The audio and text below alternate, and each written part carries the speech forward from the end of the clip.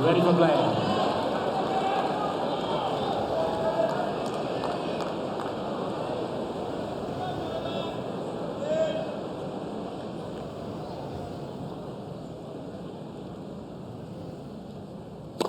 Foul.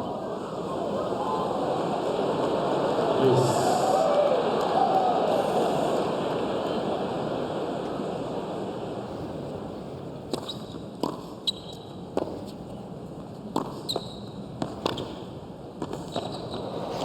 Yeah, that's Adrian Mannarino on a dime right there. That's exactly why he doesn't really care who he plays against. He knows he's going to be so far inside the baseline, taking time away, putting pressure, and that's a statement right there, coming forward on the very first point.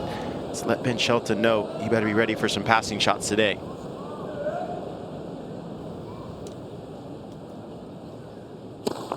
Net for serve.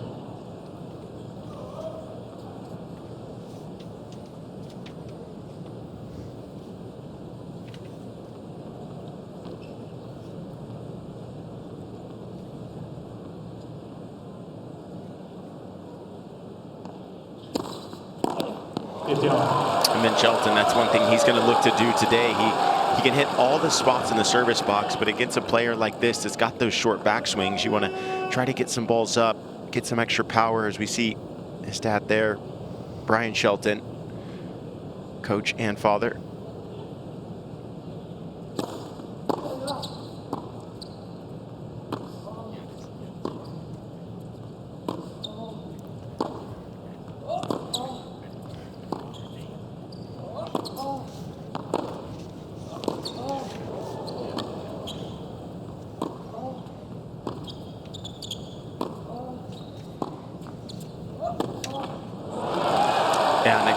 That's going to be the game plan as well for Ben Shelton, using some slice, some higher balls, anything to get it out of the strike zone of the Frenchman.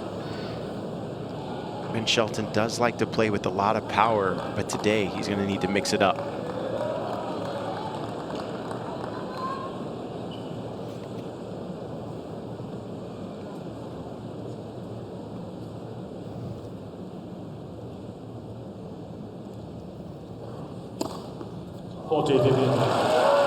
Speaking with Brian Shelton a couple days ago about what they've been working on, and one of the things on the serve was that wide serve on the ad side, taking a little bit more pace off of it so it lands shorter in the box. Ben has so much power, and sometimes you have to hone it back. He was very good at that against O'Connell. It was a very effective serve. Net for serve.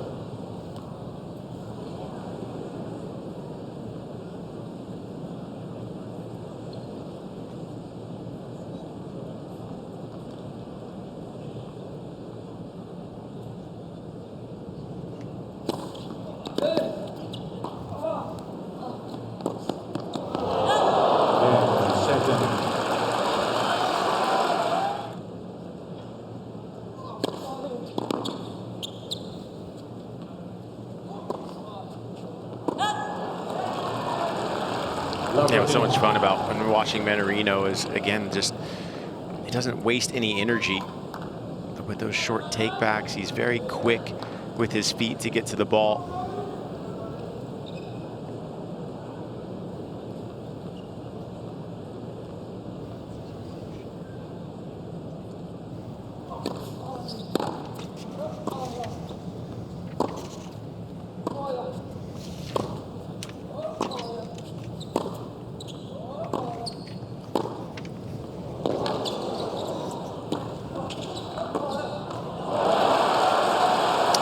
Both of these players are going to be looking to come to the net. They're both such great athletes.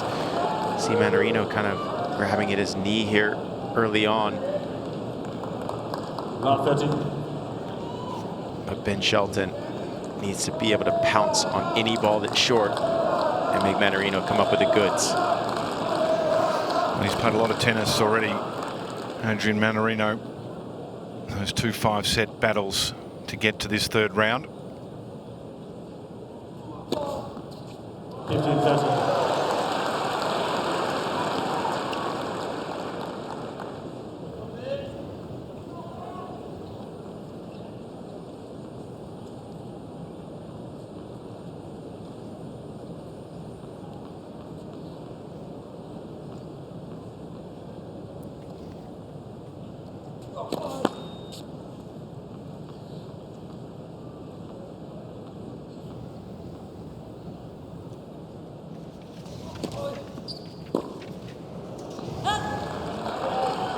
Sergio.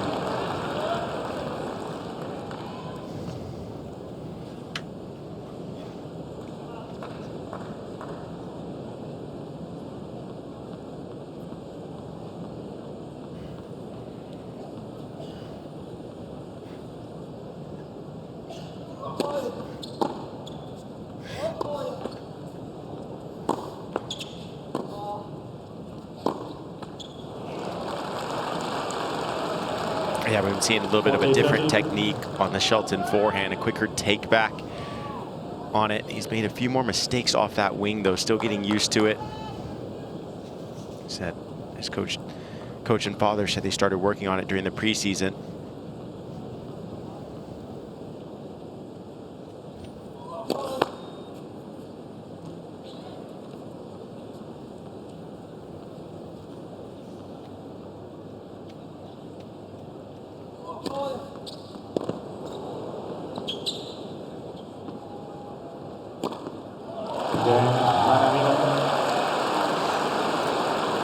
So that knee is a little concern, isn't it? We've seen it a couple of times. Might have just tweaked it on a movement early, but he's given it a fair workout and continues to flex it on the way to the towel.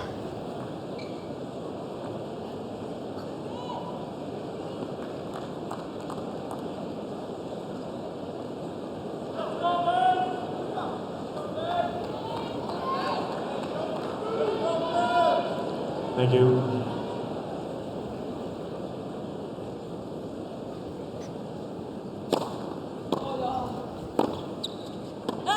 So Ben Shelton, a product of the college system, played at the University of Florida, where his dad was his coach, and he still lives in Gainesville, trains there.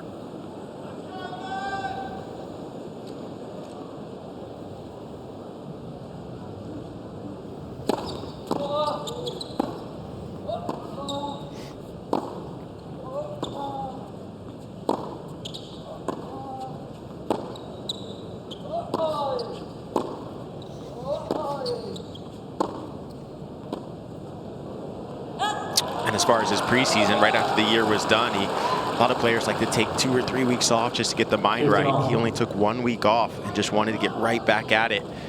He hired a new fitness trainer, Gabe Echeverria, who was with the USTA for a long time and then also was with Tennis Australia for the last 5 years. And now he is full-time with Ben Shelton.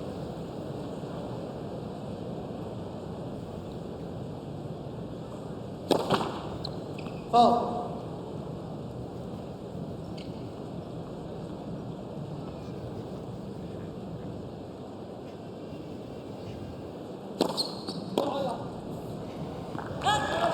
And they did a month-long training there in Gainesville with Gabe and his father, Brian. And this guy, there's Gabe right there, Gabe Echeverria. Very good fitness trainer.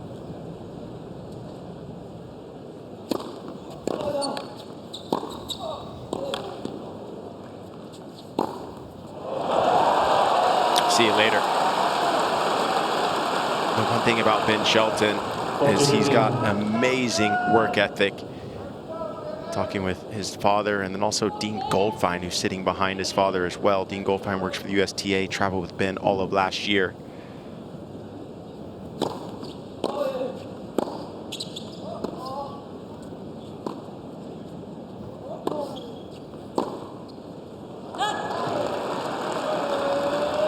Ben Shelton kind of had some rough patches. There's Dean Goldfine in the New Balance hat, the blue shirt. Works with the USTA, a lot of the young guys, and he was with Brian Shelton all through the clay season and grass last year when they stayed in Europe for about 9 weeks. And even though Ben took some early first-round hits, he got right back on the court that same day. He just loves to be out there improving. Ben Shelton. So Shelton holds his serve, 2-1.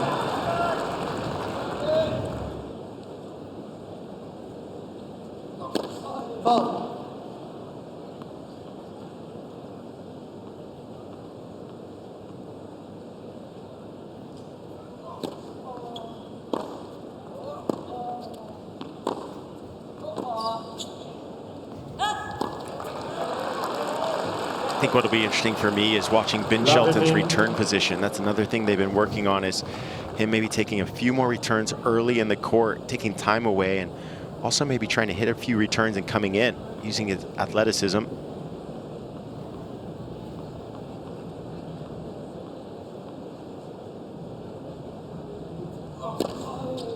It's an easy service action, isn't it? Sure is, and he will show you the extreme wide serve, and then also he can mix in that flat one down the tee from such a wide stance over there close to the single sideline.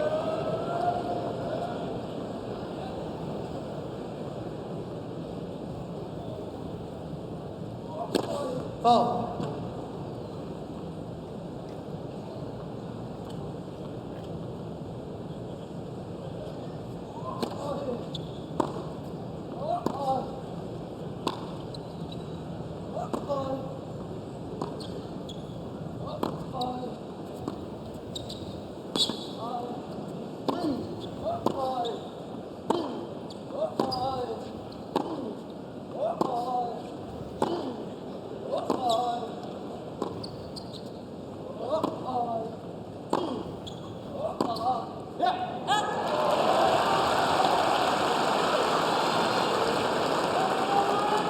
Take a look at that service action of Adrian Mannarino. 15-30. Yeah, you almost feel like he doesn't get a lot of leg drive up into it, but the toss is so low, he catches the serve right at the apex, and it makes it so hard to read.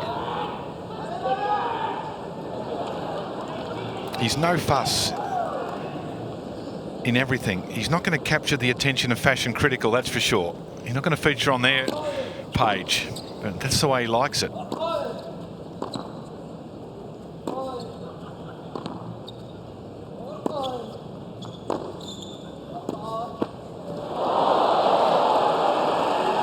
And Adrian Mannarino with the French flag, he actually lives in Miami, trains there. 30 on. There's a lot of great players in that Miami, Delray Beach, Boca Raton area. Tommy Paul, Riley Opelka. A lot of good players that are training there. Coco Gauff is also in that area.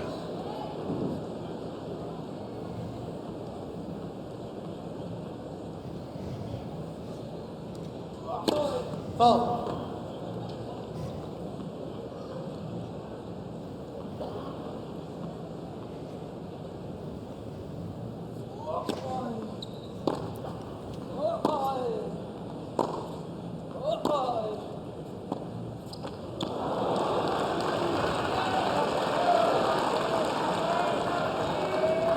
Forty 30.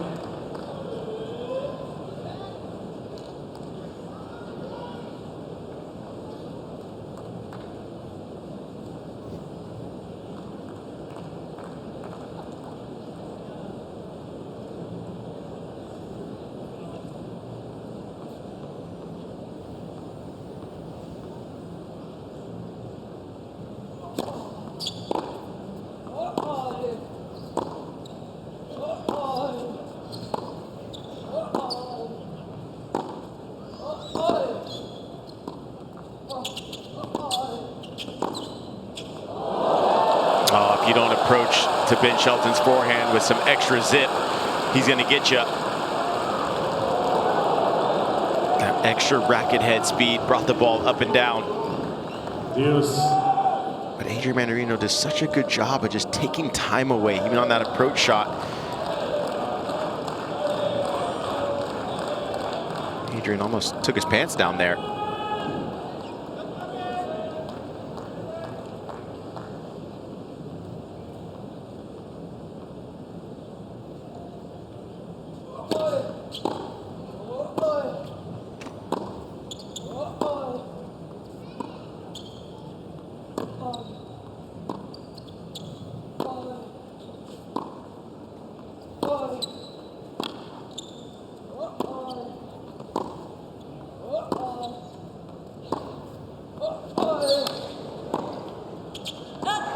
That's the issue with Adrian Mannarino. He kind of lull you to sleep in a way, which is kind of bunting the ball around, making you go for a bigger shot. So you have to stay patient, mix in the slices Shelton has been doing.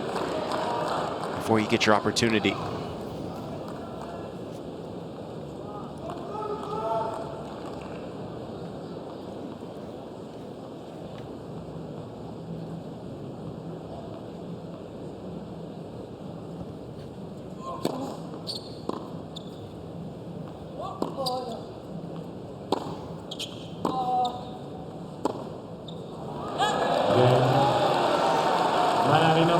So Mannarino stretched to juice, but holds serve. Completely different style of game from Ben Shelton to his previous encounter with the Australian Chris O'Connell. He was super keen to finish points early. What have we had so far? Rallies over 9 shots. We've already had 7. That would have been the tally for the match against O'Connell. Even on return of serve, he was very aggressive. Different sort of approach against the higher ranked Frenchman.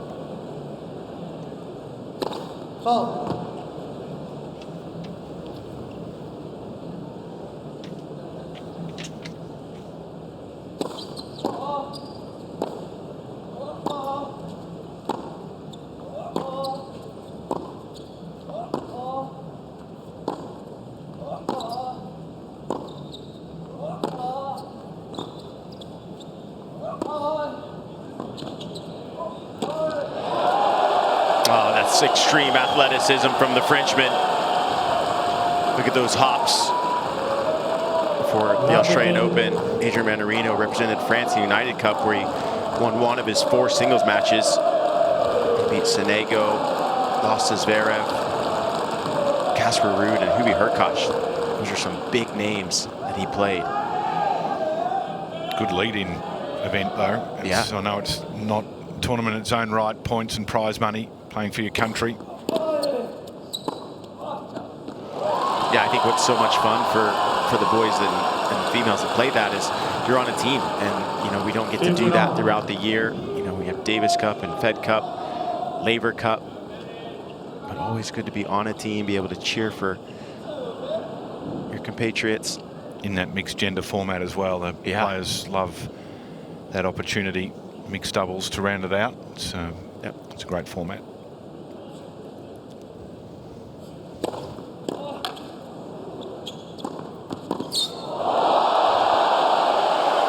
Nasty from the Frenchman. First he has the jumping overhead, now he has the flick off his shoelaces. 15, 30. Have a look at this. Shelton liked it. He acknowledged the work of Mannarino, and Mannarino impressed himself as well. Have a look at this.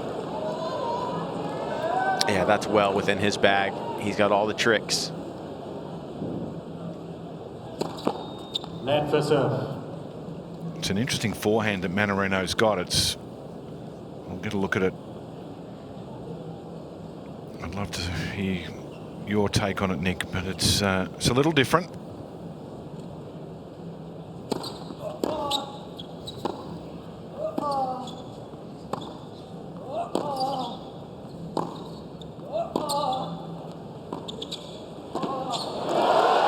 Yeah, he's got that kind of set wrist as soon as he takes it back, and that's why it's good to use some slice, so he has to kind of dip the racket to go up on the ball, and also it's good to go a little bit higher, just out of that strike zone. But right now, he's finding a way to move in, take it early. So far, 4 of 5 net points won by Mannarino. First break points here.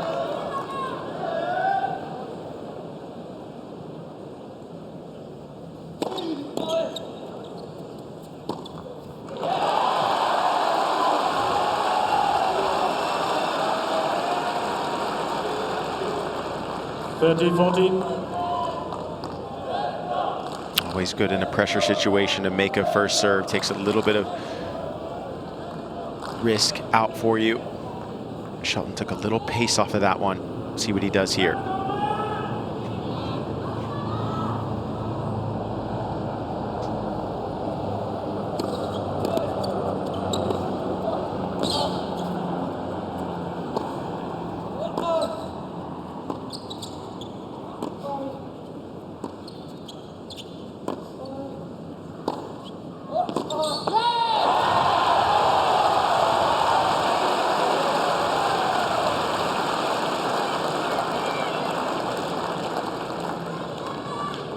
Use. As we see Brian Shelton and also his wife Lisa.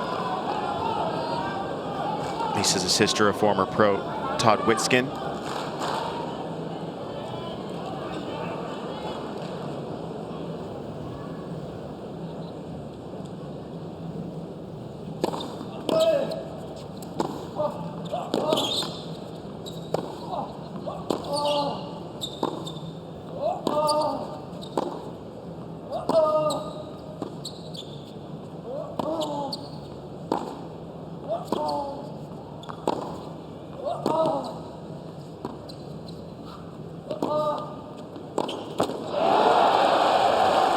Well, the game plan is definitely in play for Shelton.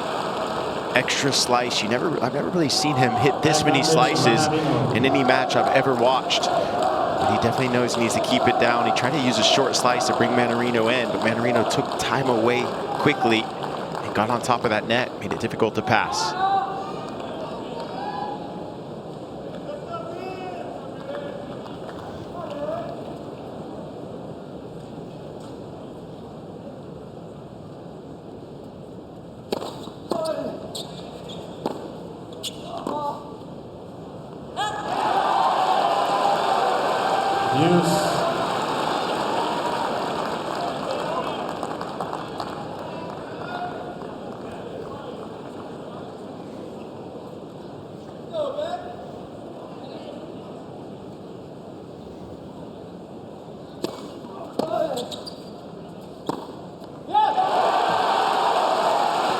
Definite change in service strategy here too, compared to that previous round. Every serve was just hit with 100% commitment and didn't expect really to see the ball back very often, whereas here the average service, first serve 186, fastest so far 210. It's more about placement, position, spin.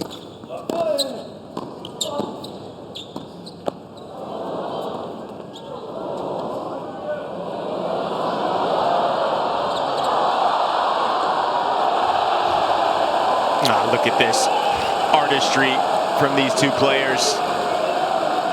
The little bump lob, the between the leg lob.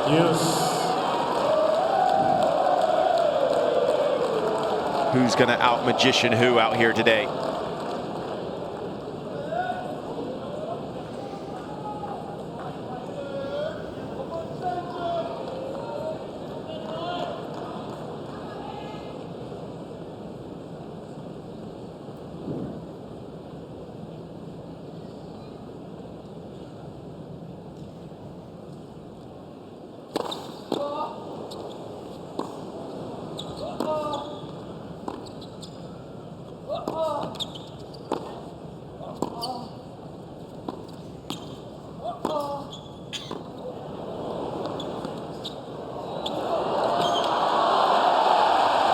I don't know if I've ever seen that before.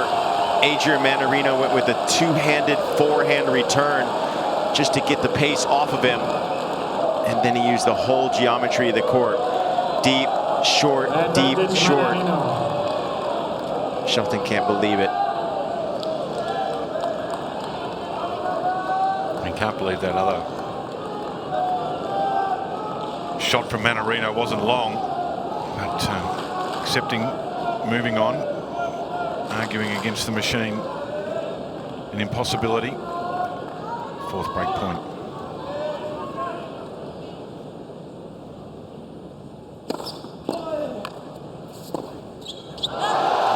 And so Mannarino strikes first in this opening set, gets the break and leads 3-2. Mannarino leads by 3 games to 2. Net for serve.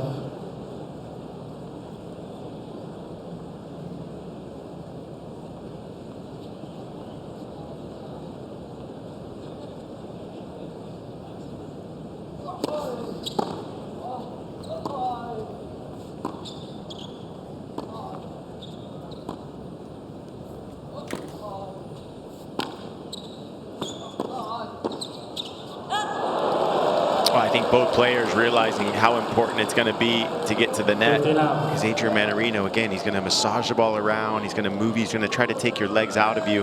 So as soon as you get the opportunity to come forward, you got to make him try to pass. Again, his passing shots don't have a lot of dip to them, so it's a bit more flat, easier to volley, which is why Shelton will be looking to come forward.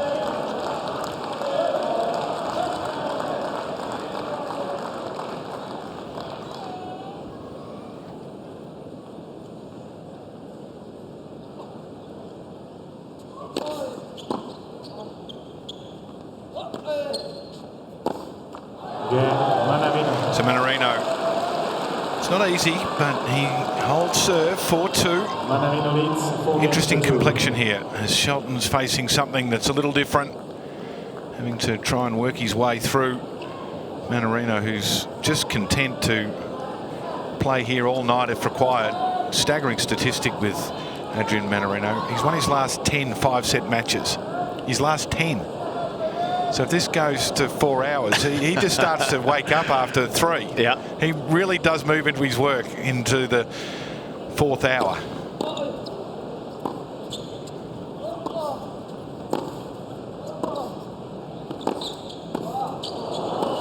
Well, you were discussing his win against Stan Wawrinka, and Wawrinka ended up cramping starting in that 4th set, and it ended up going 5. But Mannarino, again, just doesn't waste energy.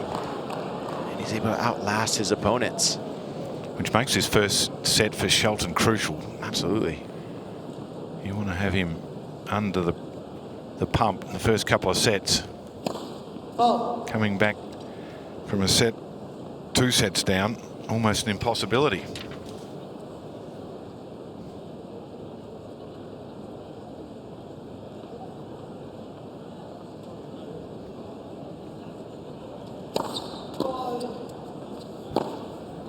Well, Adrian Mannarino, when he gets an early break in a set, he wins that set 82% of the time.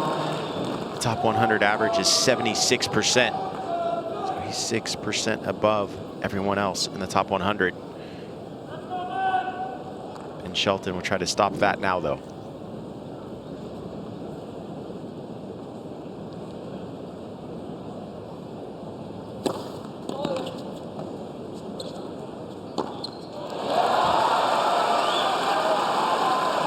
What are you making, Nick, at the serve here from Shelton, not going with the all-out pace? Well, he's gone all-out pace a couple times. Like the previous serve here to the ad side, he went body backhand. Adrian Mannarino just steps in, puts it right in the strike zone. I like Shelton not going all out pace though. Like on a serve like that, there's a little extra spin, a little extra kick to it to get it out of the strike zone. And also Adrian Mannarino, he splits and moves forward, and so he's just wanting it right there in his wheelhouse. You want to make him move.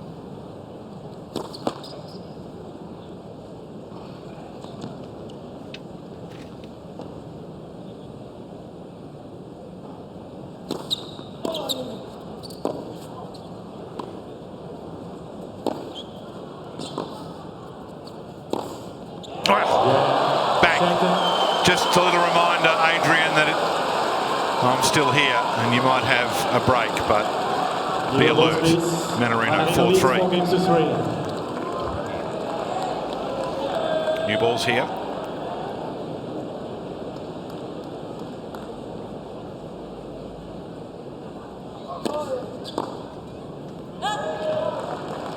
Now.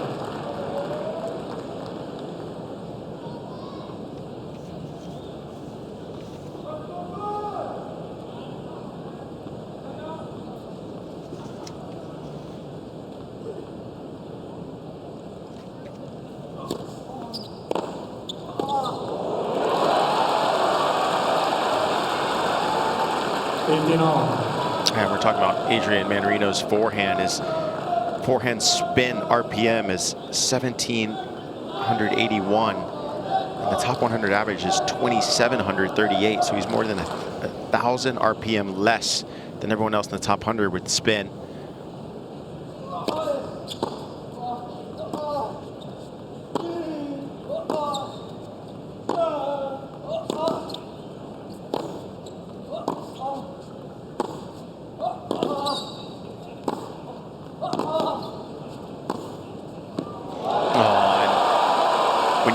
Extra spin, the ball sometimes just doesn't jump off the court. It goes right through the court, and unless you're moving your opponent, then Ben Shelton will do just what he did there. He'll be able to redirect. Everything's right in his strike zone. Easy money.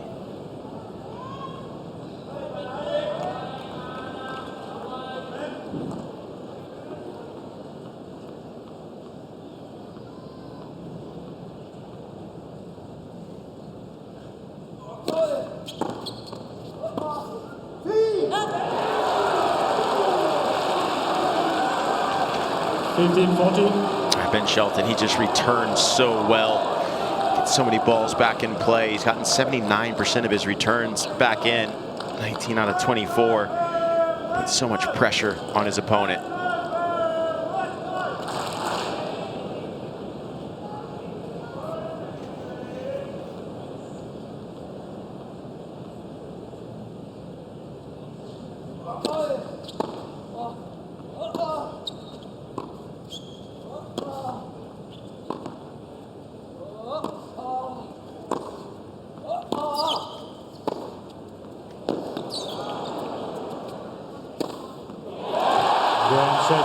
So Shelton breaks back.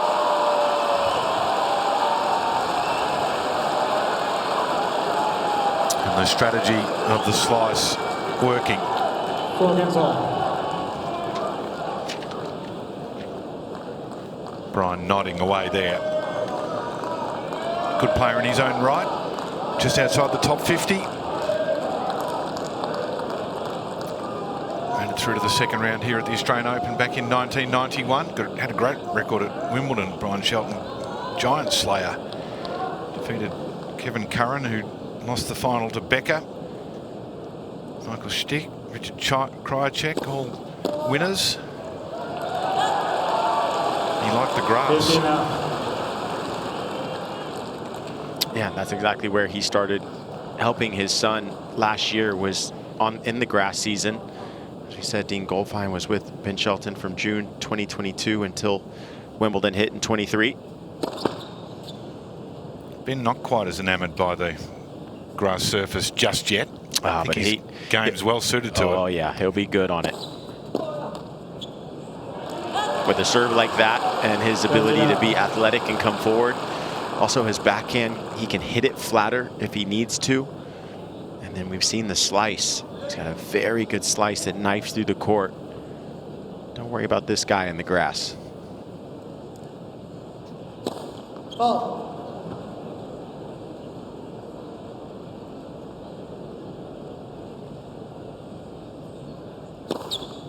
40 love. And don't worry about that second serve either. That's nasty.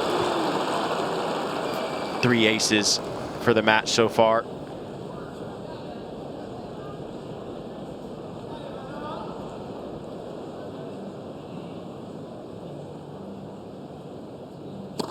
Ball.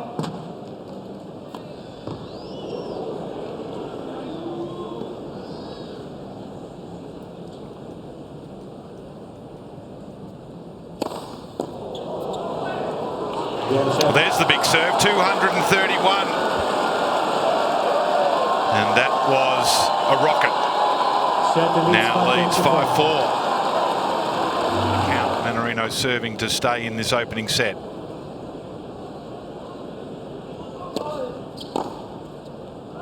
And Shelton opens up the clean winner.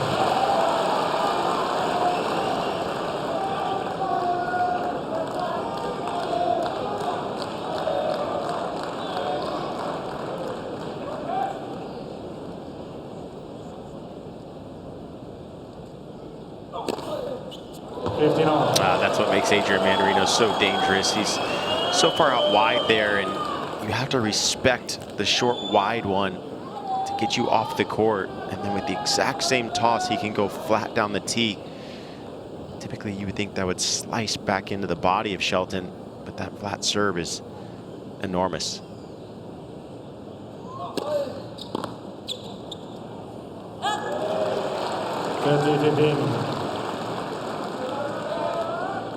Average first serve speeds for Adrian Mannarino, 179 kilometers an hour. The top 100 average is 190.8, so he's 11 below the top 100 average of first serve, but it's all about placement for Mannarino.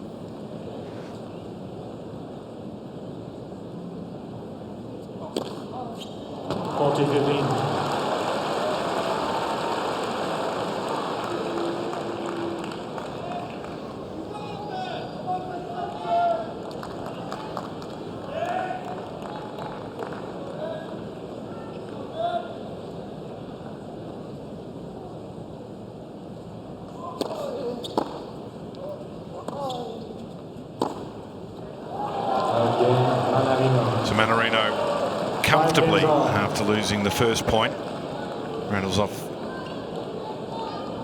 all the rest to lead to square it up at 5-all.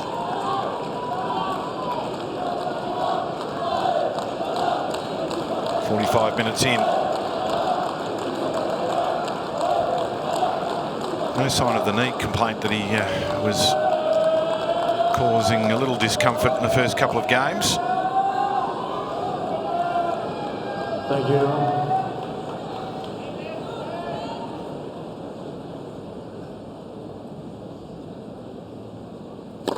Ball.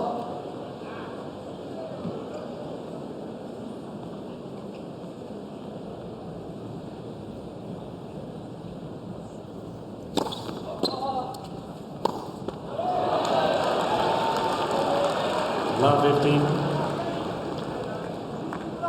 Adrian Mannarino's return position on the first serve, 75.5% of the time. He's less than 2 meters behind the baseline.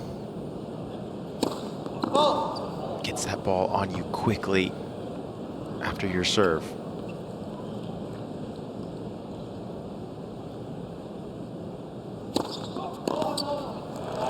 And then on the second serve, 15 all.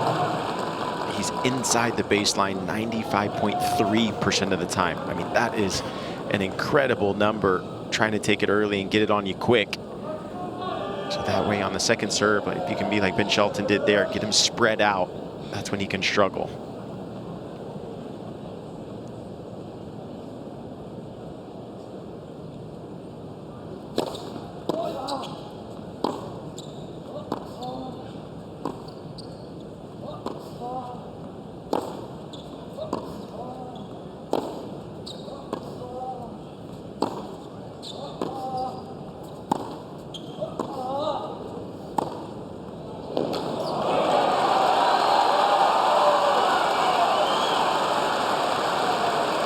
it's interesting for us sitting right behind the court. When Mannarino hits the ball, we can almost see 30-15. the lettering on the ball because there's just not much spin on it at all. But then when Shelton hits it, there's just so much zip on it.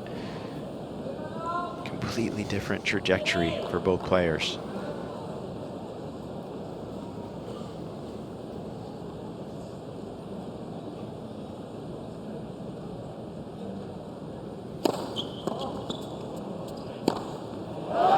And he's so proficient with that overhead.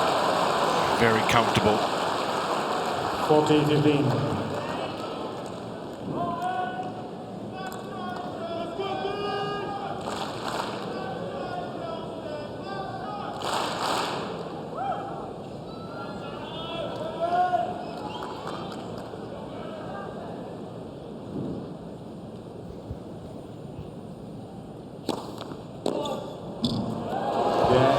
So Shelton holds serve, leads 6-5 in this opening set. Net for serve.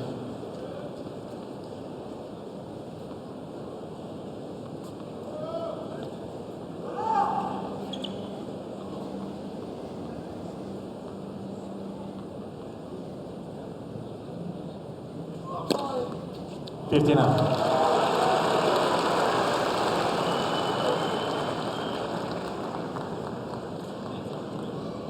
Adrian Mannarino's done such a great job of serving. 81% first serves in, keeping Shelton at bay on the return.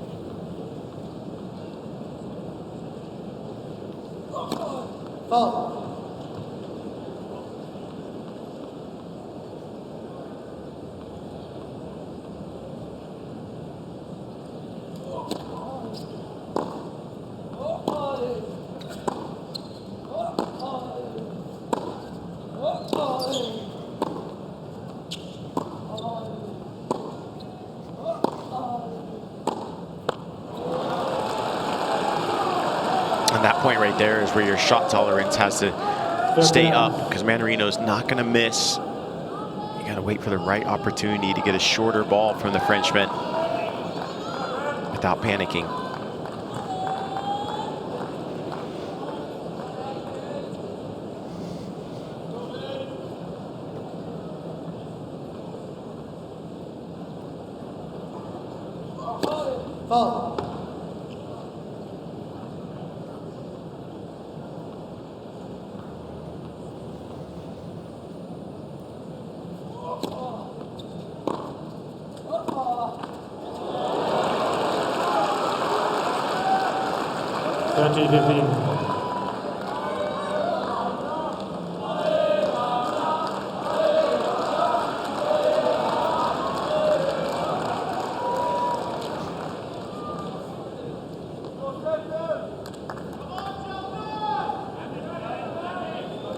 Thank you.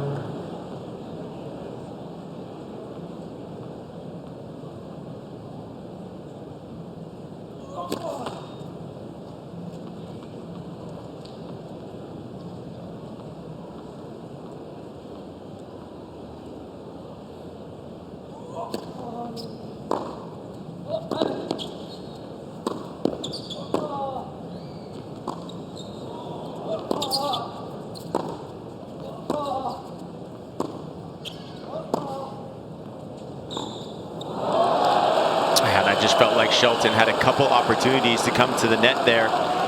He's done so well at the net. He's 7 of 10, so 70%. He had a couple mid-court balls that he hit and actually went backwards. And then Mannarino was able to get him with the deeper ball and stay in control.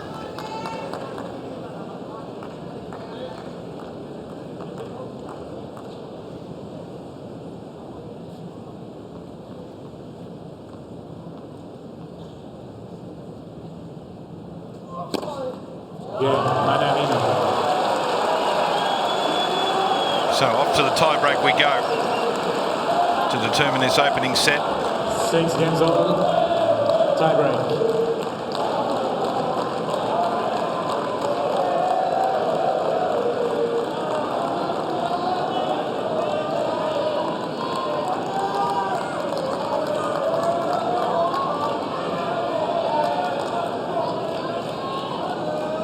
first tiebreak of 2024 for Mannarino.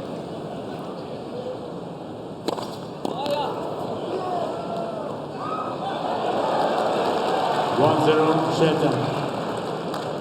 Just a reminder to the ball kids, you can't catch the ball on the full, need to wait until it lands. But, point for Shelton.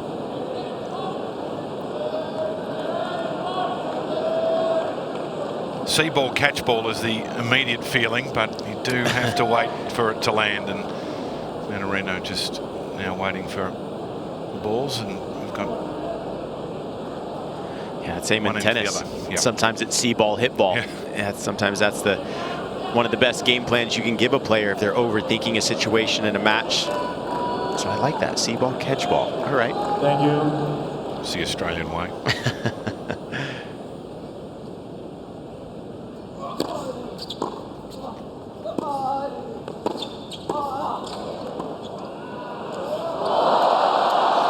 Well, he's in trouble here because he doesn't have a racket. He's got to go get it. Come on now. Look at the magician, Adrian Mannarino. Was the racket in his hand when he made contact with the ball here? Well, we're about to find out. I don't think so. Let's have a look. Up he goes. Wow. 2-0. Don't think I've ever seen that go over the net before. That almost was a tricky one because it had some spin on it. It almost went back over the net for Shelton. And Shelton did well not to run into the net Exactly. as well as he charged in. That had a little bit of everything. That could have been in a Las Vegas show. Pressure moment here. Second serve.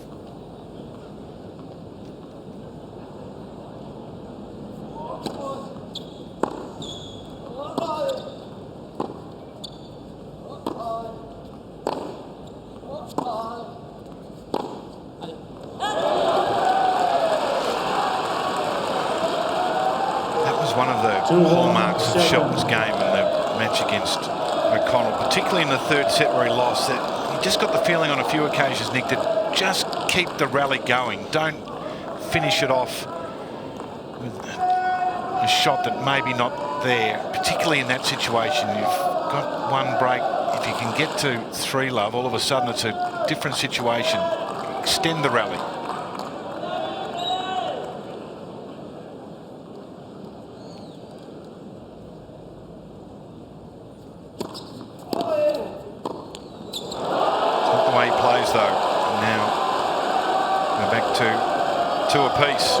And that's that case in point on the serve. If it doesn't get out of the strike zone to Mannarino, Mannarino did such a good job of the split and the jab step with his left foot to get out to that forehand quickly.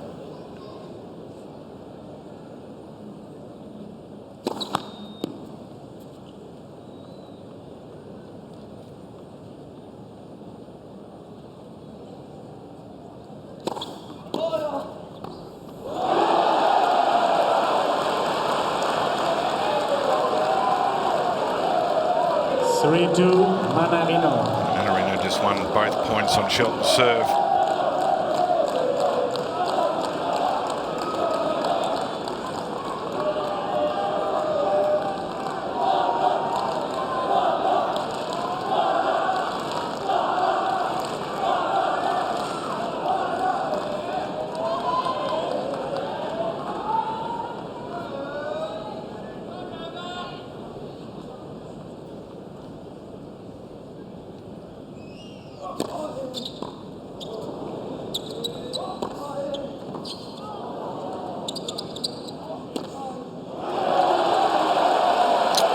Tricky part of Mannarino's serve. From that ad side, we've seen him ace Ben Shelton down the tee. He's also gotten him slow out wide, and then now goes into the body with spin. That's pretty amazing pitching from the Frenchman.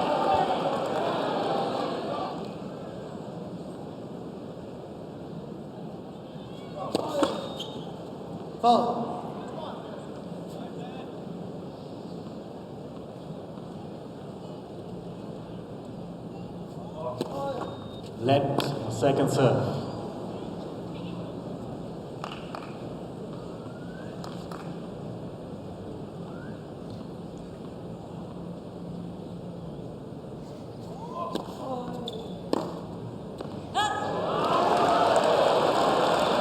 5-2, Mannarino.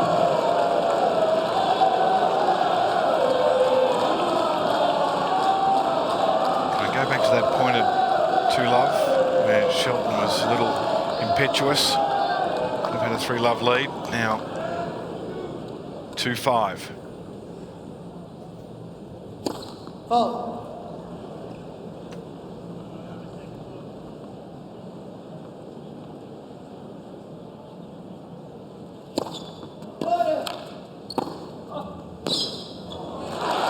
Stops that run of points. Well, Ben Shelton was moving forward after that backhand. That's what created Mannarino to try to have to go for a little something with that chip and not just float it back in the court. Smart from the Gator.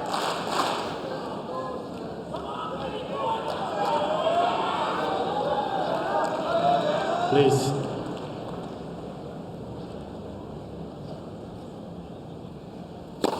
Let for serve.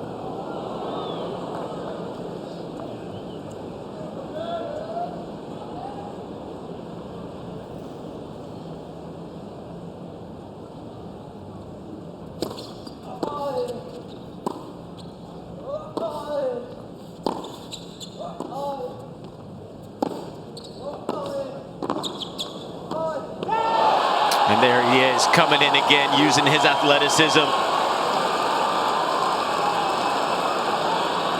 9 of 13, approaching that net. 5-4, Mannarino.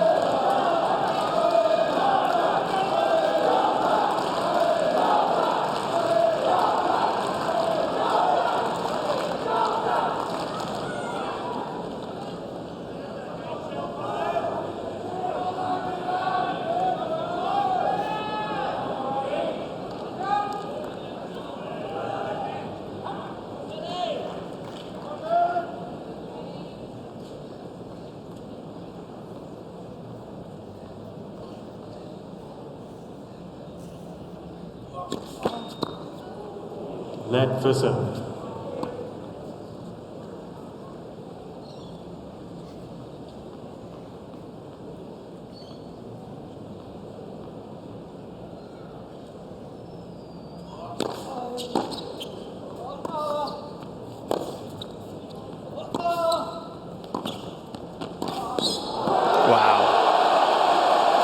Adrian Mannarino taking probably an approach shot that most guys wouldn't come in on, but he's taking the initiative to himself. 9 of 11, net points 1. A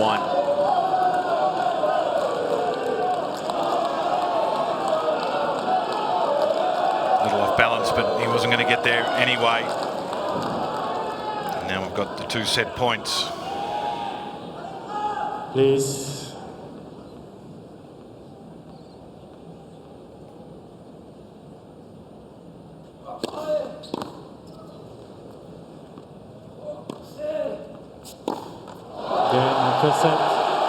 So Mannarino, impressive. He will wear you down, and that is what he did to take the opening set 7-6, 63 minutes.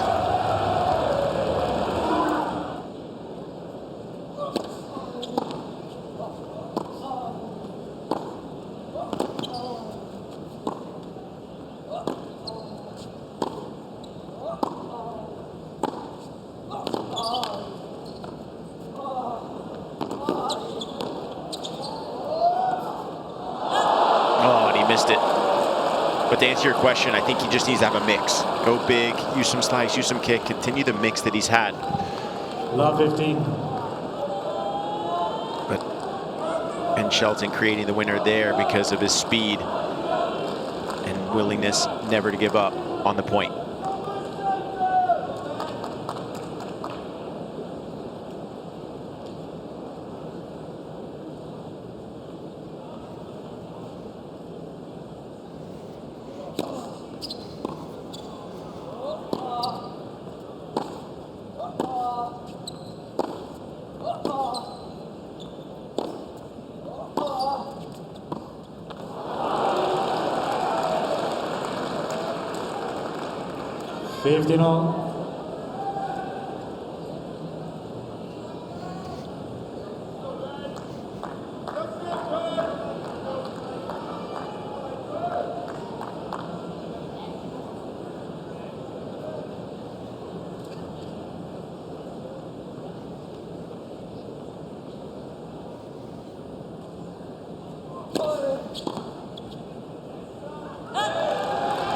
30-15.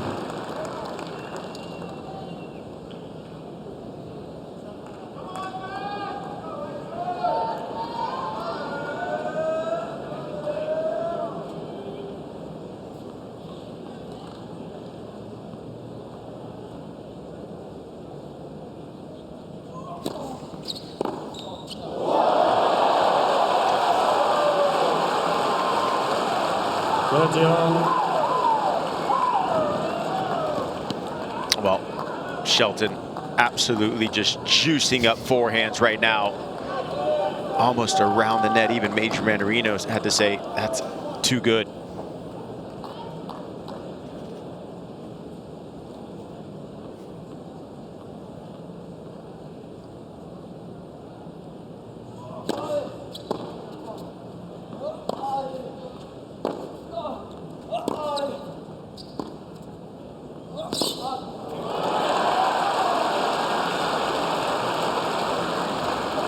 One thing about Ben Shelton, Dean Goldfine said, he said, this guy just knows how to find solutions. That's why it's so difficult to beat him in a 3 out of 5 set match. He might lose 1 or 2 sets, but he's going to try everything in the book, Ben Shelton, to figure it out.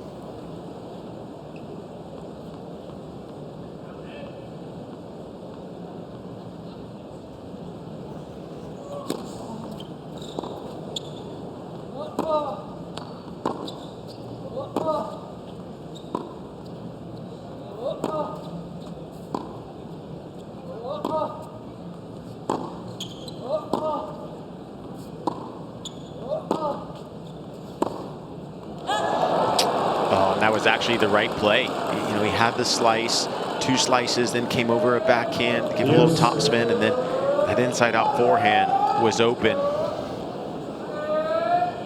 But Adrian Mannarino makes you feel like you have to go for the lines because he's so quick scampering across that baseline.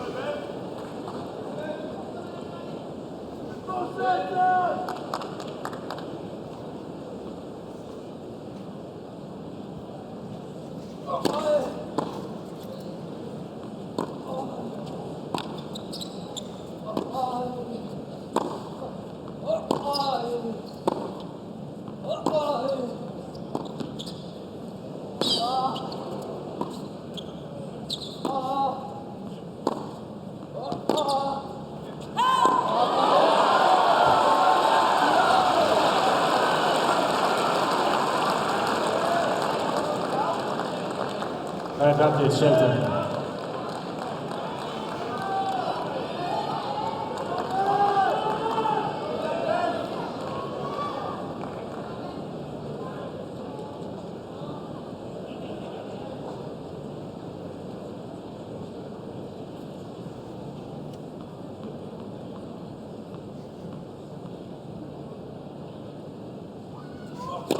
Foul.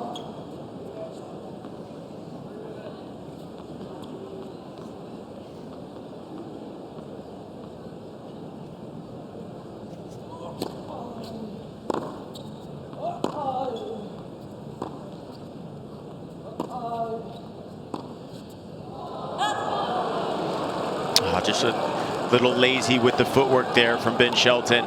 Yes. That sometimes can happen on the slice because he knows that it's a pretty easy shot for him to hit. He's got a very good slice. He can knife through the court, and you can get a little lazy at times with the feet. But ideally, you want to have your feet moving forward, body weight going through the target.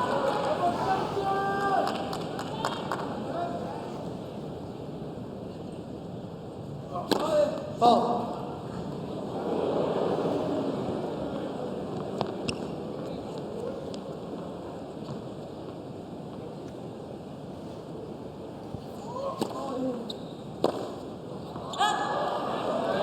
Advantage Mannarino.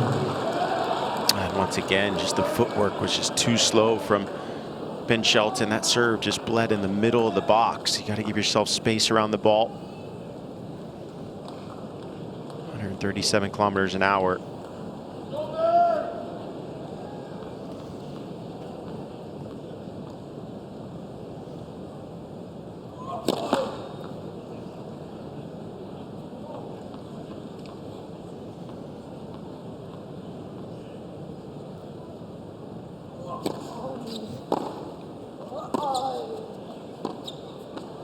Mannarino. So Mannarino First game, second set. survives the 2 break points, holds his opening service game of this second set.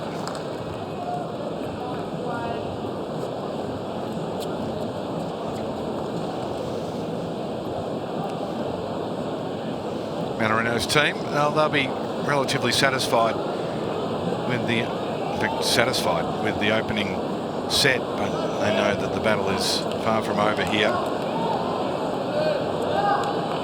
lot of support for the Frenchman, the full player box. Getting a little cooler here as the sun starts to set, 7:20 local time. Will make the conditions a little heavier, perhaps favouring Mannarino. Take a little bit off the pace of the Shelton serve. Please. Thank you. Please take any seat for now.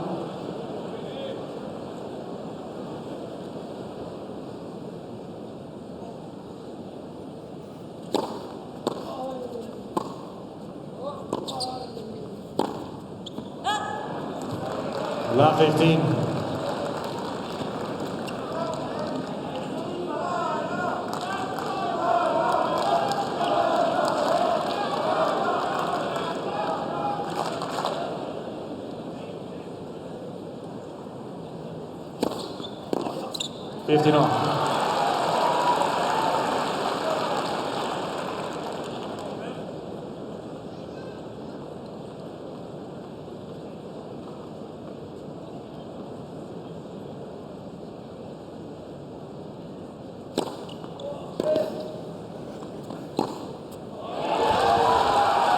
Big 1-2 punch there from Shelton. As you said, 13-15. I think sometimes you can kind of mix in a little bit of the body serve as well to create the short ball, but this one jumped up outside of Mannarino's strike zone, and see you later.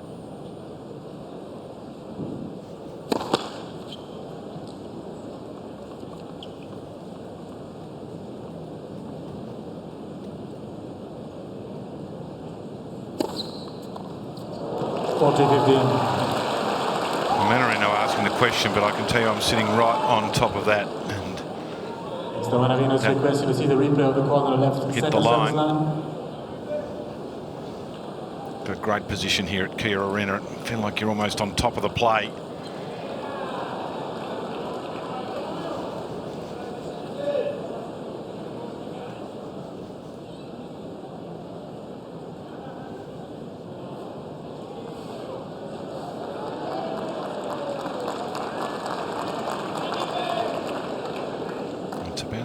Time of day that the Seagulls arrive too.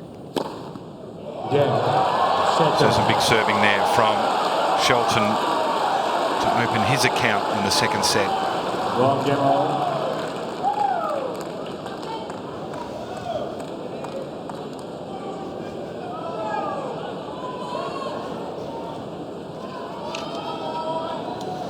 Yeah, Ben Shelton does look pretty calm and relaxed about what's going on right now. I love seeing the spectators being able to come in between games here. They don't have to stand outside for the 2 games and get a glimpse of what's happening. Thank you.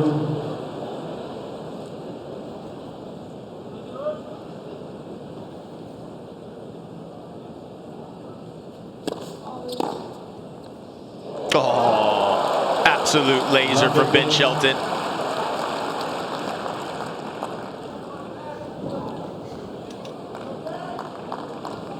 Short take back, kaboom.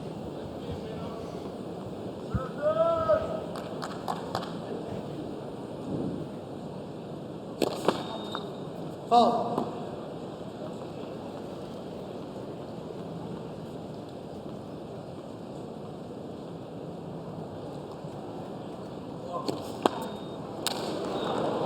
Love 30. And that's what can happen when a player just takes your serve, rockets it for a winner. You start to feel a little extra pressure.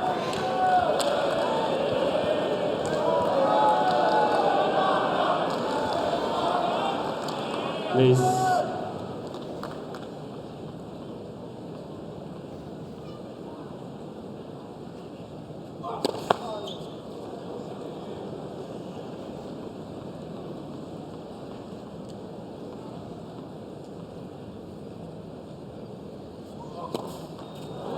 Well, the serve's disappeared It sure in has. a row. He's feeling just not that comfortable all of a sudden.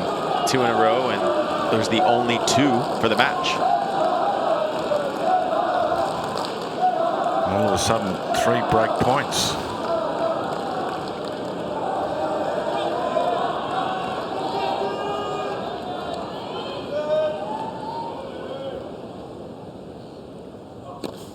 Foul.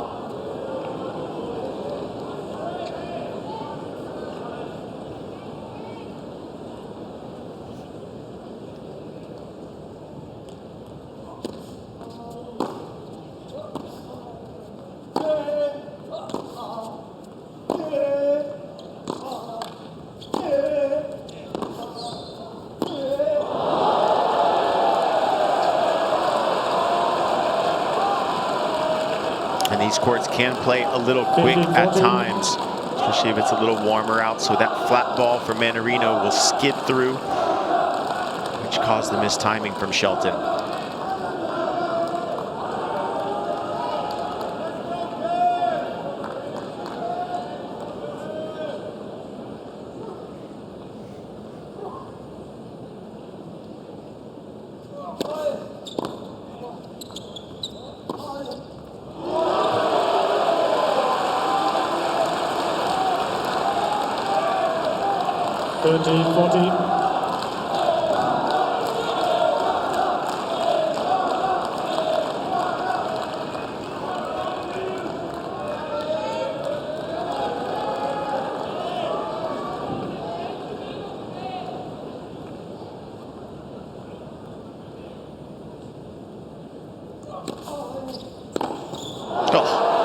Great serving after the 2 double faults in a row that bamboozled Mannarino. Shook his head, dusted himself off. Actually served 5 faults in a row and then had to just take the pace off to get the next one in. But since then, excellent serving to get back to juice.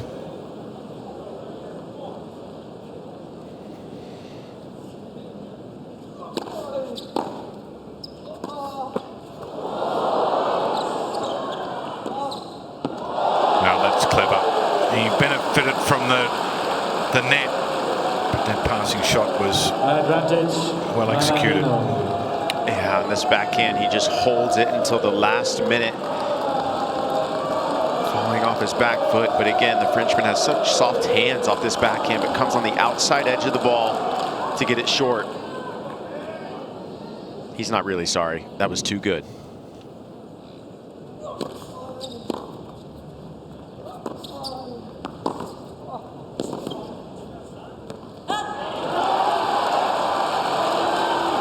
And it's times like that, it's game point. You have a short forehand. You got to come in on that approach shot to put pressure, because he was inside the baseline. Then he had to scamper back behind the baseline. See if Shelton can convert now.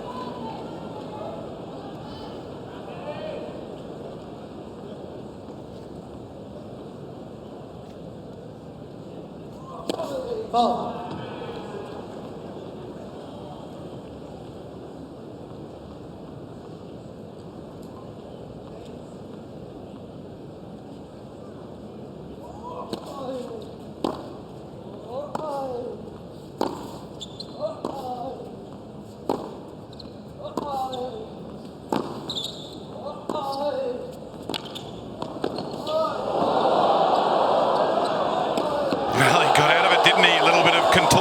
Work from Mannarino.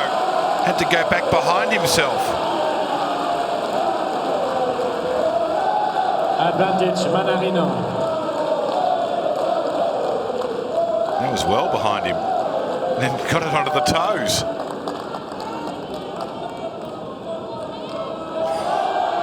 A little bit of limbo. How low can you go?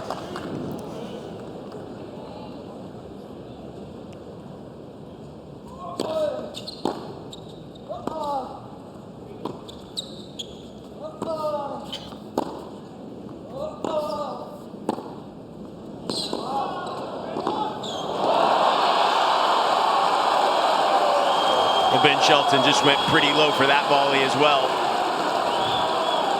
Both guys showing amazing athleticism, dexterity, sliding into shots. And when he saw Adrian Mannarino on the defense here, it's very similar to the Patrick Rafter volley, always inside the service box. He got in there quick.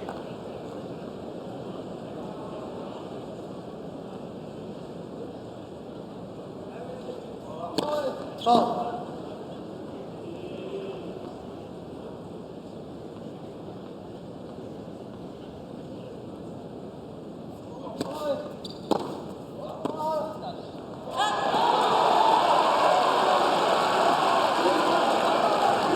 Advantage Shelton.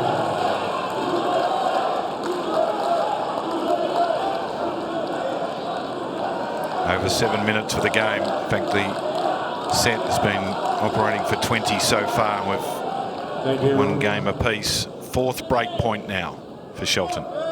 Please.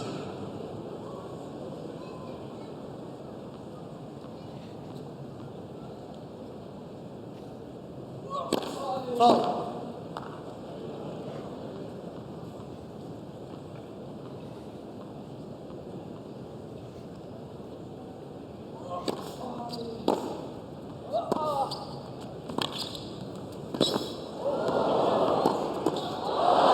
And it was a little too heavy. And Shelton, rewarded for his strong work, gets the service break. Little conversation going on, but at the moment it's Shelton 2-1.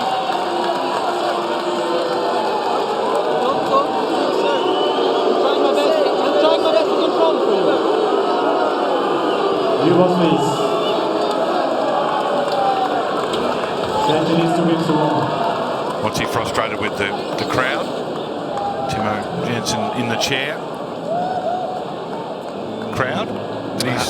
I'm not exactly sure, to be honest. I was trying to listen to what he was saying, and the chair did say, "I'm trying to control it."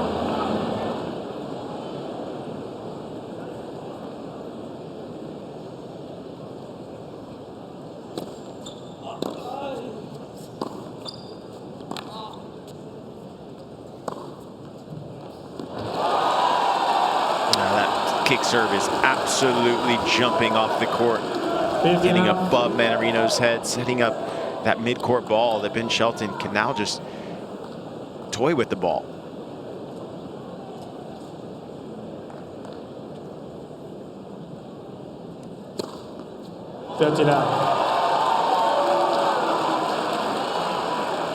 Fifth ace of the match.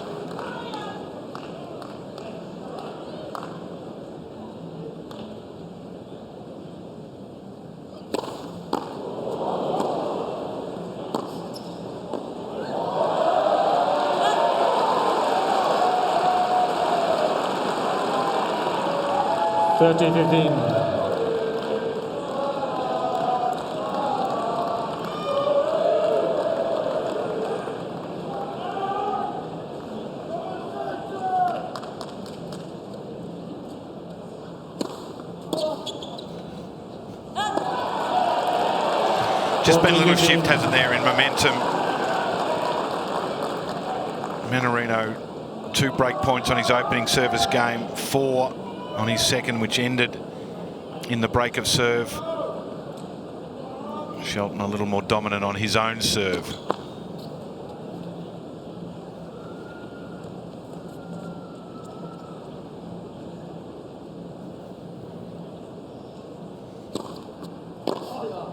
And a few more errors like that from the Frenchman. So Shelton consolidates his break, leads 3-1.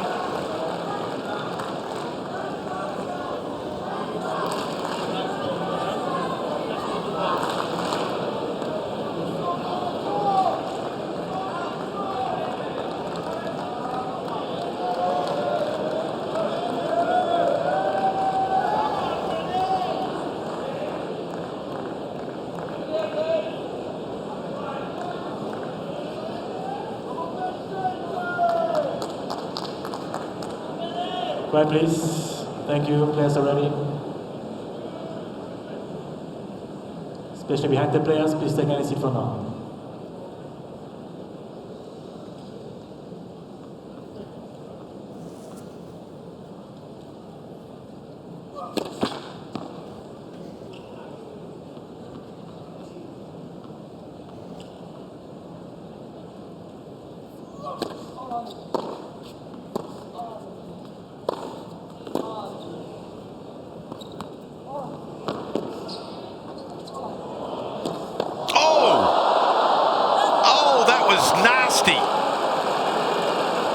Shelton did well to get his racket to it. It was like an exocet. Yeah, he did. And Mannarino, look, he was falling back on that overhead. And this is a tough one because he didn't want to miss the overhead by trying to go around Shelton. I mean, that's just better to go through the middle of the court so he doesn't miss it. No malintent there. It was only just long, too.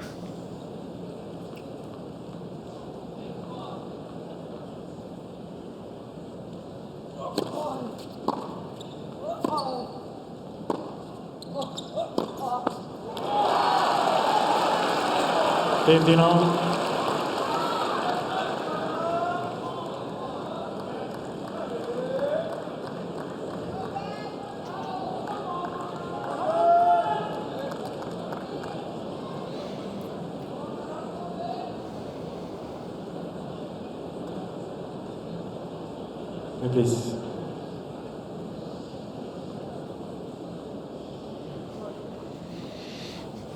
A few more unforced errors creeping into the Mannarino game. Just had 3 in that first set. He's up to, what's he up to? 8, I think, in this. 5.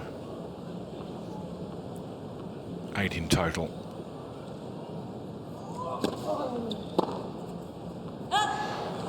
Yeah, it's not often that you see 2 left-handers playing each other. Shelton and Mannarino were 2 of the 5 left-handers left that are through to the 3rd round. Australian Open started with 18 left-handers. It's always a tricky matchup for both players.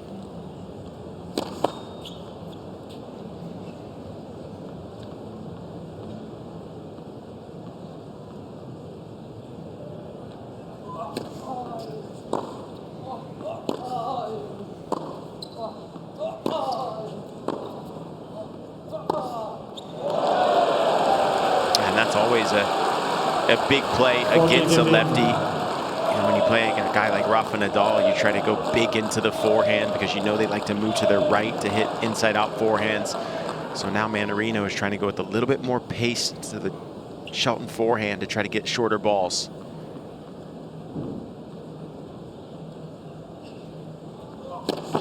Left for serve.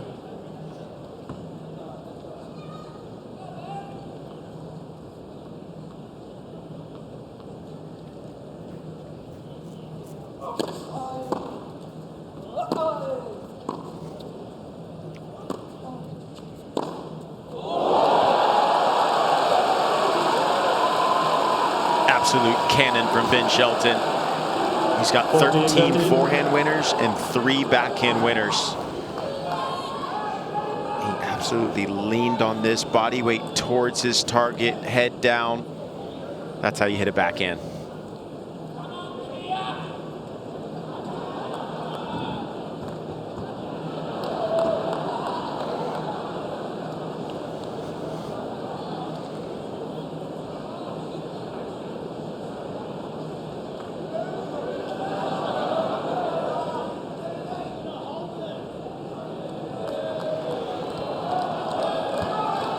Interaction down this. I'm not sure what's going on here.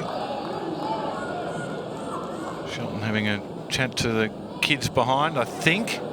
Not sure. Okay. The board, the LED board, is got the jitters. There it is.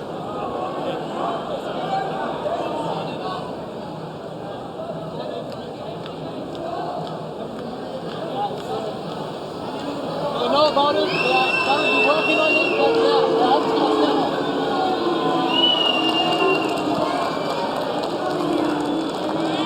I mean, Ben says he's good to play because the board that he's looking at is not twitching, but I guess the board Mannarino's looking at is twitching. Thank you.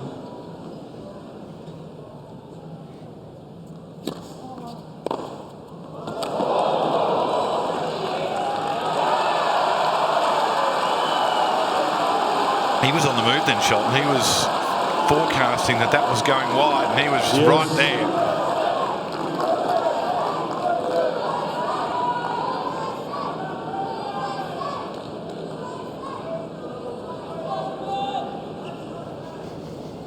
Ball, please.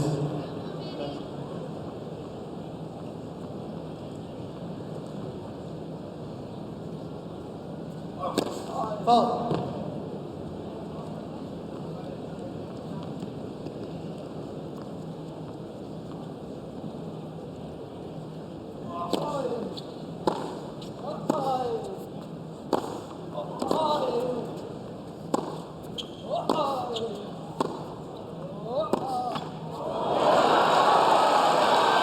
Yeah, that extra change of pace. Ben Shelton absolutely torqued two forehands.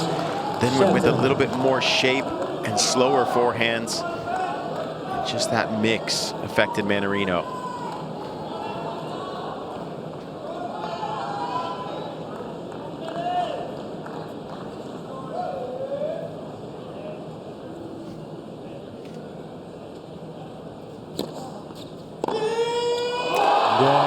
Big scream, big shot, big lead. Back-to-back service breaks and Ben Shelton leads 4-1.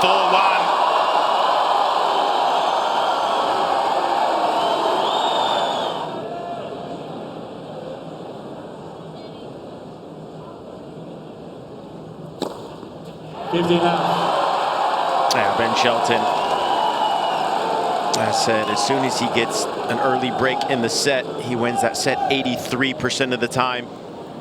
Again, the top 100 average is 76%. This guy is flying right now.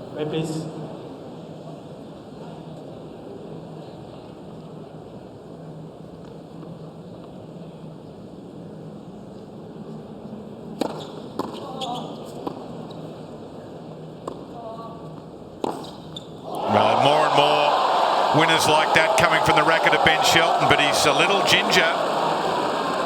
39. Yeah, interesting to see him walking after that backhand, but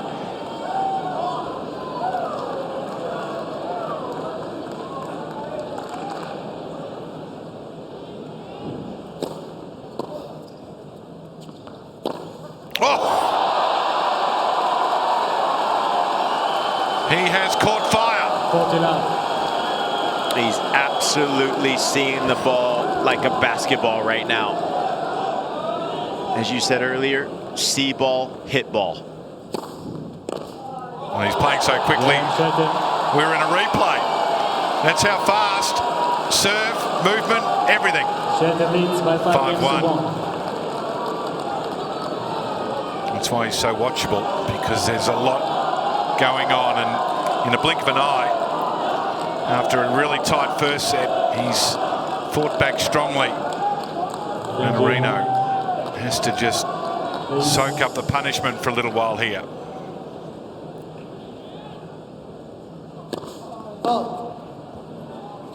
Kind of feel, Nick, that's important that Mannarino holds here and extends this set. He doesn't want Shelton's hot streak to continue into the next set. Yeah, I think Mannarino's ready to be done with this set, but put it in the bin, start afresh. Yeah, start fresh. I think that's what it looks like. And one thing about Ben Shelton, he loves the big stage. And now that he's got this entire crowd behind him, Mannarino better watch out. 50 all. It's one thing about tennis. If you can learn how to play relaxed and free and not overthink, that's when you can play your best tennis. That's exactly what Shelton's doing.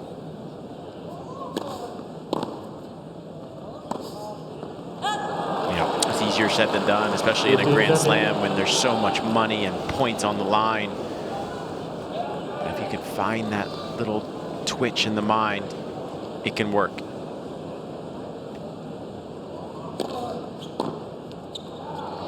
That's all.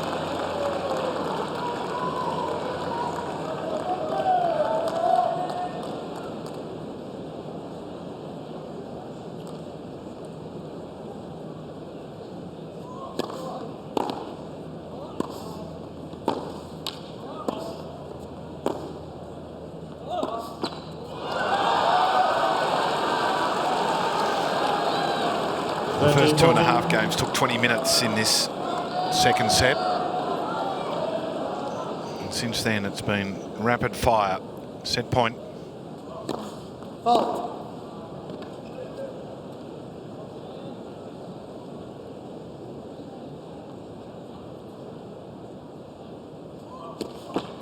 Yeah, second set. Shelton. So on the double That's fault, 6 Ben games to go. Shelton takes the second set 6-1, 38 minutes. So we're a set apiece, but the storyline has changed with that second set from Shelton.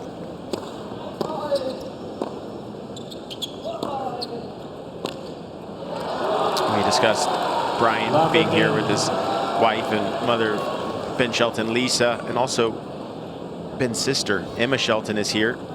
She played for the Florida Gators on the tennis team. Fault.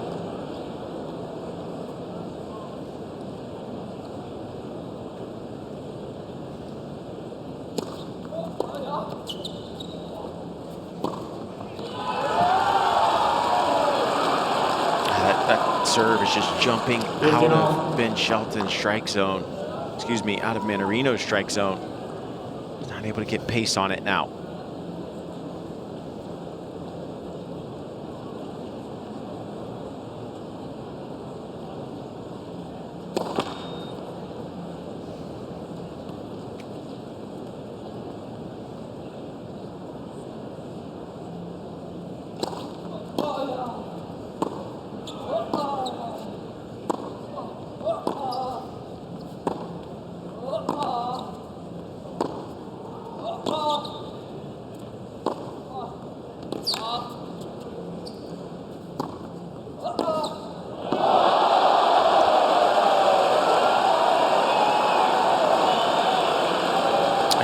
To see Ben Shelton put a little bit more pace on that approach shot. That ball was sitting up in the middle of the court, and the way he's been hitting the ball, I thought he was going to absolutely crank it. He gave Mannarino another shot, and he took it.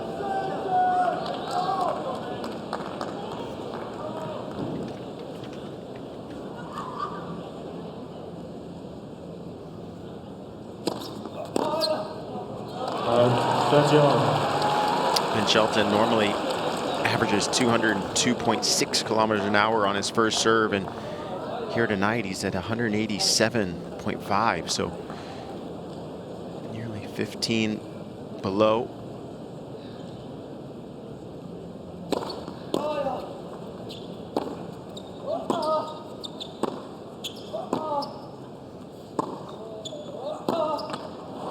It's been the changes in speed and pace that have affected the Frenchman so far. 40-30.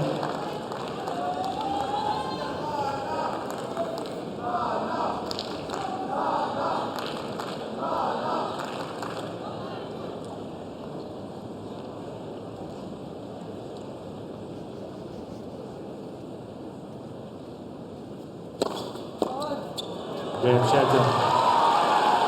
So continues the strong serving. The American opens the account in his third set.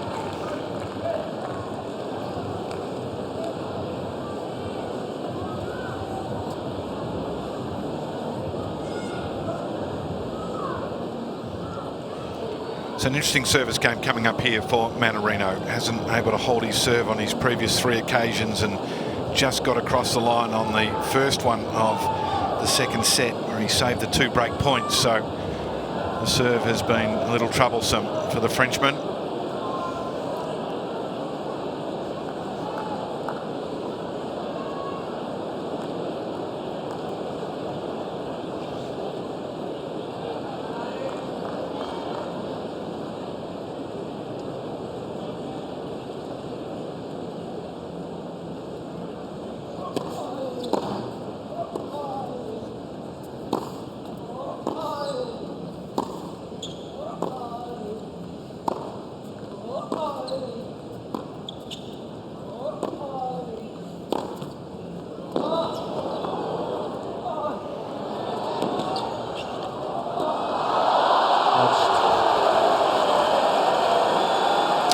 Play there from Adrian Mannarino. When somebody drop shots you, it's good to come in, drop shot it right back in front of you, so you cut off the angle. Exactly what Adrian did here. 50 now. Cut off the angle. Ben didn't know where to go, and Adrian on the stretch just had to put it in the court, in the body.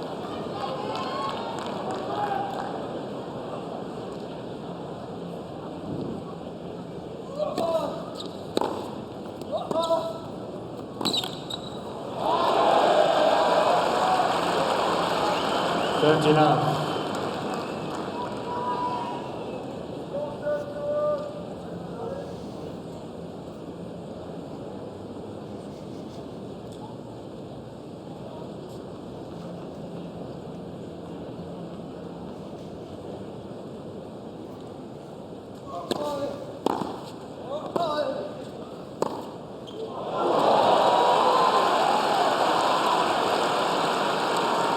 Thirty, 15.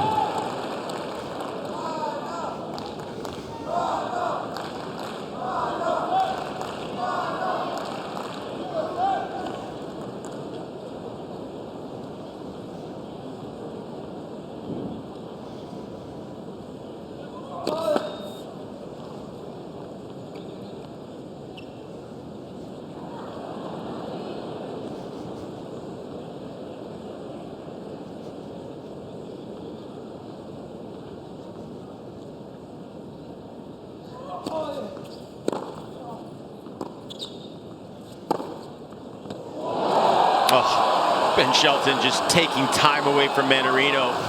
Two great deep returns, 30 all. setting up that shorter ball.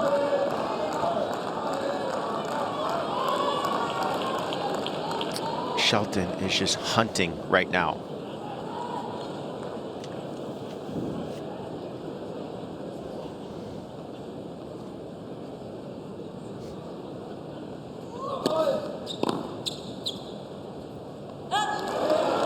Forty, 30.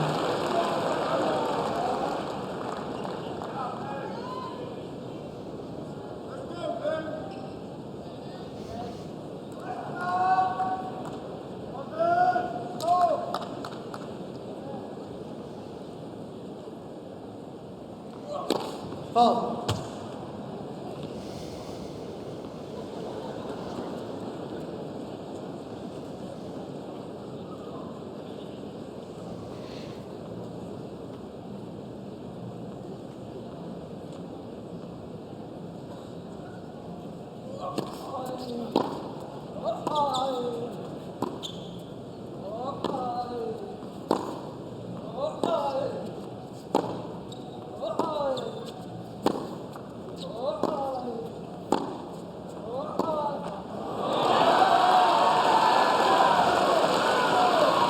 Adrian Mannarino there on that forehand, not finishing the swing. Racket head speed slowed down too much.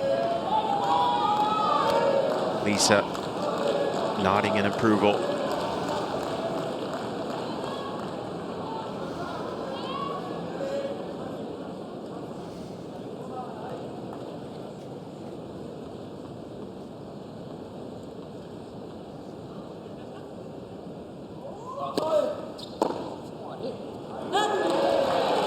Advantage, Mannarino.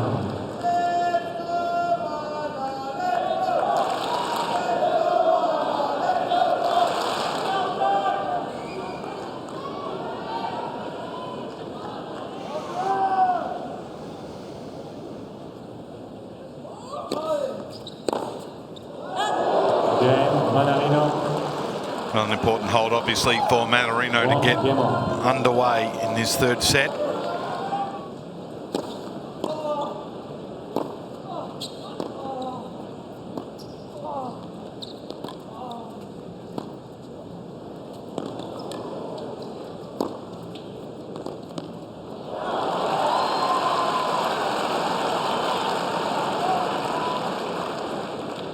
Fifty love.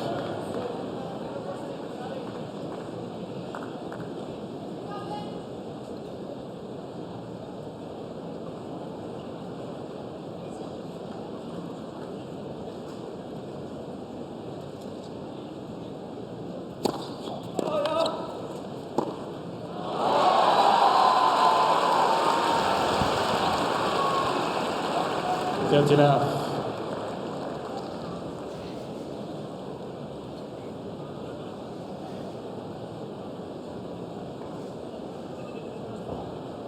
Yeah, as we said before, Ben Shelton loves all the lights on him, loves the big stage.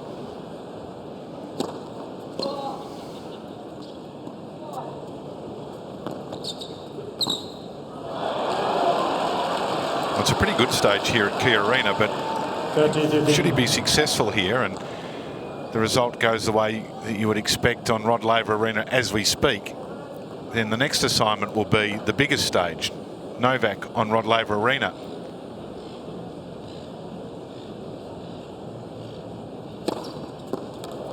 A little bit of history there too.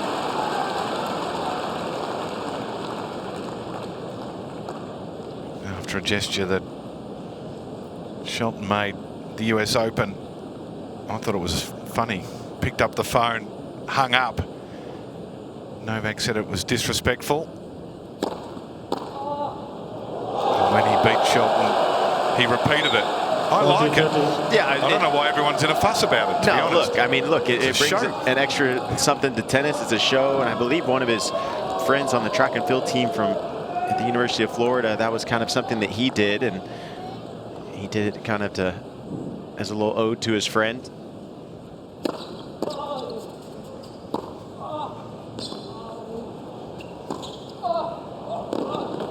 Ben Shelton. Yeah, good service hold. That's the thing, Nick. The track and field guys are always bringing the show. Absolutely. They're pretty quick, and this guy, Ben Shelton's pretty quick as well. 2-1.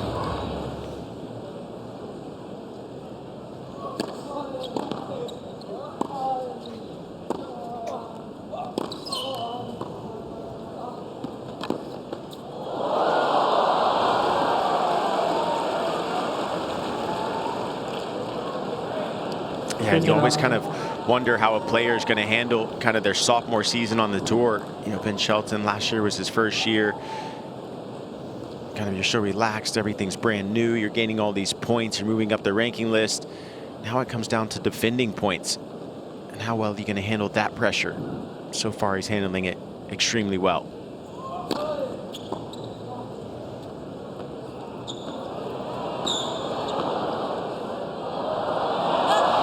Oh, Mannarino probably could have taken that one out of the air and throw a bump lob over the backhand side of Shelton. 15-all. Sometimes he has so many options in his toolkit, he doesn't know which one to use.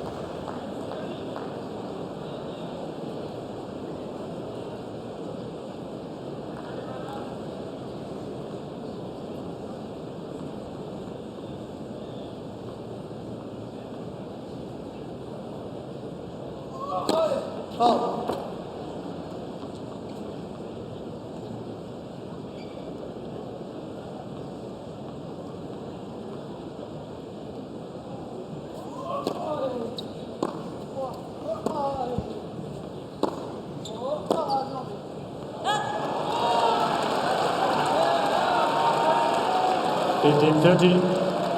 Well, Shelton just putting a little bit of extra pace on his forehand throughout the end of that second set and beginning of this third, and that has affected Mannarino.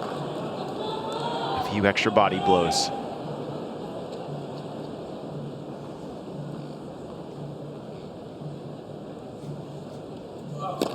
Oh.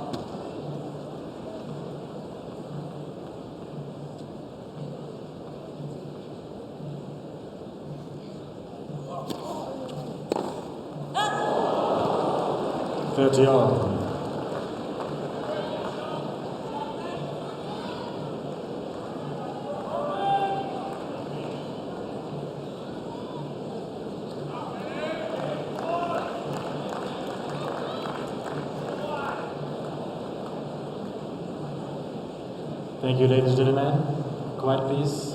Thank you very much.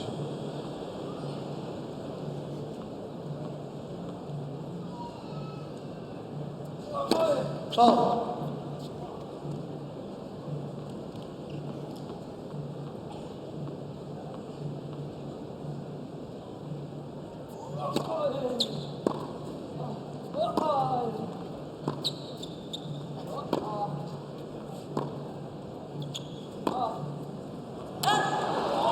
And there's that slice starting to work on Adrian Mannarino. Ben Shelton, big pace off the forehand. Now slower slice off the backhand. Just makes Adrian Mannarino have to get those smaller, quick little adjustment steps in place as we hit the 2-hour mark.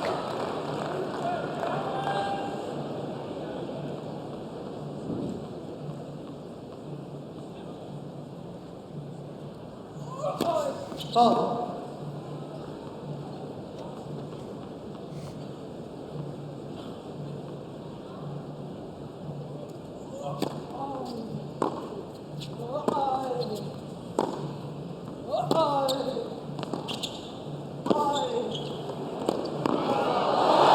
And that's the kind of tennis right there that won Adrian Mannarino the first set. Getting to the net. Use.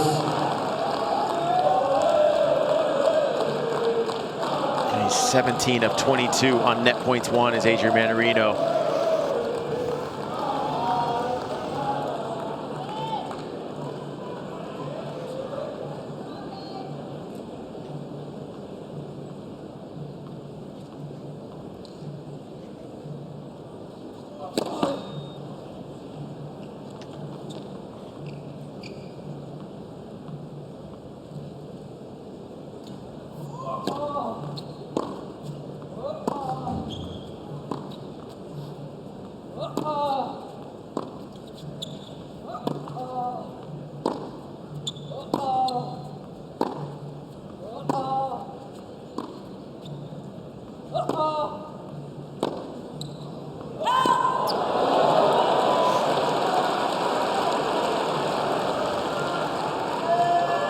Oh, that must have just Advantage missed. Mannarino.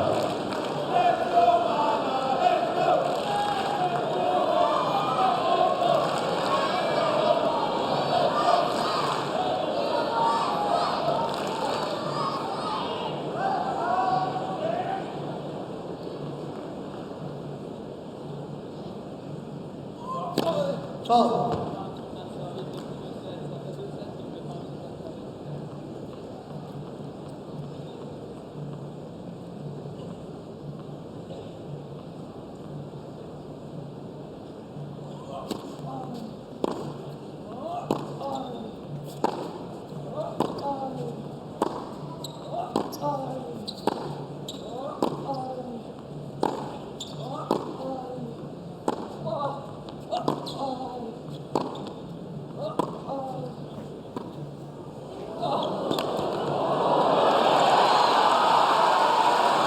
Ben Shelton using the whole geometry of the court there. Deep through the court and then short slice. Use. Mannarino got his feet tangled up trying to get up to that one.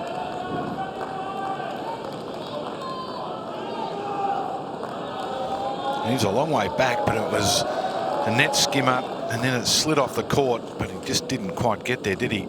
Yeah, Ben Shelton's been using the slice deep much of the time. That was the first short one that he used. Caught Mannarino off guard.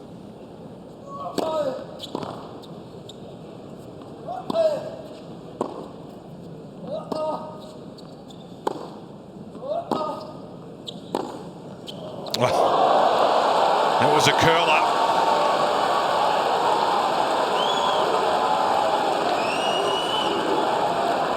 Advantage is Shelton.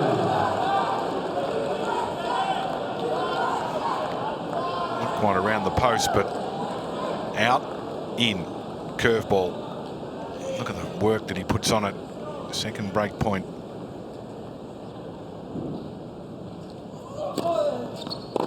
And another one. Ben Shelton. To get the break. Open up a 3-1 lead. And now he asks the crowd for just a little bit more. And they're happy to Shelton respond. leads 3 games to 1.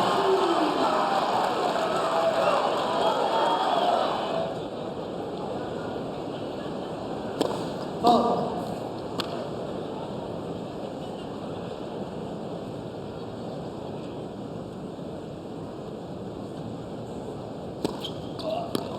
Oh, that was a fierce kick. 59. Some serious fizz on this serve. Watch what happens when it hits the court. Bang. Off it goes.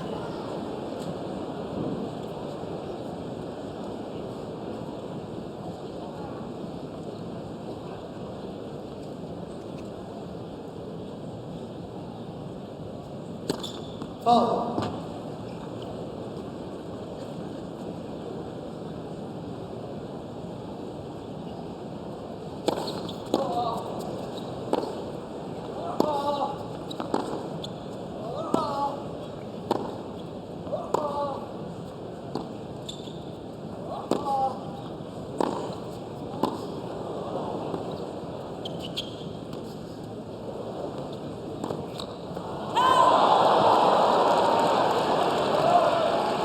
Yeah, well, I think Ben Shelton's checking that close call, but also right before Ben went to serve in that last point, Adrian Mannarino was standing there, but just kind of looking at his strings and not letting Ben Shelton go through his rhythm. The returner needs to go with the pace of the server. I think Ben Shelton was kind of asking, are you ready to go?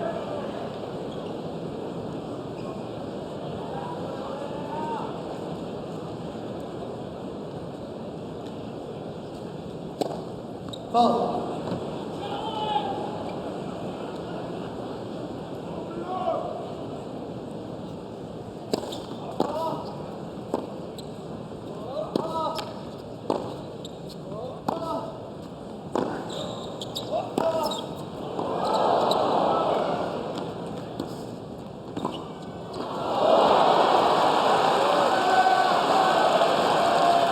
Ben Shelton maybe getting a little cute the last couple points. Got to stay completely engaged because Mannarino is one of those players, he will not go away, especially with all these French flags in the stands. Everyone yelling, let's go Mana.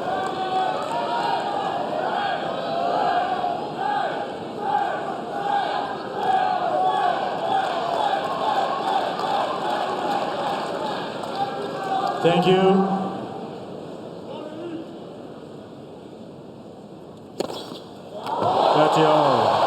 Well, that's the way to escape a pressure situation. Hit your 7th ace of the match, first of this set. 218 miles an hour. That is the fastest serve for Shelton tonight.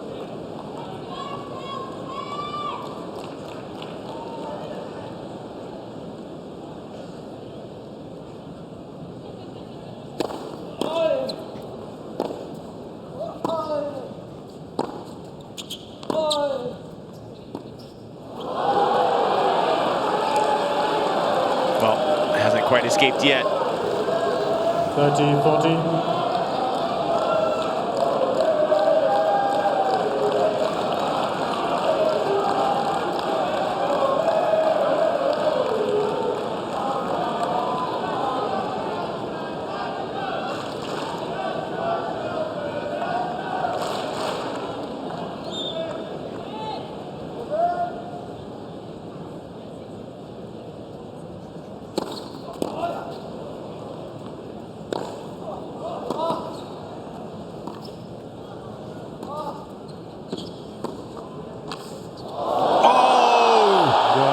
Some serious work, and even Mannarino's impressed with his own efforts.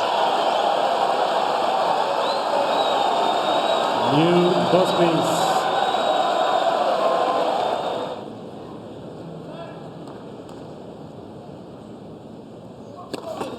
Let for serve.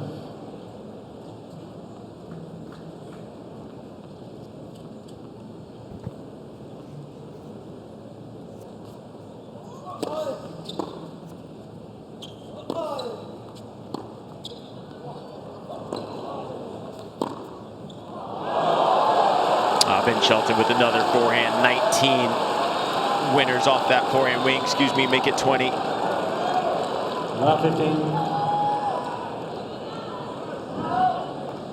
For Adrian Mannarino, you want to make a lot of first serves here if you can, because on that second serve, Ben Shelton's been able to dictate.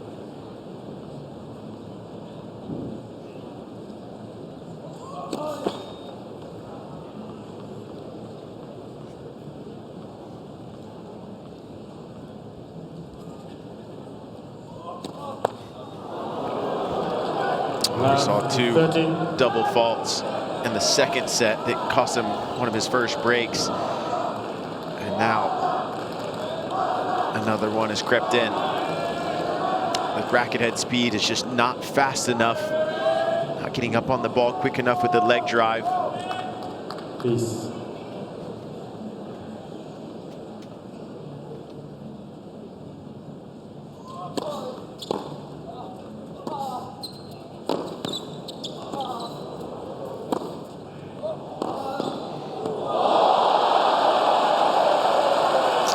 Mannarino didn't come in on that short ball, I thought he was in a lot of trouble, which he was, because then he was backpedaling, having to defend, and the only thing he could do was go for this winner off the forehand because he was in a world of hurt.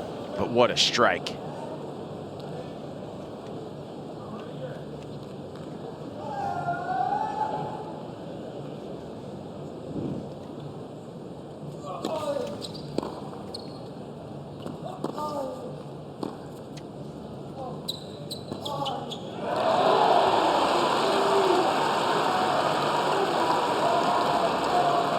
30 all.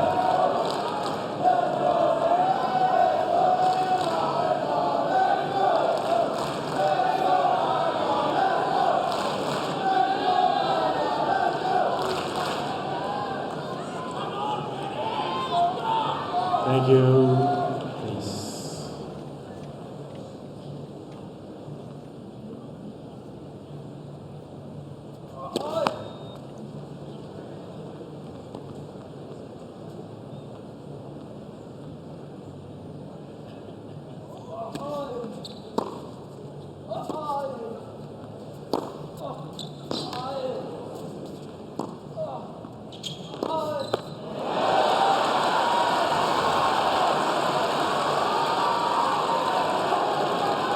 Thirty, 40.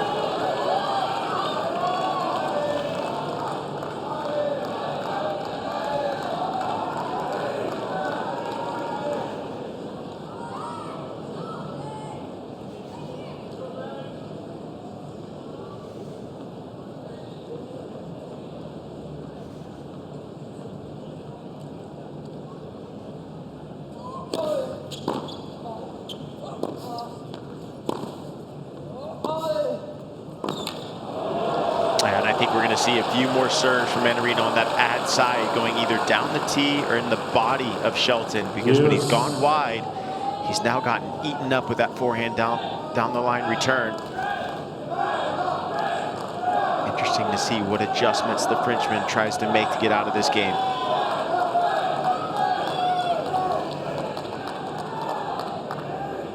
Please.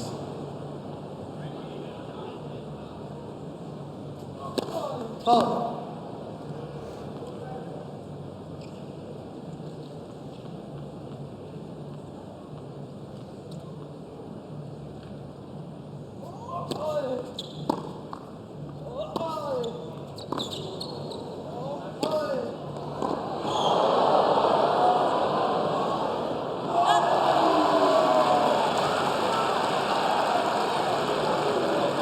Advantage, Mannarino.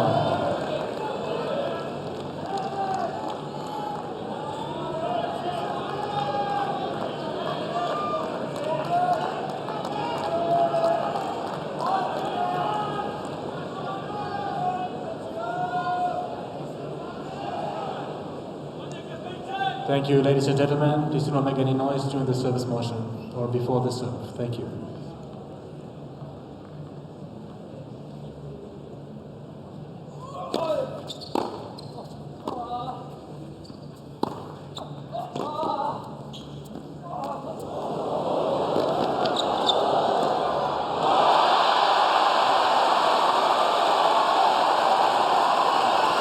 Ben Shelton, this guy is flying high right now. Listen to the chants of USA, the dropper, and then the running forehand, a la Pete Sampras, running through the ball, wrist snap. This guy's on another level right now.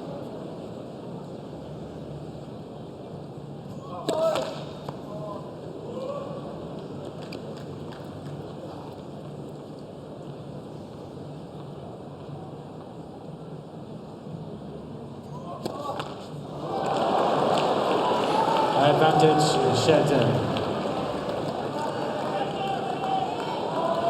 Just that relentless pressure from Shelton and the pace on the ball and the artistry he's put on these passing shots has just put so much pressure on Adrian Mannarino, especially on that second serve. Not enough juice behind it.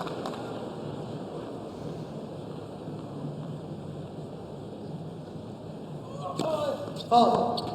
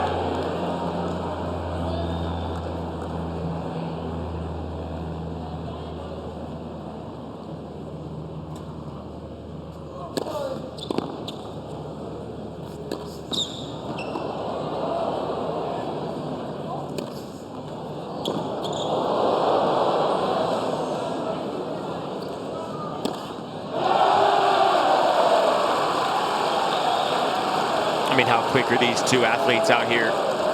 Incredible defense by Shelton, just trying to make Mannarino have to play one more ball.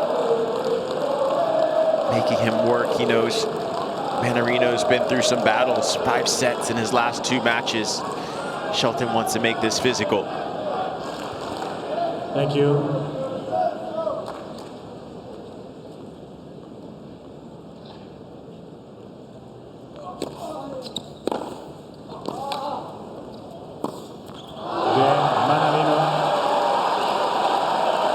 Saved the 2 break points. 3 games on.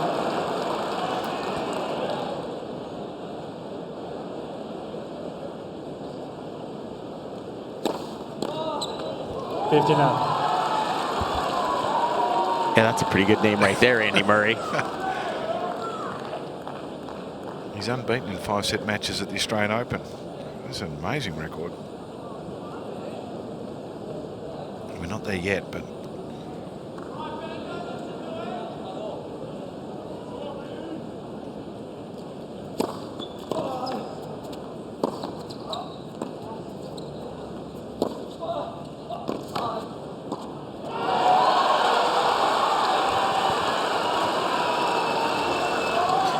What do you think about that with Andy? You think that was his last Australian Open? He kind of made a hint of it. no, here, well, remember 3 years ago we gave him the big farewell? Yeah, no, exactly. All the bells, and he didn't want to, he wasn't interested at all. Like, what's going on here? Yeah, I don't know. Andy loves tennis too much. I don't know. I can't see this being his last one yet. Oh, what is going on out here?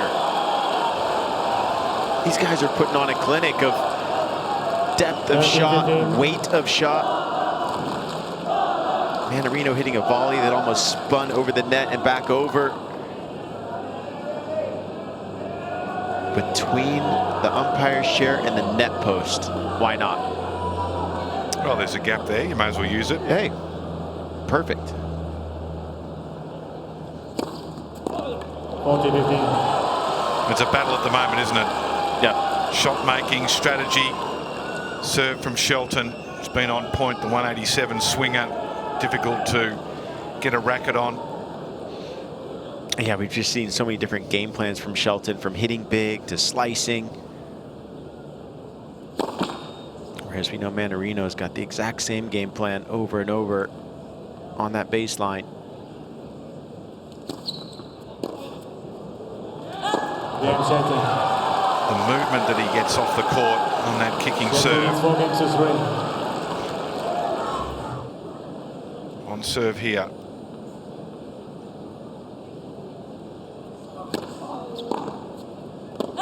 $15 up.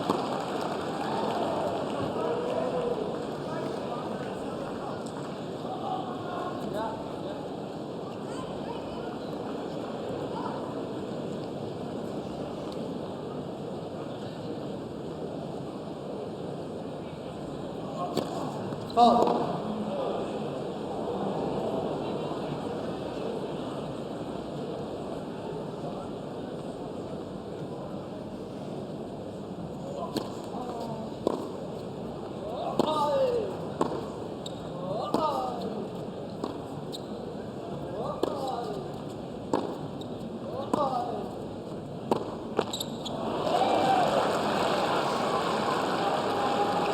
$13.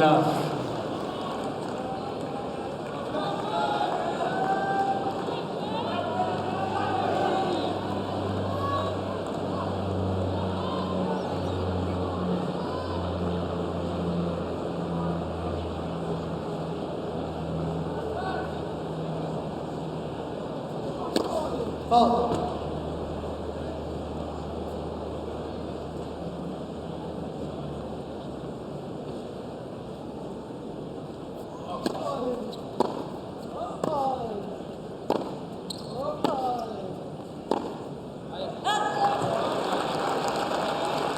$40.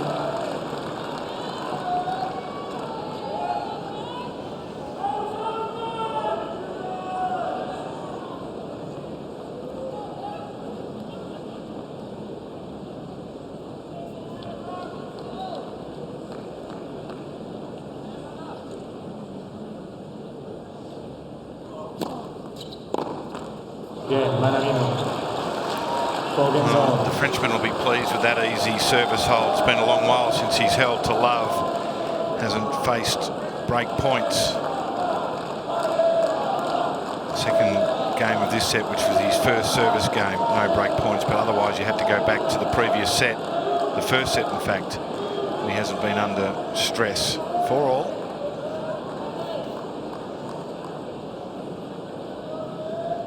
History would tell you at this point of the set, Shelton will start to press pretty hard.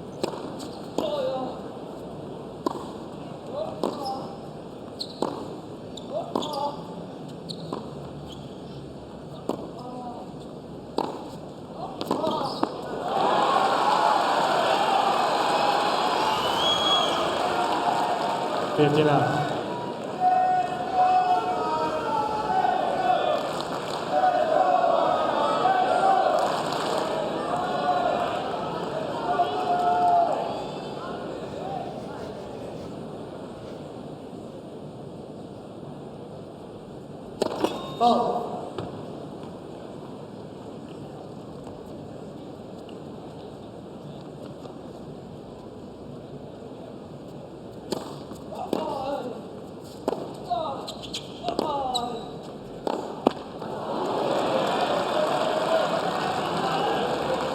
On.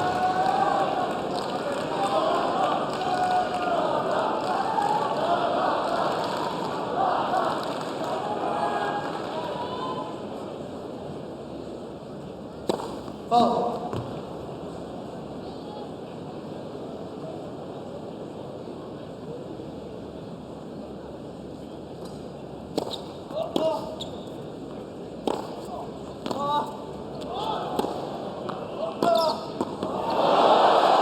Yeah, any passing shot that Adrian Mannarino has been able to get his legs under the ball, he's been able to hit it with such great pace that Ben Shelton struggled on that volley.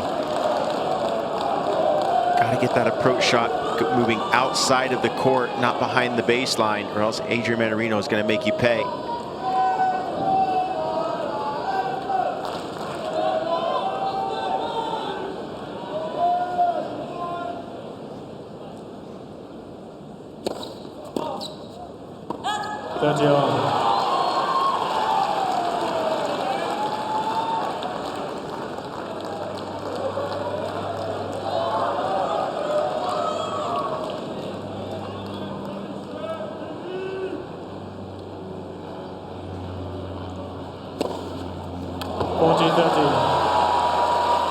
Massive ace from Shelton, number 9 in the match to this set.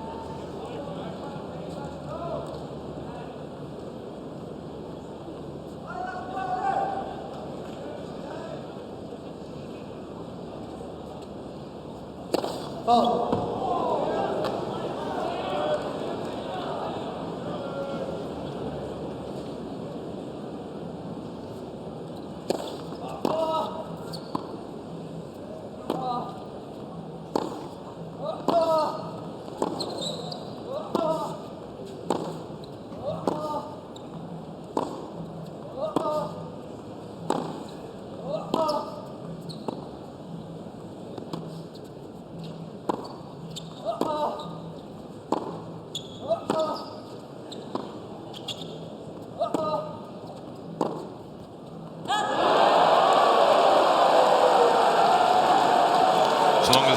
Rally of the match, 22 shots. They've been rare, those long ones.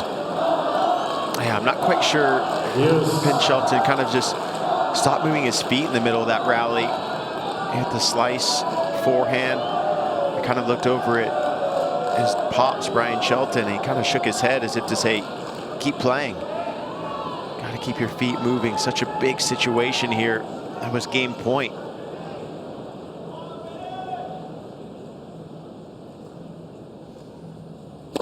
Fault.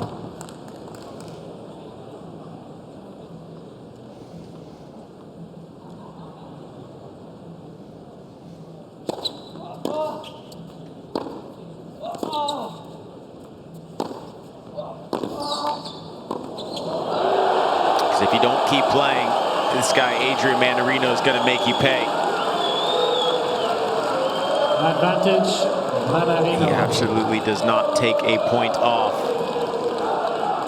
He's got the French flag right behind him to his left.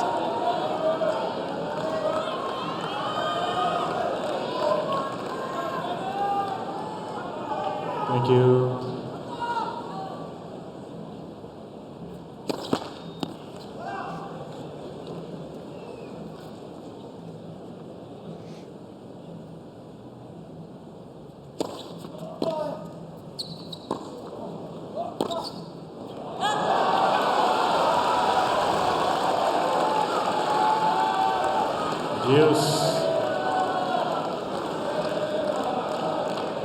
Coach Shelton.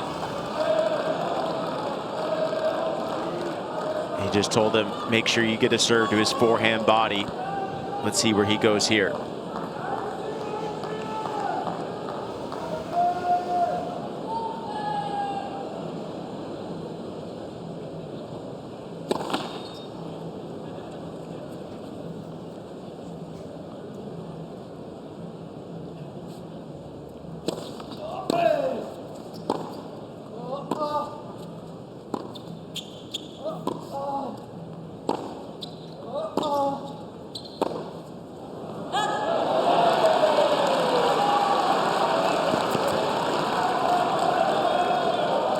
Advantage, Mannarino.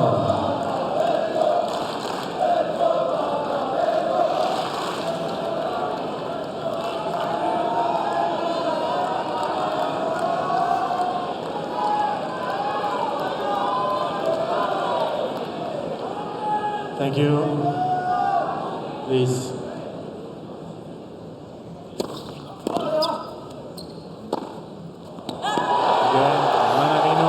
So big break, had a big time for Adrian Mannarino, who now leads 5-4. He's going to serve for the third set.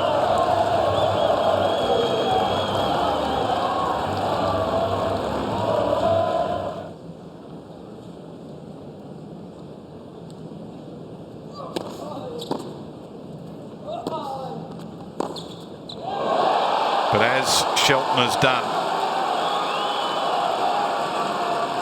hits the big winners. Just a little reminder that he's not there yet.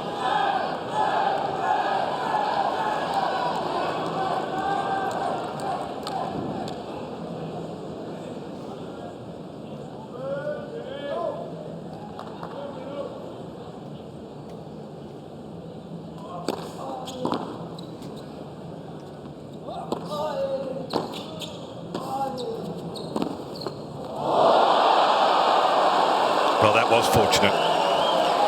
Mannarino was in a good position at the net. We know that he's been well in command when set in that position. It was a good first volley. It was low, wasn't it? It was a little dipper. And that one was almost at the same point, but Mannarino was all over it.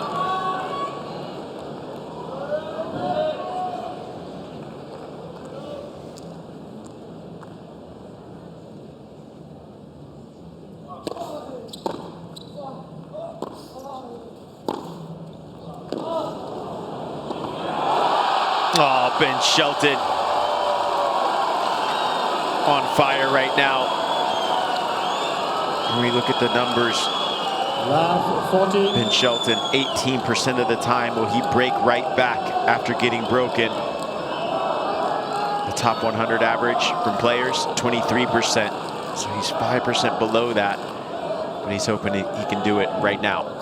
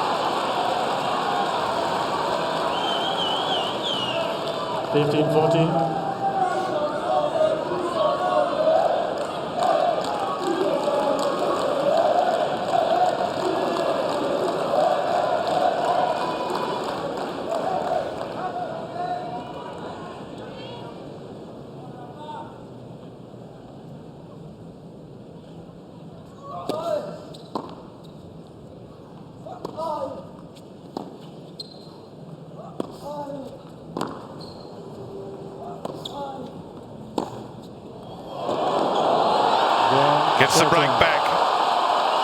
Crucial. Squares it up to 5 apiece.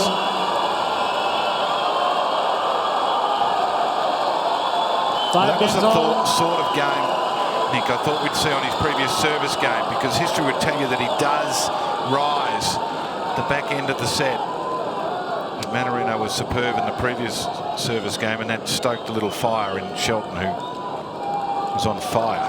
Yeah, I love the variety there with the slice. He brought the slice now back in to the game plan. Mannarino couldn't go for the big winners or the big penetrating shots because the ball was just so low. Thank you. But then when he did get the opportunity, Ben Shelton, he went for it.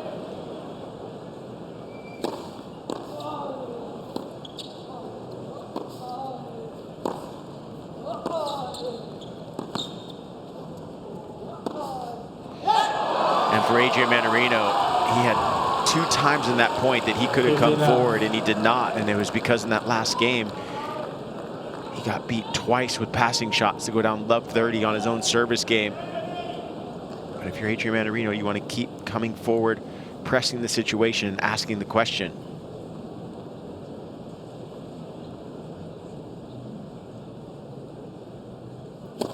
Fault.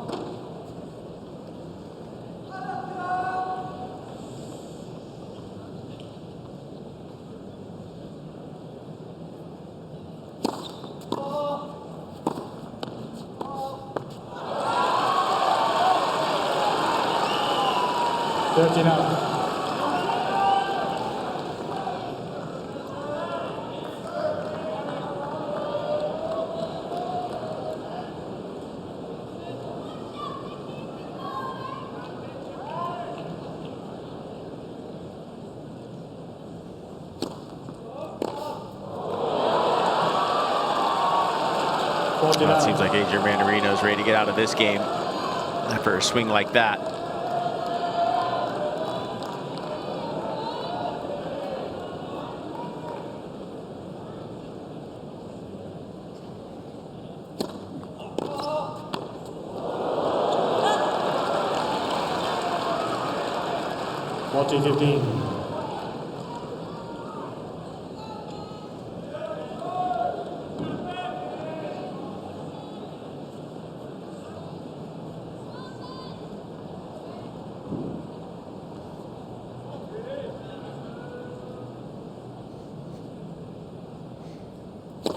Fault.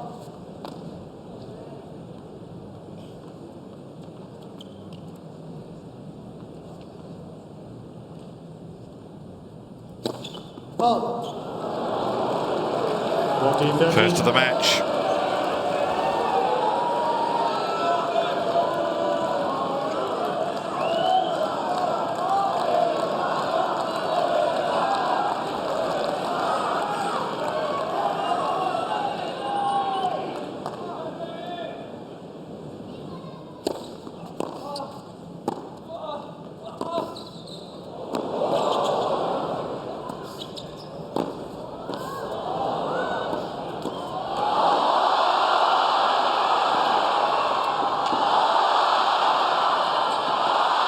Point of the match so far.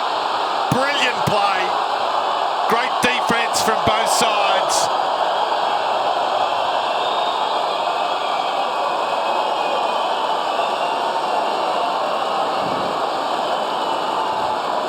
What about the stretch, the volleys, and then the foray between the two once they both came off to face off? Face off they did. Talk about getting one more ball back in the court. Little dippers, drop volleys. The intensity from both players, knowing how big of a point this was. Ben Shelton able to keep his hands out in front, reflex. And you know he loves to get the crowd going. Loves the big stage, the Florida Gator.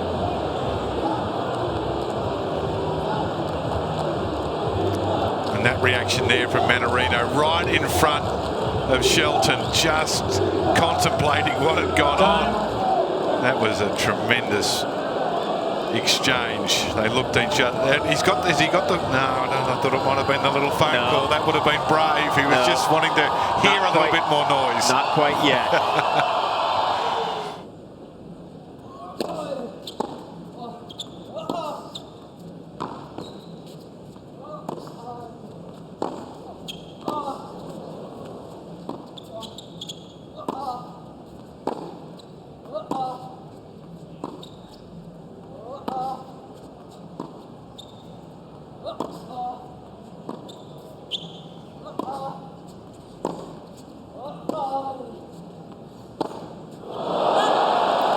So there's an example, Nick. I just want you to put your coaching hat on. Yep. Just be a little more conservative on a point like that. First point, Mannarino serving. Feel free to argue with me. Yeah, no, I like it. I like what he did, actually. I like the slices. Again, he didn't give Adrian Mannarino pace to work with, and then he got the forehand that he wanted. He just didn't get around the ball quick enough, but it was available to hit. Fault.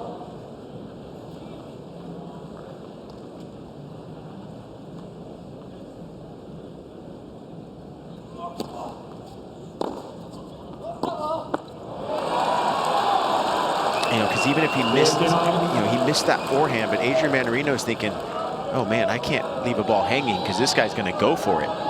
So it's in the back of the mind now of the Frenchman. Mannarino, having played 5 sets his last 2 matches, might just be feeling it a little bit physically. Please.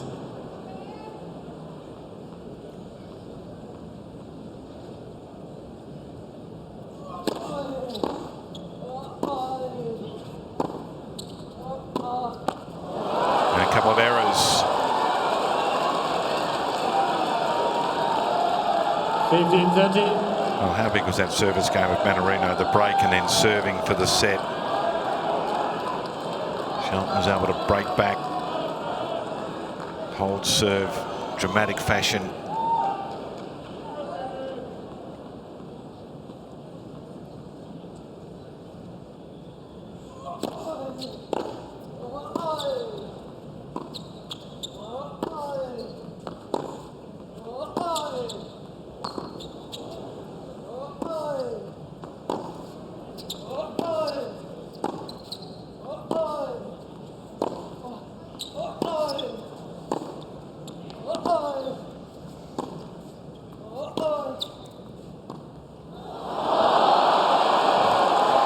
Mannarino had a couple of opportunities to come in, stayed back, let Shelton back in the point, got away with it. Yeah, and that short slice has worked for Ben Shelton. When you have to bring him in when he doesn't maybe want to come in, that's when Ben Shelton's been able to win those passing shot points. But I think on that slice, he wasn't close enough to the baseline to make it effective. He was kind of falling back a little bit too far behind the baseline.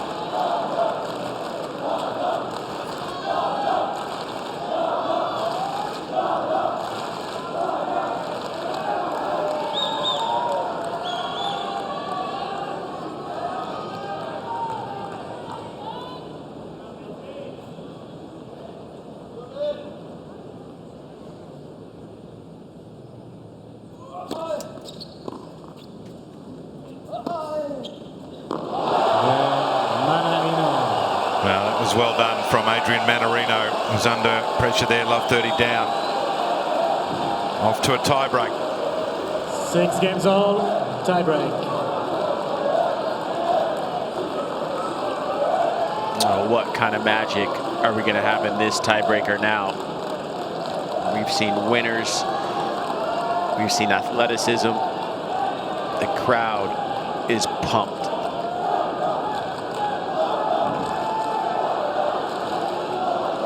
So Mannarino won the tiebreaker in the first set pretty convincingly, 7-4.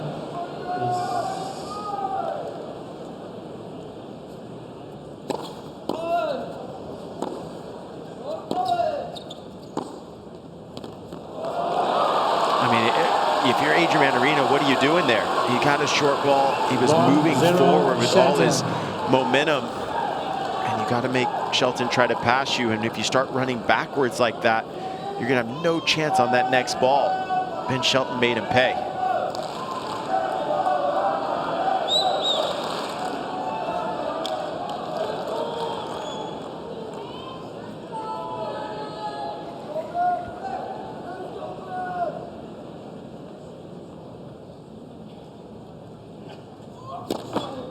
Fault.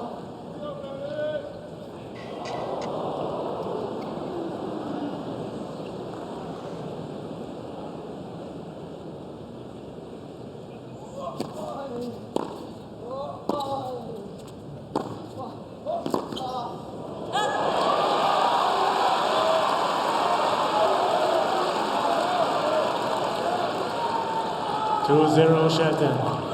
That's exactly how the first set tiebreaker started. Shelton holding serve, getting the next point on Mannarino's serve.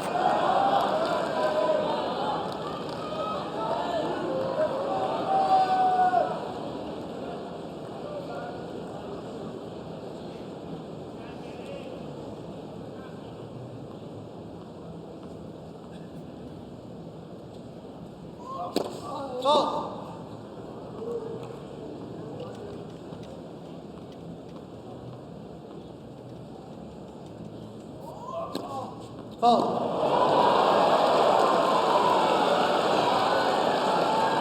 3-0 Shelton.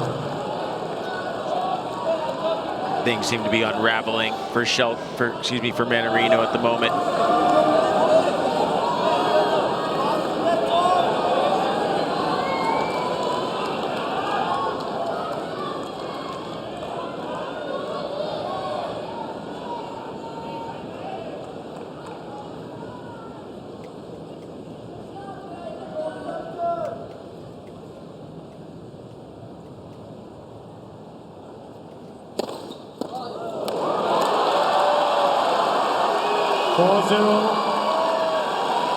Shelton.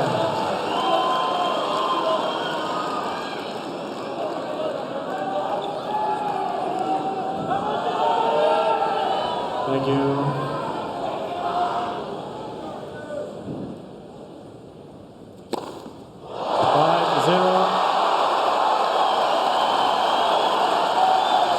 Two big service aces. He's third of the set there, 9th overall. Now out to commanding lead here.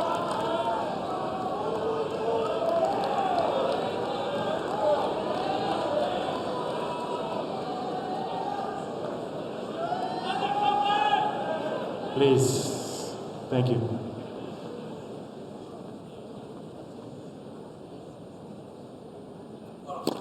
Fault.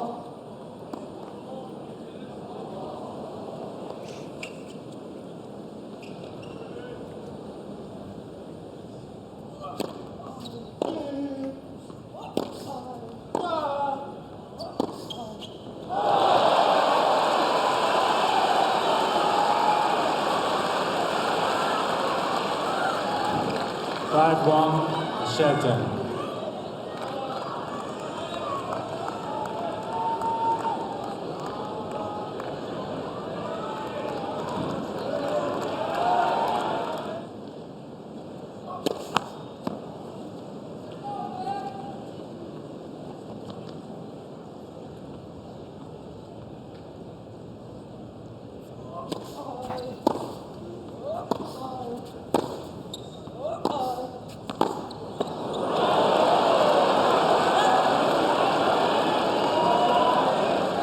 Requesting a replay of the call on the right baseline.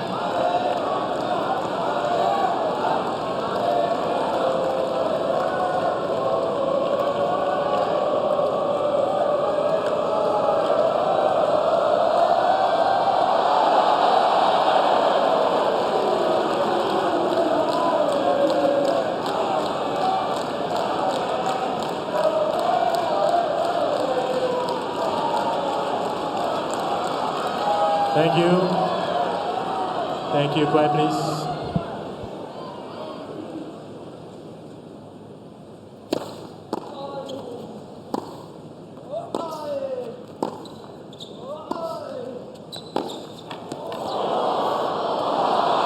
He missed it. He's had a bit of luck, Shelton, but that was really on the racket of Mannarino. It was an easy, open court. Yeah, and again, it comes down to 6-2 the athleticism right Shelton. now of Shelton. He's been all over the court, and so Mannarino's having to go for the lines, go for shots that he probably wouldn't go for against other opponents. And listen to this crowd. Set point, Shelton. And on the serve as well. Thank you.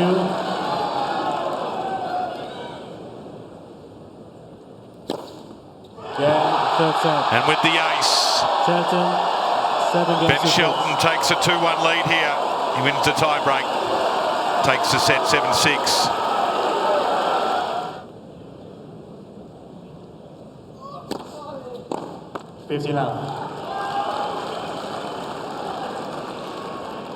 I think for Adrian Mannarino, this set, you know, again, he won't change a lot from the baseline, but I do want to see him come forward a little bit more. He has been winning near 70% of his net points won.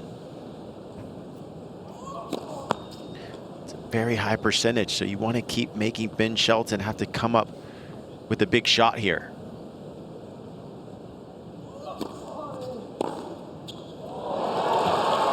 Ben Shelton has seen so many of those wide serves to his forehand, and he is sitting on it now. Adrian Mannarino's got to go a few more down the tee or body, because look at Shelton. Didn't even have to move. Easy money.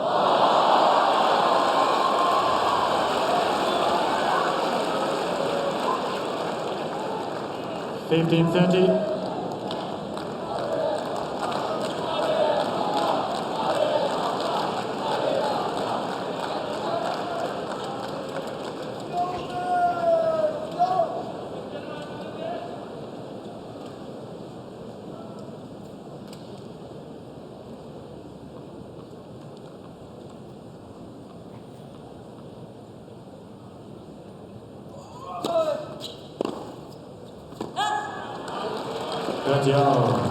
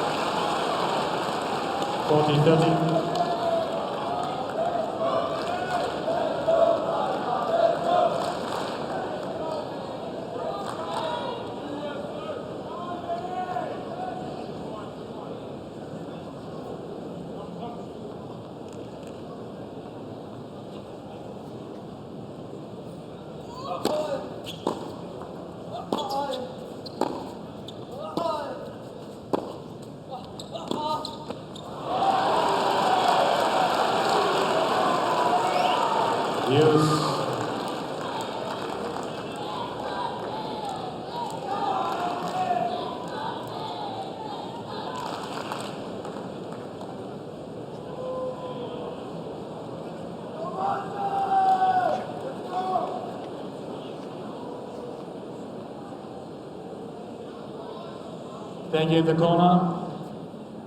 A little bit more silence, please. Thank you very much.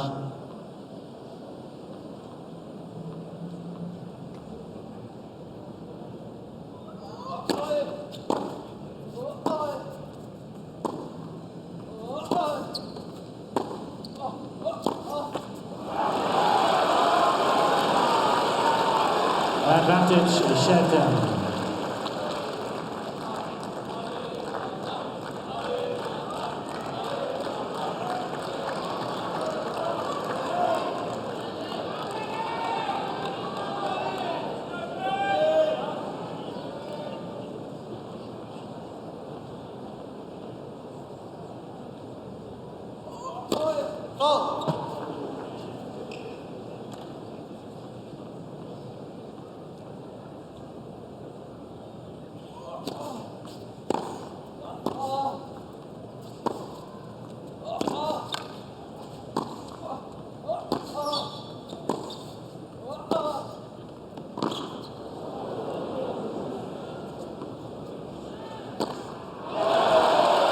Yeah, what a save from Adrian Mannarino. One thing that Ben Shelton wanted to do tonight was make it physical on Mannarino, extend the rallies when he could, when he needed to. See if Mannarino's got anything left in the legs, but so far, the Frenchman is showing he does. Well, it's incredible when you look at the number of sprints and the total distance, 162 metres already in this set, but 3.5 kilometres Shelton has covered. Almost 50 sprint efforts. That starts to add up.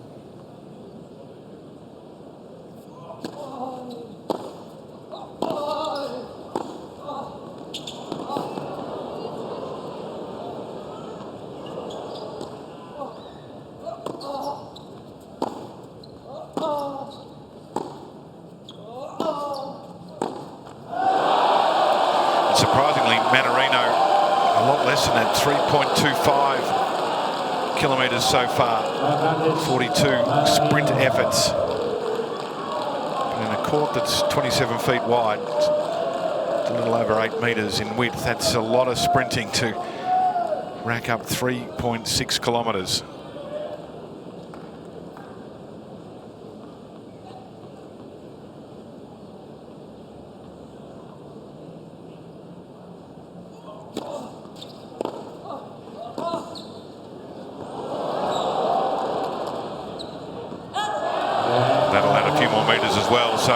Mannarino defends a break point, crucially holds serve to open the fourth set.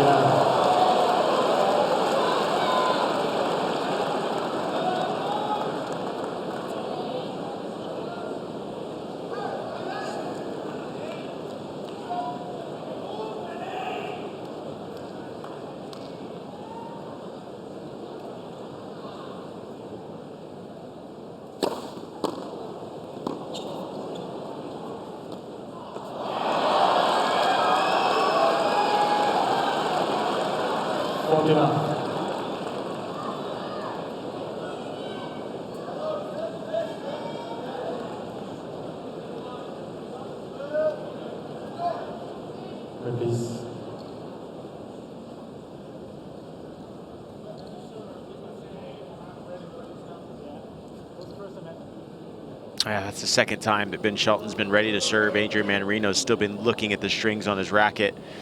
And Ben's saying, hey, he's got to play at my pace. Let for serve.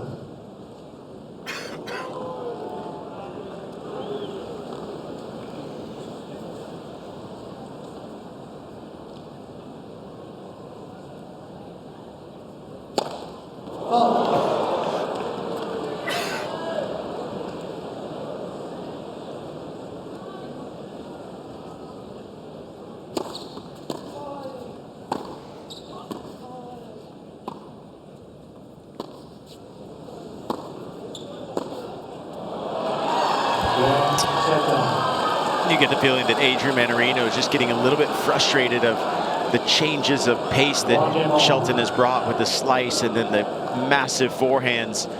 But then not only that, serves that have been as high as 124 kilometers an hour. It's the fastest serve that Shelton's hit, averaging 190. And he's just taken so many body blows and it seems to be affecting him right now. And if you can believe this, with the hold of serve, win predictor has shaved 2 percentage points off Adrian Mannarino. He's down to 3%. I'm not going to look at it again. Wow.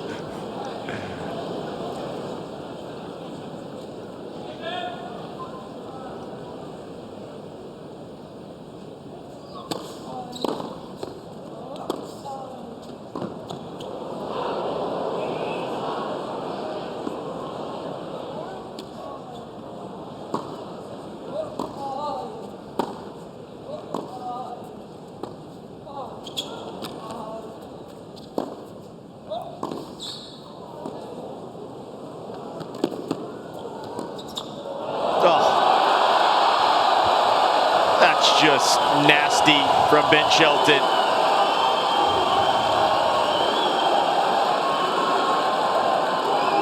The variety's been impressive, hasn't it? The shot making, creativity, that big slice in the middle of the point, and then this one. Just a little double-hander up and over. And he thought it was a little nasty as well. Yeah, using the whole geometry of the court.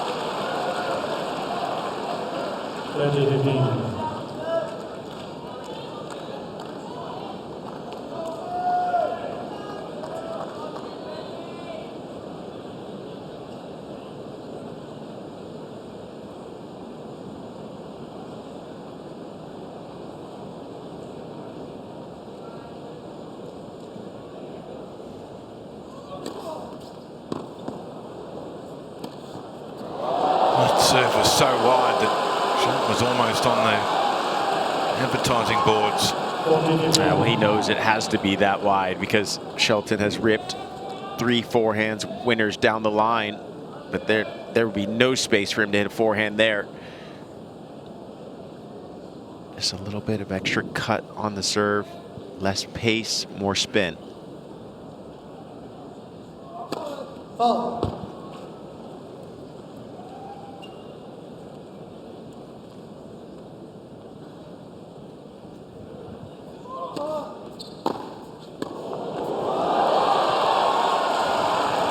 Boy, it comes back with some interests on occasions, doesn't it? That was absolutely hammered.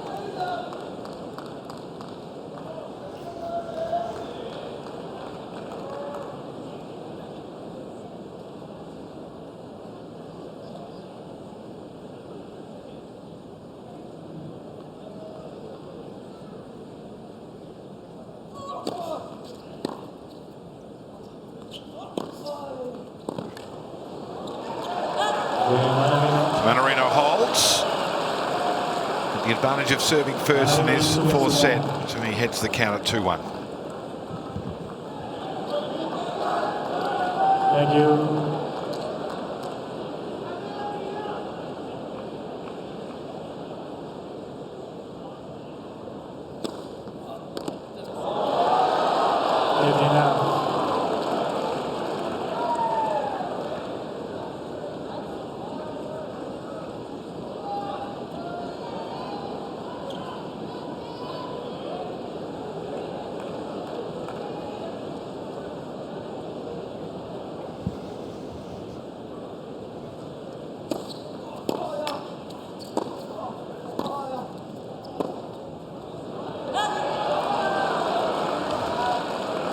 15 all.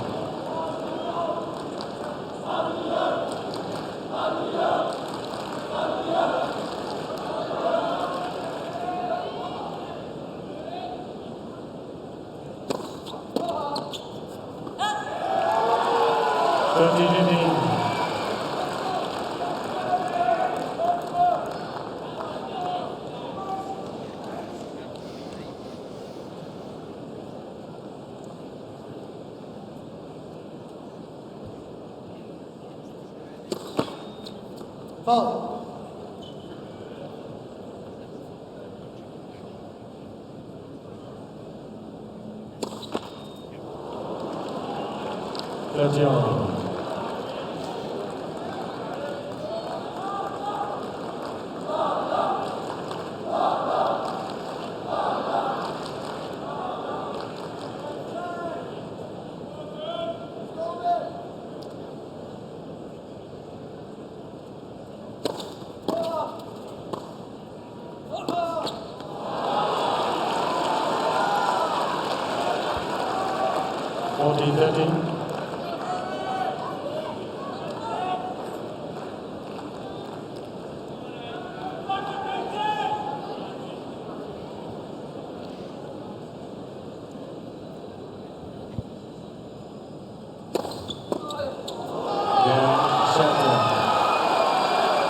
Another tight service game, but Shelton holds, squares it up at 2 apiece. It's tight. He's always smiling though, Brian. Hard to upset. Yeah, he's very hard to upset. He's telling him just keep going, keep playing. It's good attitude, isn't it? Sort of. It's not often what we see from the player box. Looks like it's. He's enjoying it as much as we all are. Yeah, one guy's really trying to get in the camera. He's to calm down over there, bud. Second. No, they can come in anytime. I mean, after every game they can play. After every game. I think Ben Shelton was saying there's people coming in, and yeah, they can actually come in after every single game. Australian Open experimenting.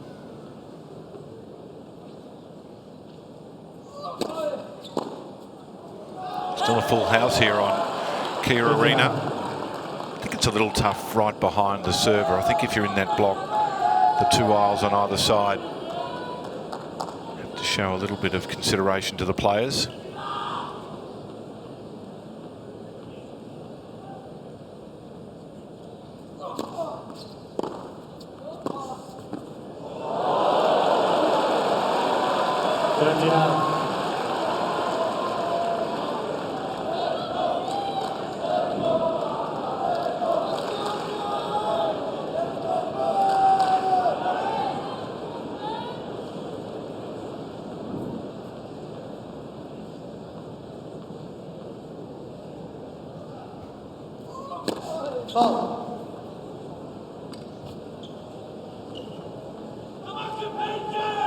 Please.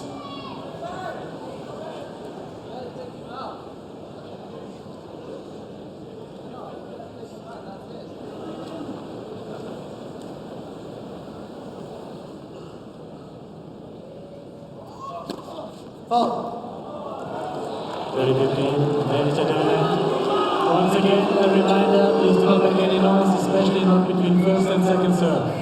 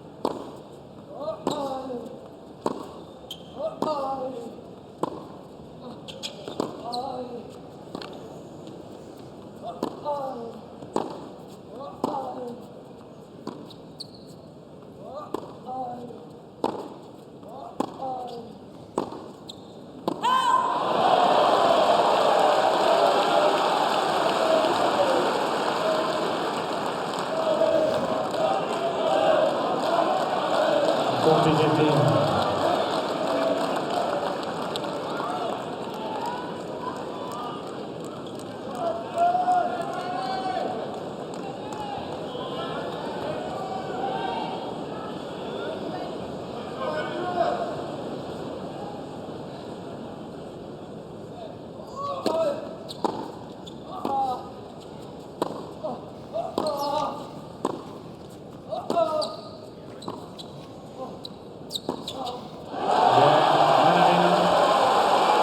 Good service hold from Mannarino. Maintains the ascendancy. Leads 3-2. On serve, 2-3.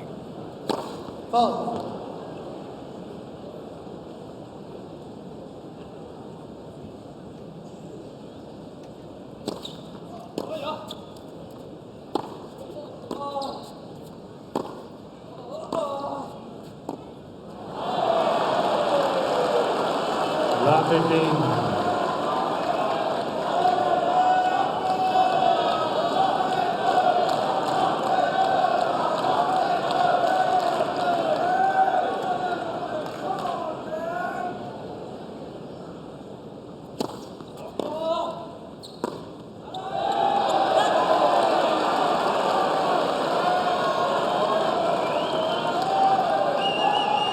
Lap 13.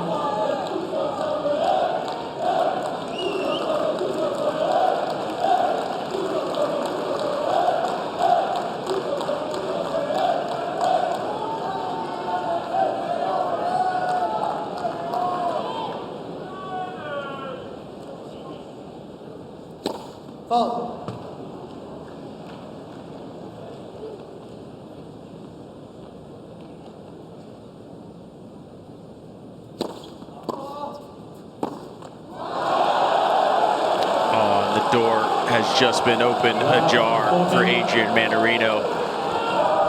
A couple unforced errors off the Shelton racket. Just not moving his feet on the first point with a short slice, drop shot, and then now the backhand. Adrian Mannarino with a few break points. 15-14.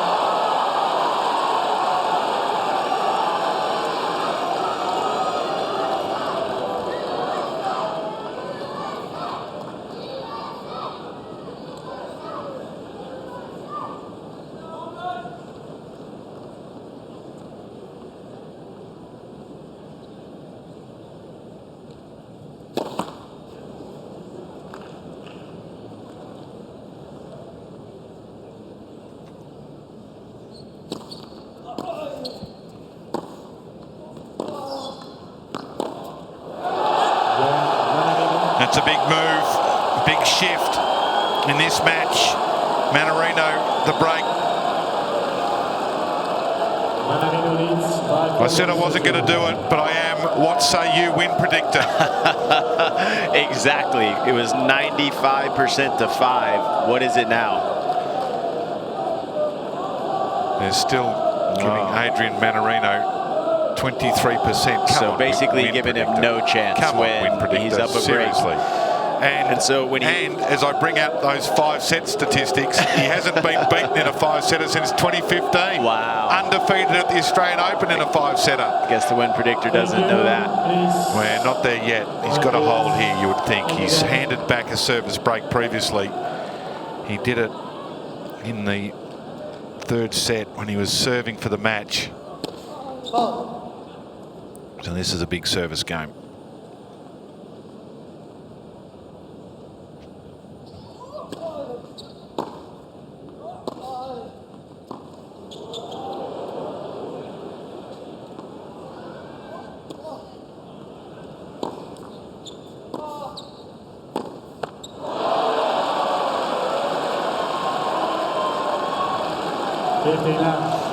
And for Mannarino, when he wins, when he gets a break in a set, he wins that set 82% of the time. That is a very high percentage win predictor.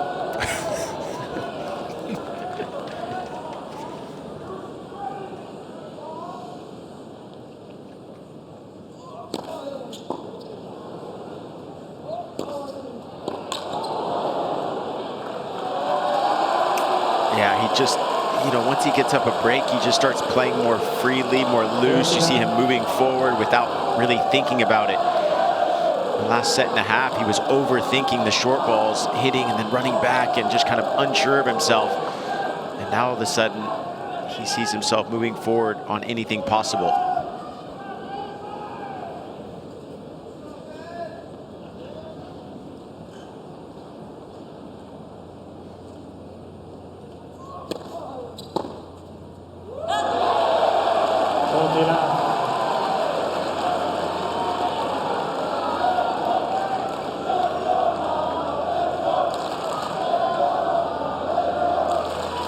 Twice in that third set, Mannarino wasn't able to hold the serve when he needed to.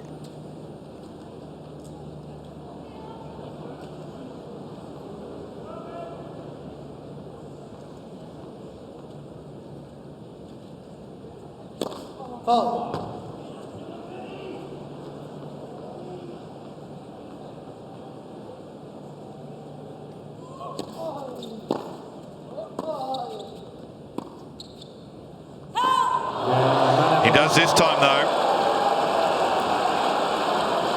Consolidates the break. It's still just the one service break, though. Mannarino 5-2.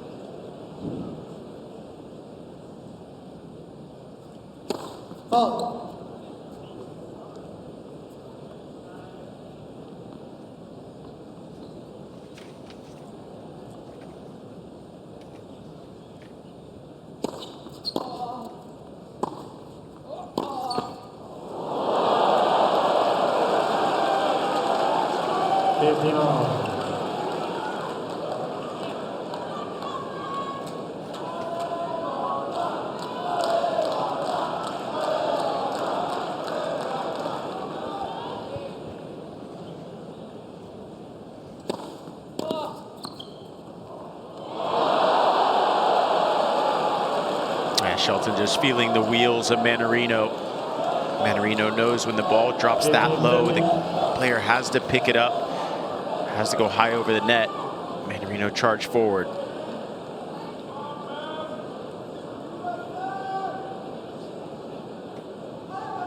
Please.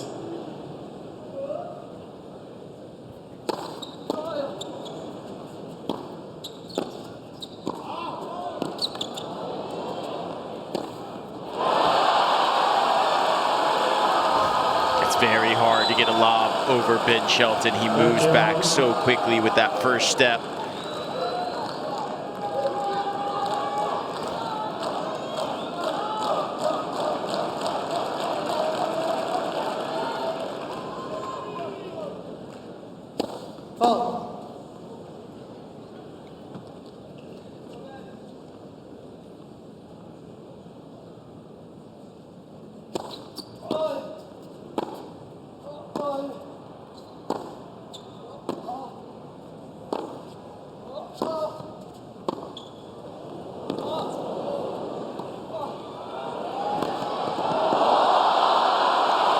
Well, brilliant chase from Mannarino, but Shelton had the fast arm, was able to put out the Duke and get the ball back in play.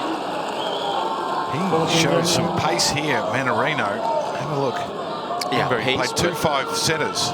Pace, look at the wheels. It's getting up to this shot. Yeah. No sign of fatigue after 2 5-setters, like you said.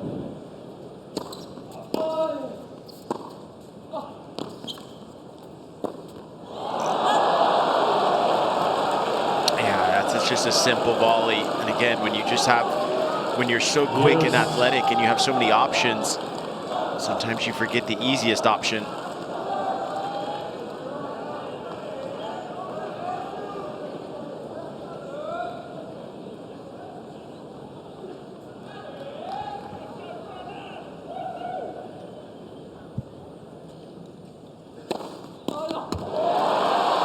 Advantage, Shelton.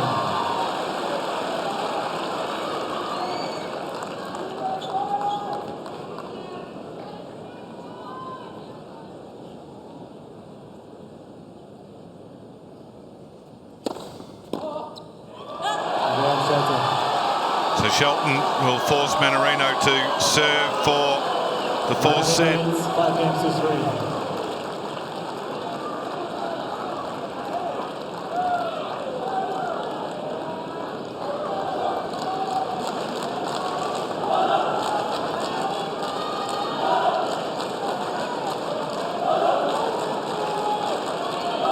As he did towards the end of the third set, where Mannarino had broken Shelton to get the 5-4 lead, was serving for the set, wasn't able to hold, ended up in a tie-break. Behind the players, once again, please try to take a seat quickly. Thank you very much.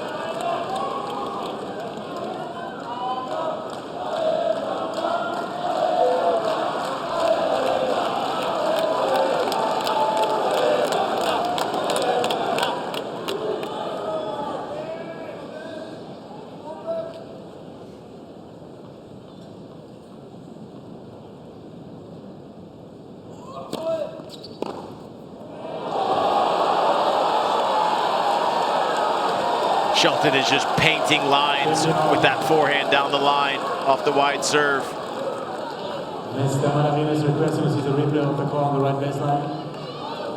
You know, the interesting part about it is if Mannarino was on the other side of the court hitting that wide serve, that forehand that Shelton is hitting now would actually hit the chair umpire stand, but because he's on this side, he has plenty of room to pretty much go almost around the net post.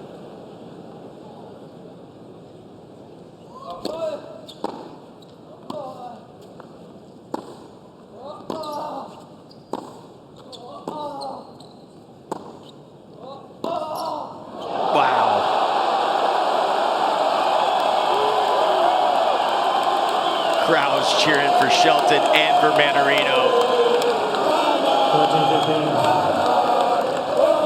That's 12 forehand winners for Mannarino. Shelton actually has 25 over double.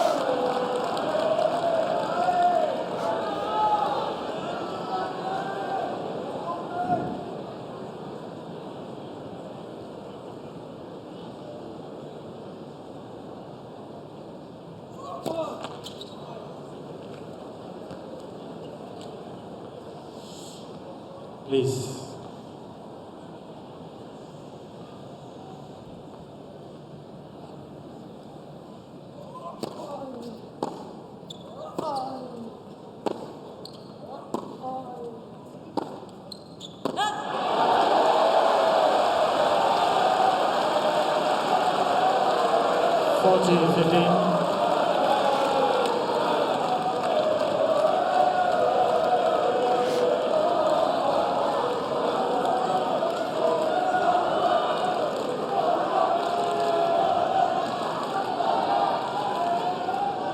Thank you.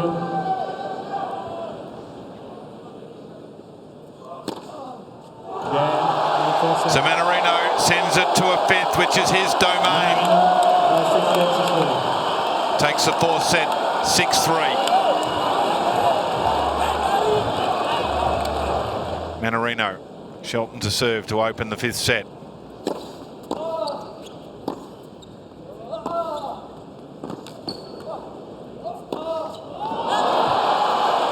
So Mannarino in 5-set matches has won his last 10.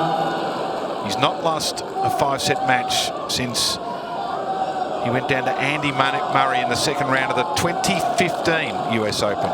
He's never been beaten in a 5-set match here at the Australian Open. He's 4-0. And his career record is 13-3. in 5-set matches at tour level. Staggering stuff, really.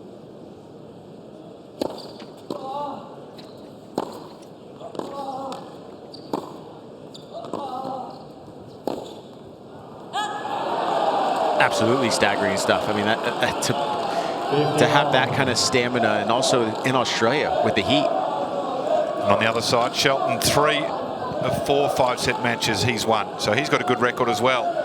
The only time he lost, he went down to Nuno Borges in 5 sets in the first round of the 22 US Open. And he's won both of his 5-set matches here.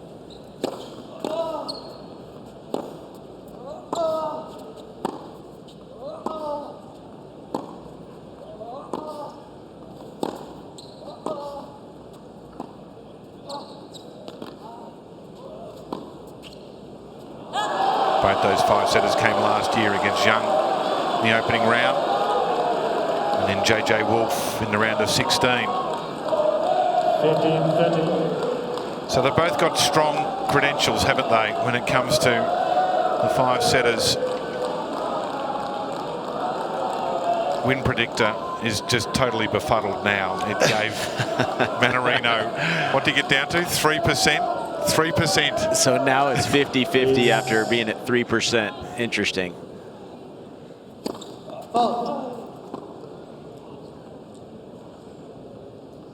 It's currently got its little bag and it can be seen walking out of the venue, Win predictor.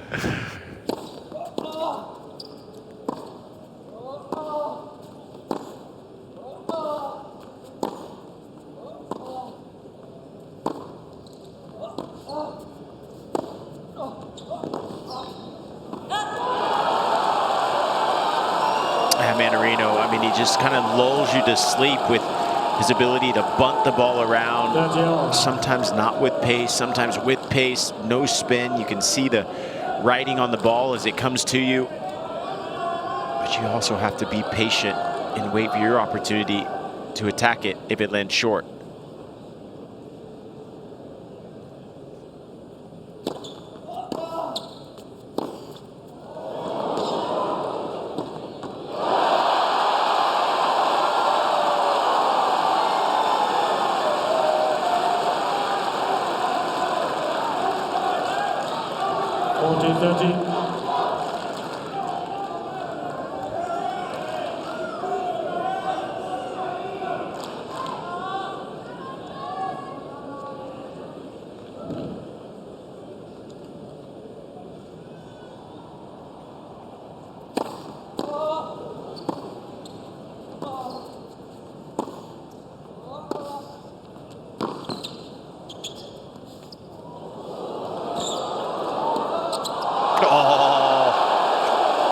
Mannarino finally winning one of the cat and mouse points.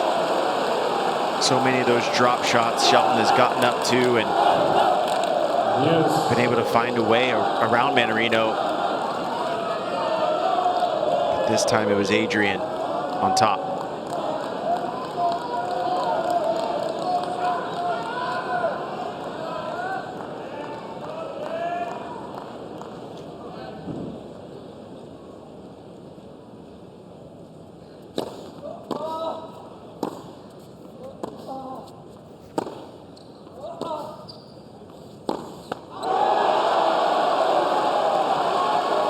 One of the reasons also Adrian Mannarino is able to maybe last longer in those 5-set matches is, you know, he doesn't look to run around his backhand, hit his forehand. So he kind of just moves side to side and is not using those extra steps to try to run around. That takes a lot more energy. And when we look at the hunting for the third forehand, Ben Shelton on average is looking for that 75% of the time, as he did that last point, whereas Adrian Mannarino is 56% of the time.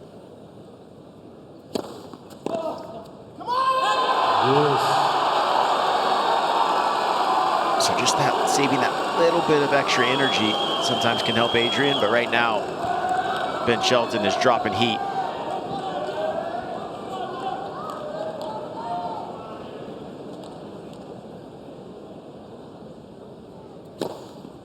Advantage, Shelton. Tremendous atmosphere here at Kia Arena. This 5-set battle Opening service game of the 5th set.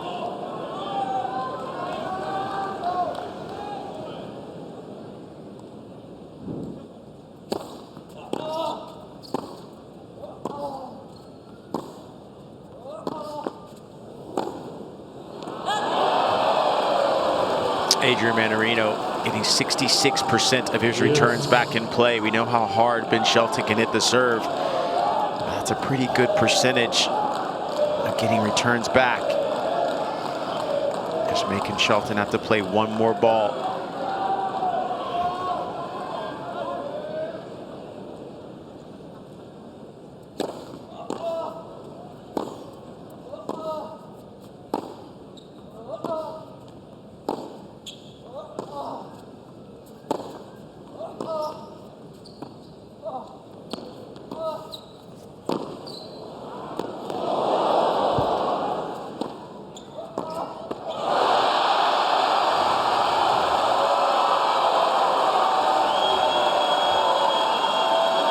I mean, for me, how many times does Adrian Mannarino have to lose a point by coming up for the short slice, hitting the backhand, and then running backwards, and then gets put on the defense from that point on?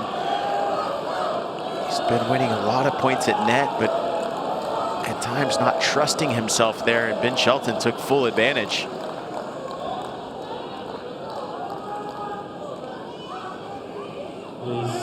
Long game to open this 5th set.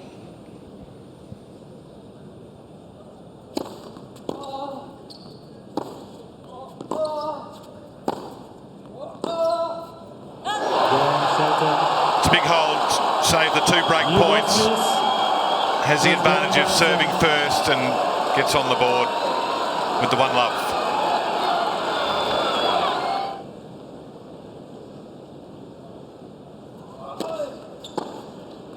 Oh, well, I guess Dad gave him some good advice. Yep, hit Ben, I want you to hit a rocket. Hit some rockets. If you get a forehand, absolutely swing for the fence and it's going to go in. Have a look at this. He was attentive, wasn't he?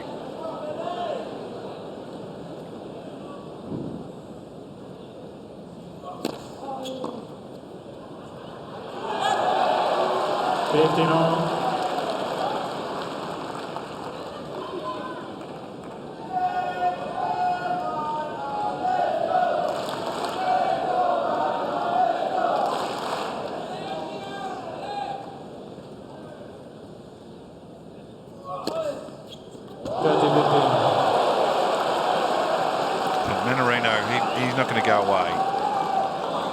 Just joining us, this 5-set record that he's got is extraordinary. He's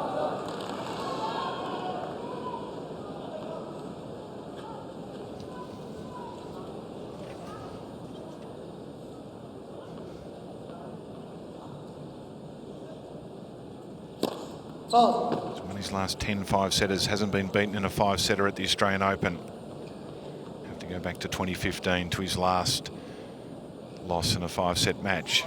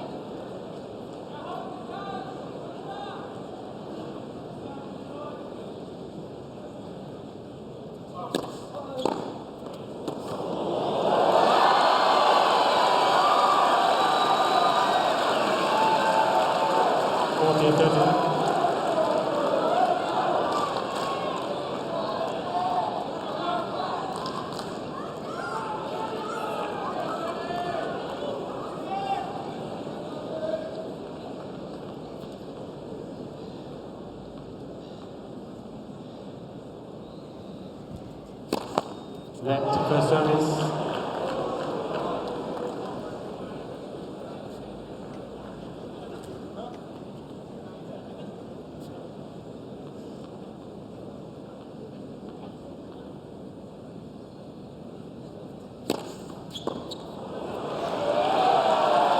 Mannarino. 1 game on.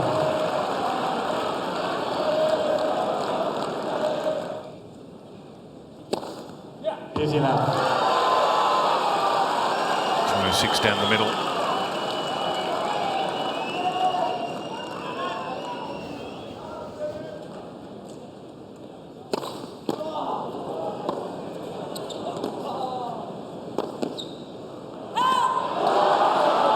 Mannarino's capacity to get that ball back at 225 is extraordinary. He just stands his ground. And well, that's the fastest serve for Ben Shelton throughout the night, 225. He's been averaging 190.5. And Adrian Mannarino, look, it's just going right into his strike zone. He's got such a short backswing, so that's what allows him to get it back into the court quickly.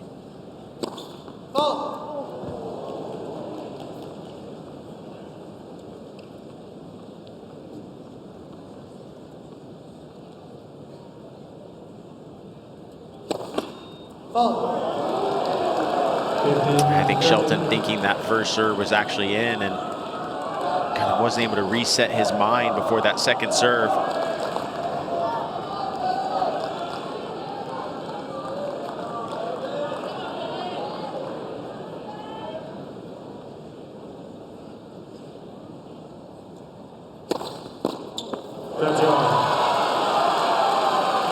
If you're going to hit it that hard into the body, Mannarino just gets a racket on it. That one hit the net, but his reflexes are leopard-like. Yeah, and Shelton is amazing with that first ball as well. When he comes down, he's actually ready for it.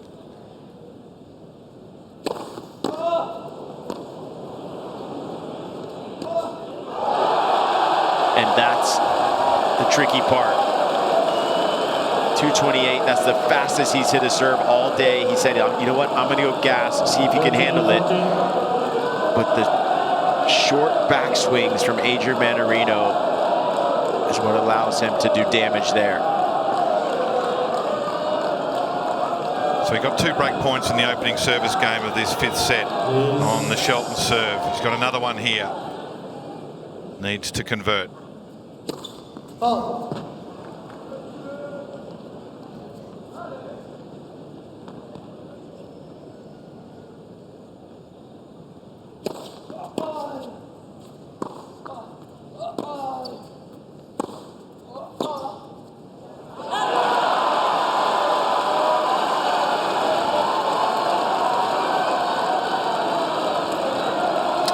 Shelton telling Ben that Mannarino looks a little tight. Get the ball up on him.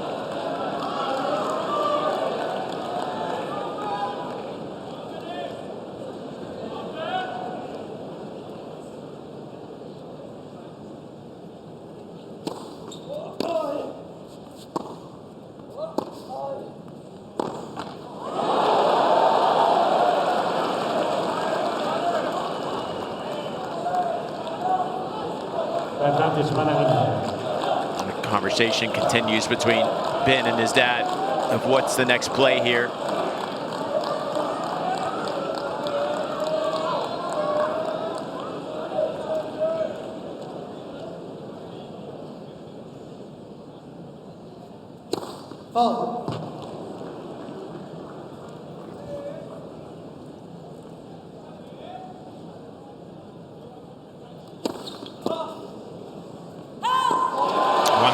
Second serve. I mean, that's fastest in his average of first serves, which is 190.8. That was absolute gas. And that pressure starts to build on Mannarino. 4 breakpoint opportunities in the 2 service games so far.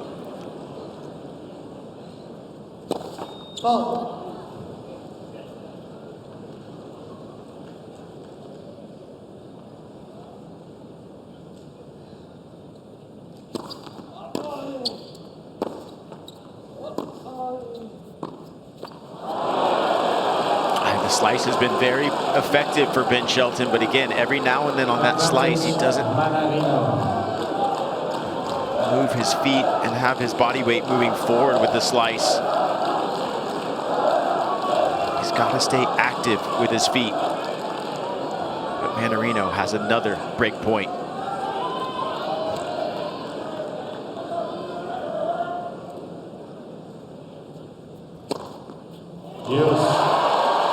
serious serve. Mannarino wants to come and have a look, but it looked pretty good. Just caught the edge. And Mannarino now 4 of 13 on break points 1.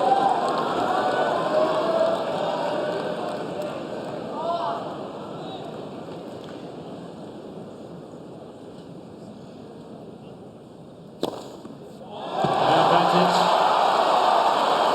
Shelton.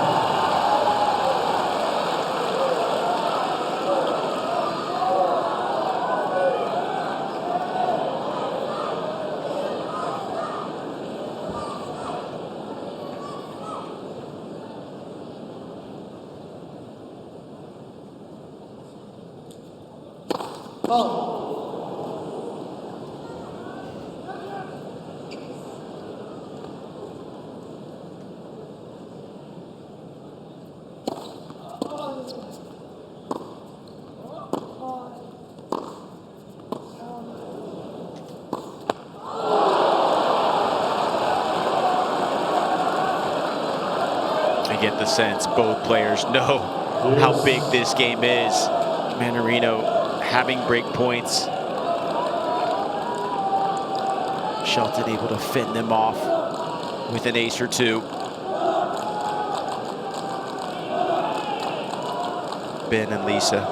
Brian and Lisa can hardly watch.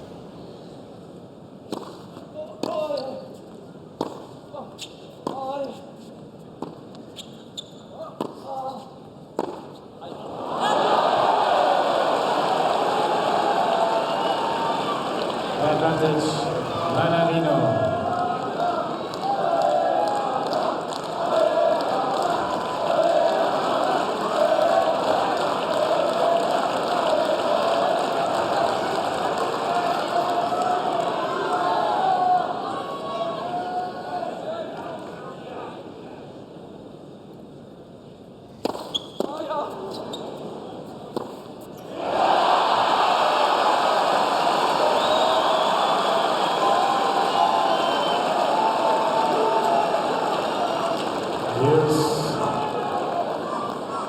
Another big serve. 4 break points now, defended by Shelton.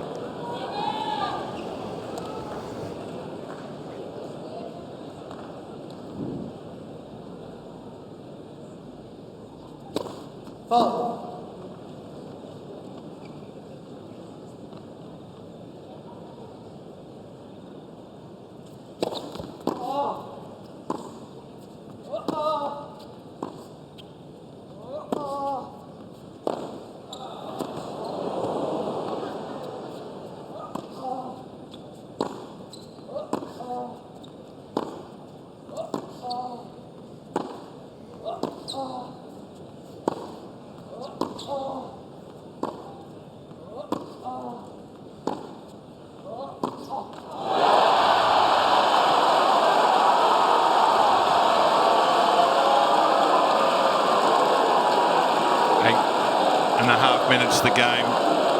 21 shots the last rally, just 1 short of the longest of the match so far. Another game point for Shelton.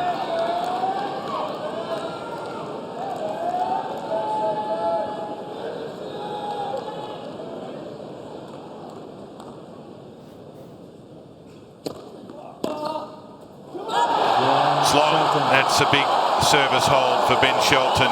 Saved 4 break points. Leads 2-1.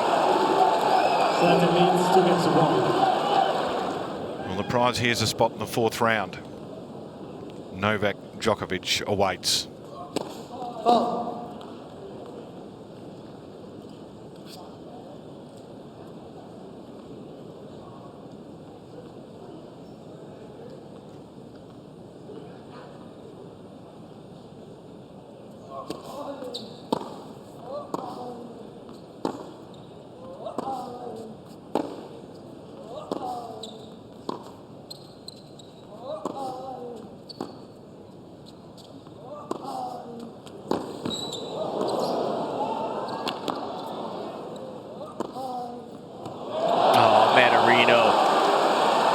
Just methodical in his approach.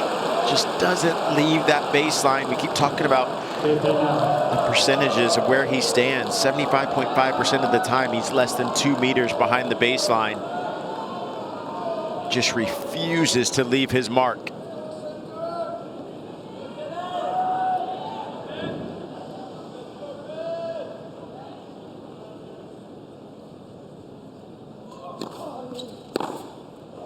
And that's the issue with that return on that side of the court where Ben is. He's scorched a few returns from the other side of the court with that down the line. But where he is now, that chair umpire stand is in the way.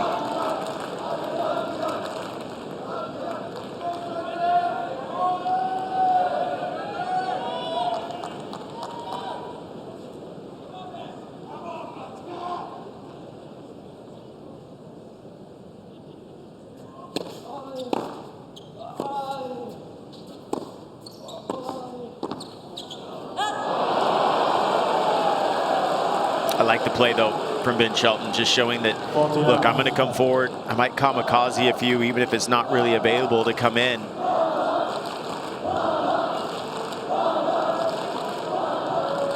He's 60% on his net approaches as Ben Shelton.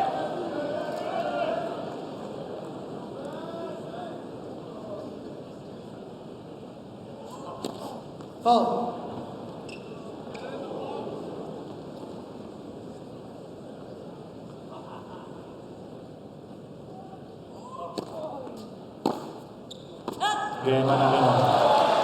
So to love, that's a rarity throughout the match. In fact, both players 2-all.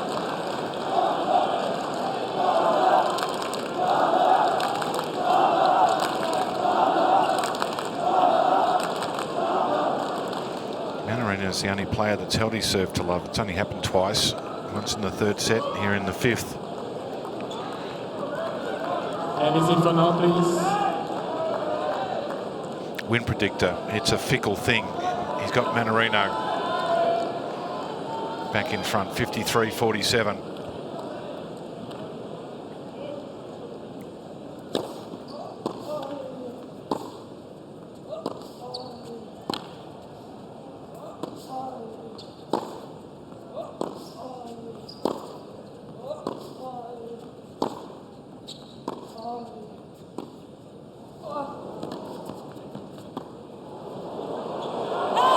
Just missed it.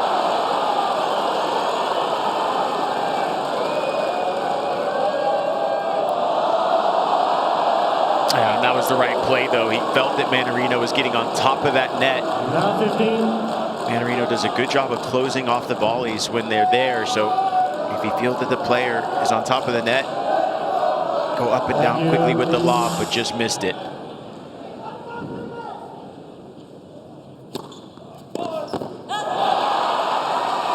So when the rallies are less than 4 shots or less, it's 108-78 in favour of Shelton. But as they go longer, Mannarino is in command.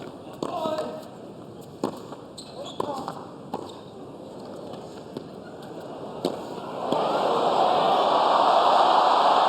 look how aggressive Mannarino is. He refuses to move from the centre of the court there.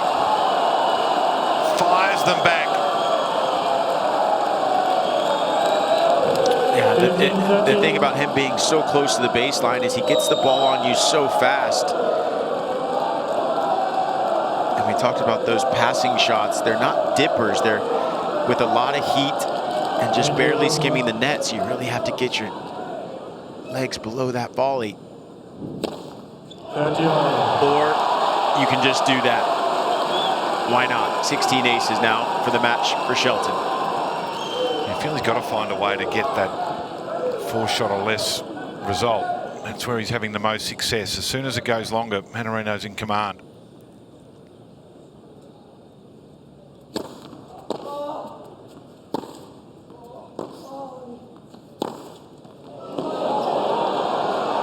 Just like that. Easier said than done with the quality of the Mannarino return.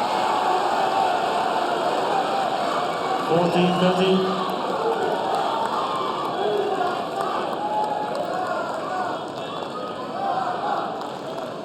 been people that have been standing outside Kia Arena for 4 hours and 11 minutes trying to get a seat in here.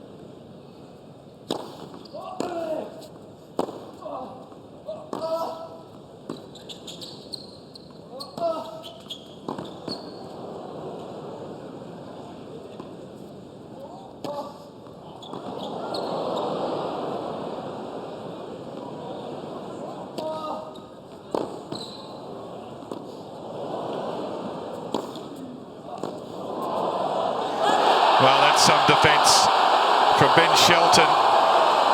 Mannarino took the option on particularly the first overhead to really take the pace off, and it gave Shelton a chance to recover. Had to throw another high one up. Now the dad wants the crowd involved as well. The strategy's fascinating. Advantage Shelton. Mannarino just not able to get through the defensive body armor of Ben Shelton. Shelton just looking at him and saying, you got to bring more to me than that. And look at the dad, pumped.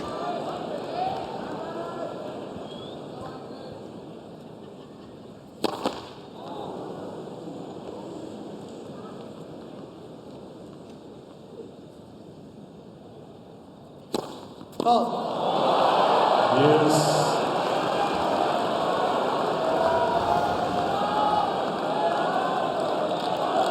Fourth double fault of the match, second this set. Again, you feel like Ben Shelton is just trusting himself, going for it when it matters most. Love to see it.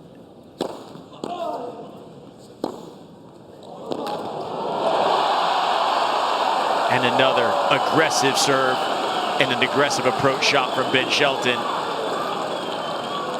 Advantage Shelton. As I said, he did his preseason in Gainesville, Florida, where he played tennis at the University of Florida under his dad. A lot of work there over the month of December to get ready for moments like this. We said right at the outset he only had 1 week off.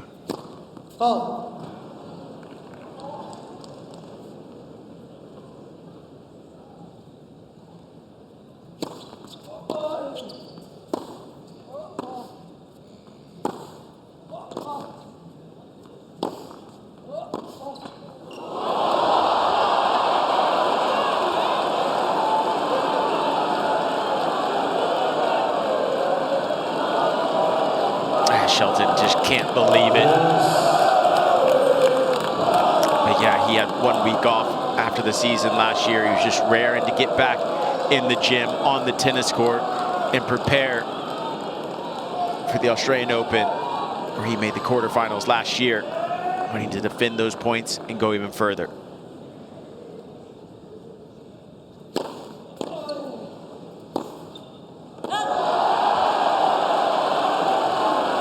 Ben Shelton's got to take his time here. Advantage Mannarino. Saved 6 break points in his first 2 service games. 2 in the first, 4 in the second. Got another one here.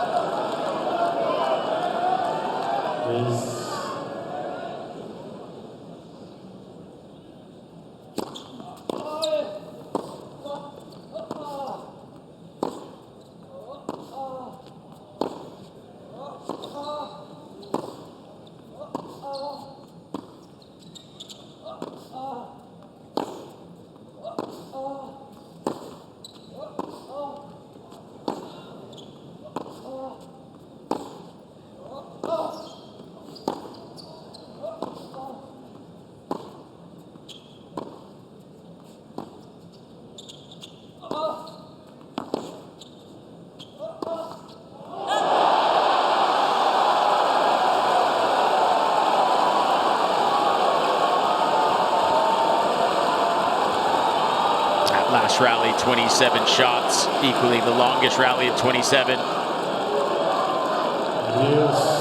Both guys trying to outwork the other one, making this a physical match. 8 minutes this game. We're at 2-all, 37 minutes. The set so far, 4 hours and 16 in total. It is an endurance test. Oh, first time that Ben Shelton has gone from the really wide formation.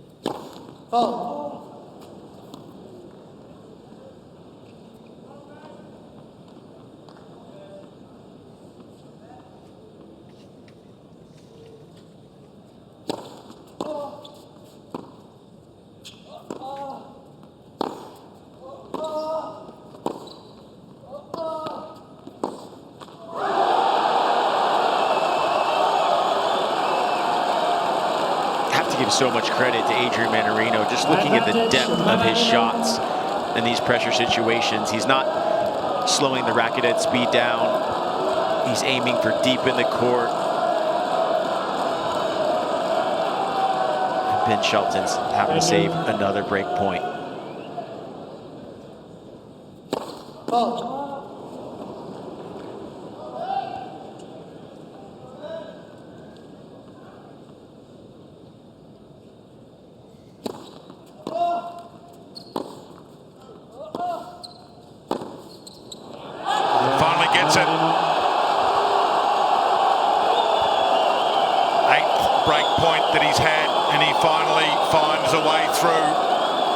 Takes the lead here in this final set, 3-2.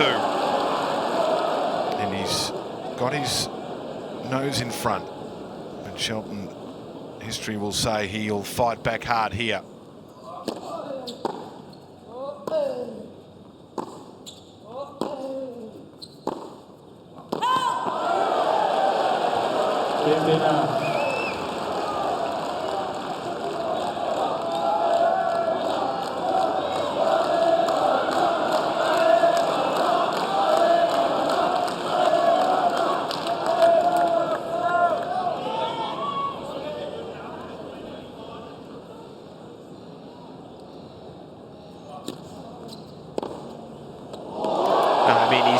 To be careful with that wide serve. Ben Shelton is sitting on it and lacing that forehand down the line, right on the line. So good from Ben Shelton. Around the net post.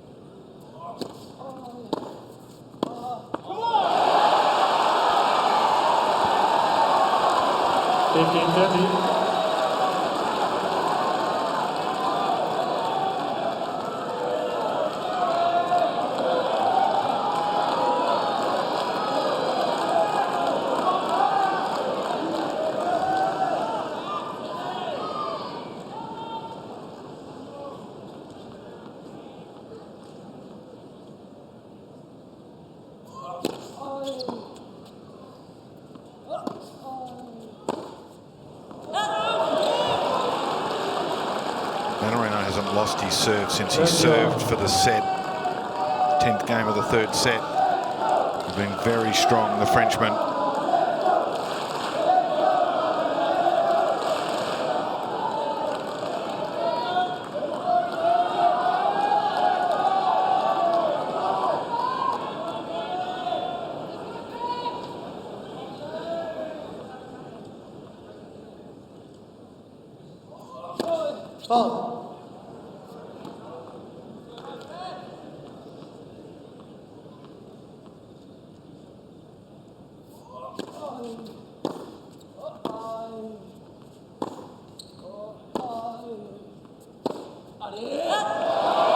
And Adrian Mannarino just baiting Shelton to go for the shot. He didn't have a lot on that forehand, and Adrian Mannarino kind of floated, baited Shelton to take a target and go for it. And he got the error that he was wanting, did Mannarino.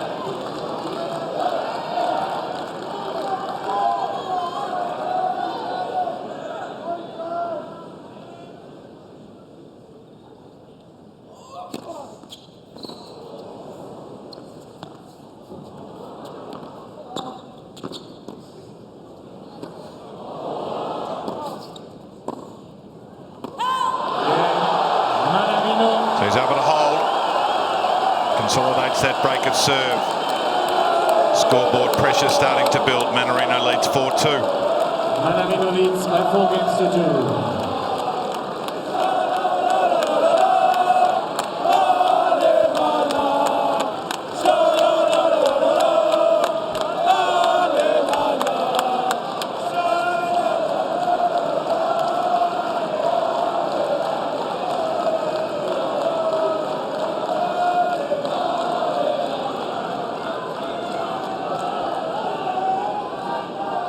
Thank you. Please.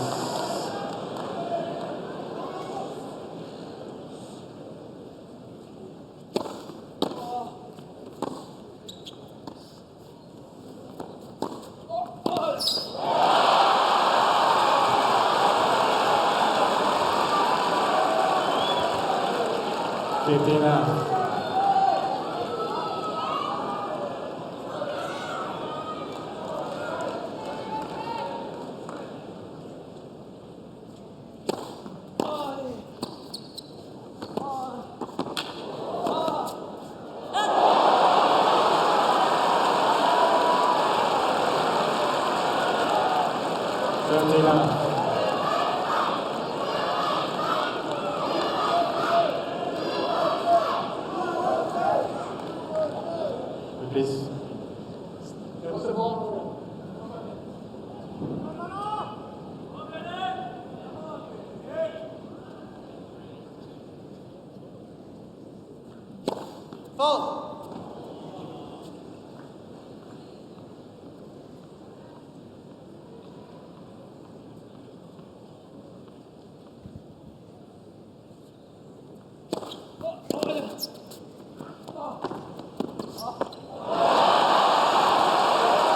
His legs are still full of running, Mannarino. He got there in plenty of time.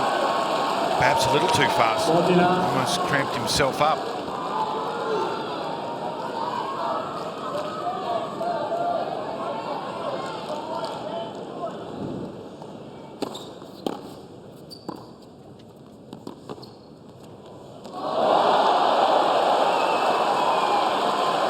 Superb shot making. Yeah, just recognizing how close Shelton was to the net there to hit that lob. But I just love how Ben Shelton keeps coming forward, asking the question of Adrian Mannarino. Can you pass me? Can you lob me? I want to use my athleticism.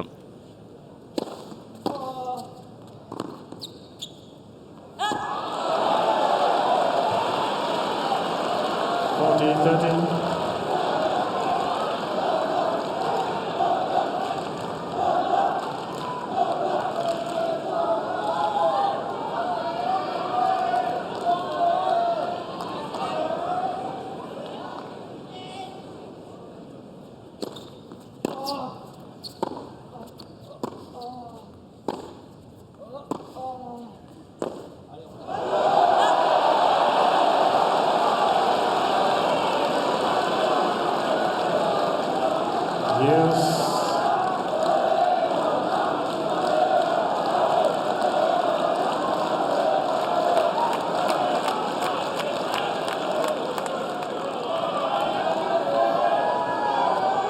Thank you.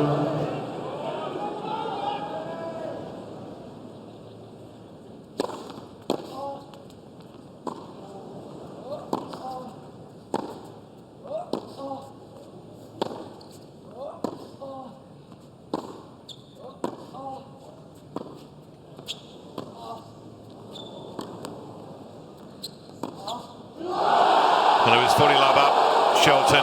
Now he's facing another break point.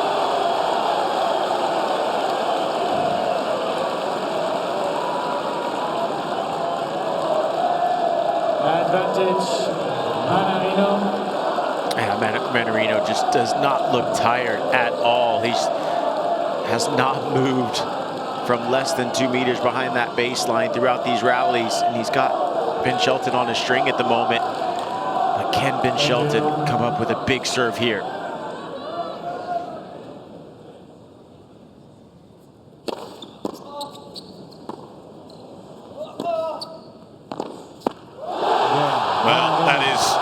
Magnificent work from Adrian Mannarino. The return of serve has been superb. He's got the double break. And when he gets back up off the chair for one final time, potentially, he's going to serve for the match. And he's been in 2 5-setters. Now this is the third 5-setter of the tournament. The guy looks fresh as a daisy. And now he'll be trying to serve out this match. On 3 tournaments last year, not many other players were able to do that. Number 19 in the world, serving here. Thank you. He's up a double break.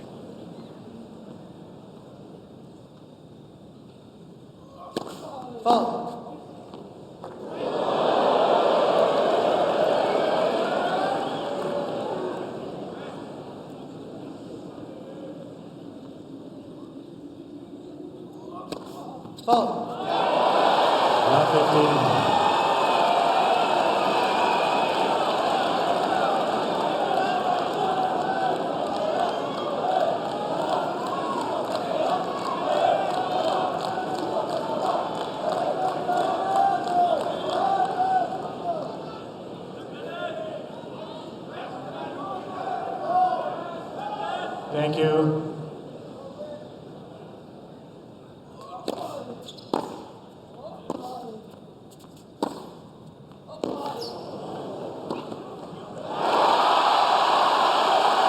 And Ben Shelton taking it 1 point at a time right now. Those were some big strikes off the backhand wing to set up this swinger forehand. Great depth, recognition.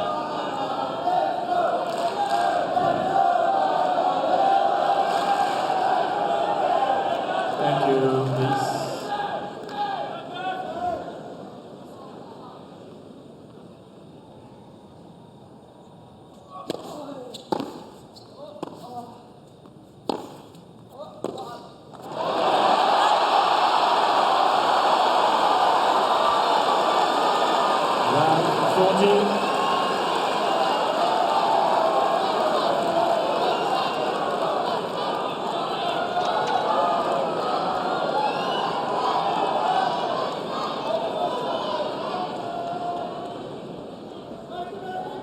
Please, thank you.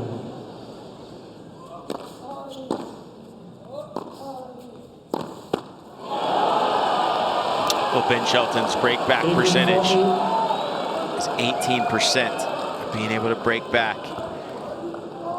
Can he increase that number to stay in this match?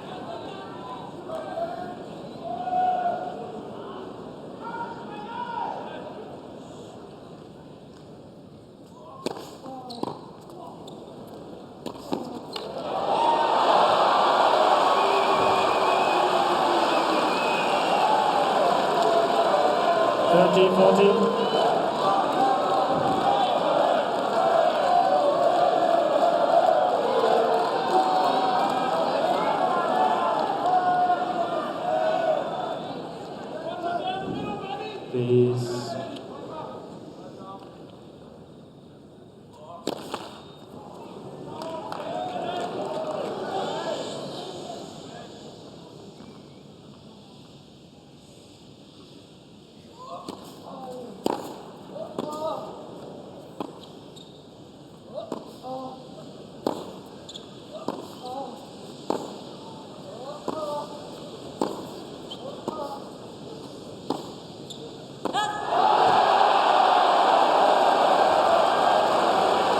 Ben Shelton just trying to fight fire with fire. And again, that pace is going straight into the Mannarino strike zone, and he just redirects the ball so well with those short backswings. Second game in a row he's been in a commanding position. He was 40 love up on his own serve. He had Mannarino here at love 40. Back to juice.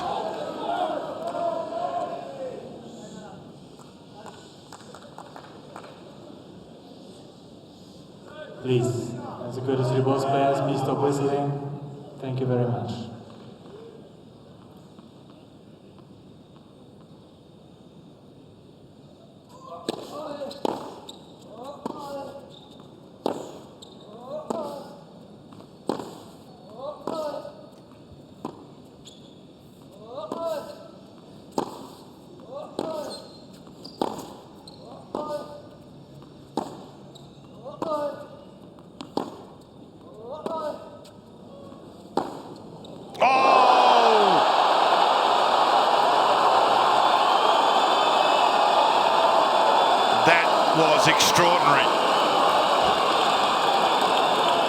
What a strike from Ben Shelton.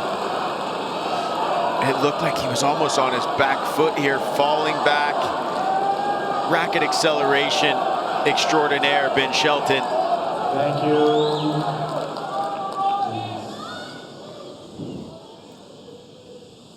Please, once again, a reminder. Fourth break point. Thank you very much.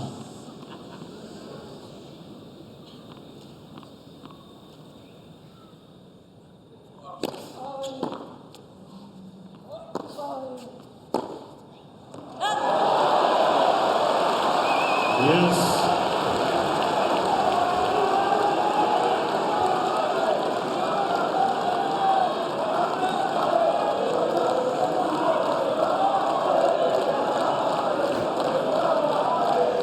So they're two great parents, the way they just have the quiet support. Demeanour hardly changes.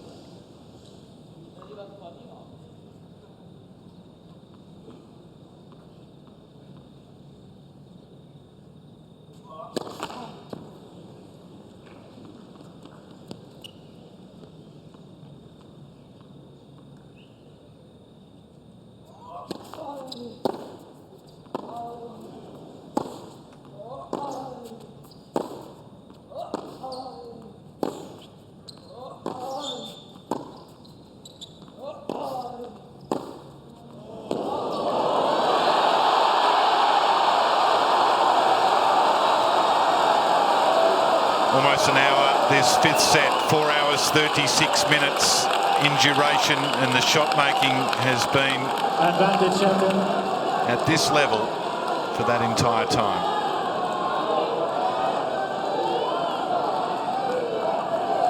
Fifth break point. Thank you. Please.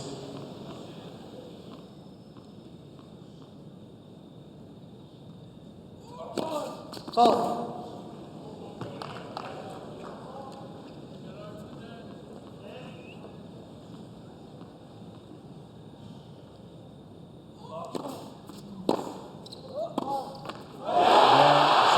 So there's one back. Not over yet. Mannarino still has a break in hand. 5-3.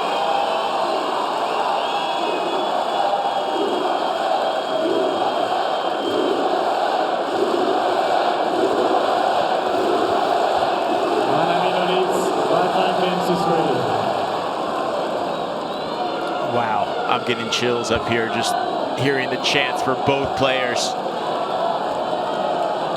Ben Shelton just says, you know what? I will not go away. I'm in this to the bitter end. Well, he serves such a weapon, but he's got to find a way to be a little more convincing. He's faced break points in each of his service games. He's been broken twice. Oh.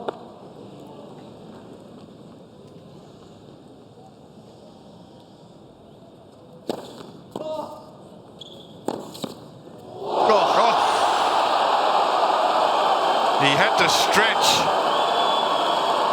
And that was the Rafa Nadal hook forehand. And he's doing the Gator chop. The Florida Gators are in the house. Watch this forehand hook around the alley, back in. Oh.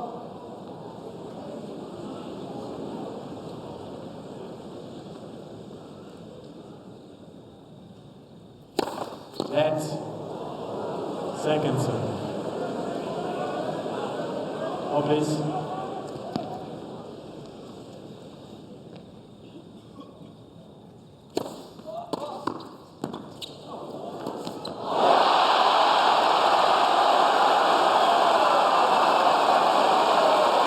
One thing that Dean Goldfine, USTA coach, said about Ben Shelton is he's an amazing problem solver. In 3 out of 5 sets, he always keeps searching for solutions. And using that serve and volley there at 15 love, he's trying everything out there. Please.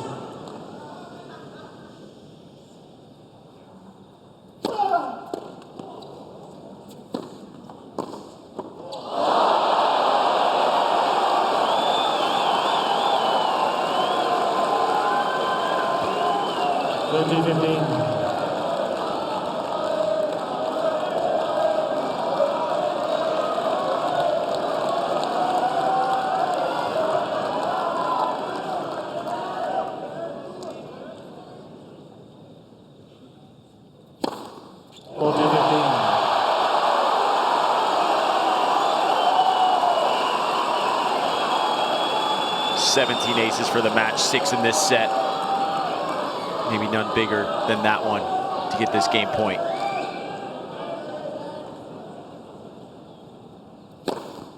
Yeah, Shelton. Well, none bigger than that ace to make Adrian Mannarino try to serve out this match. Mannarino leads 5 games to 4.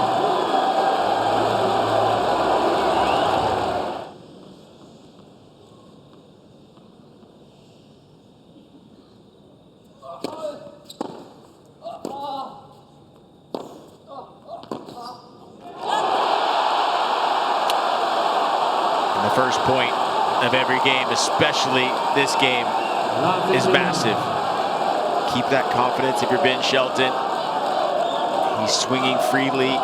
He's moving forward. He's trusting himself.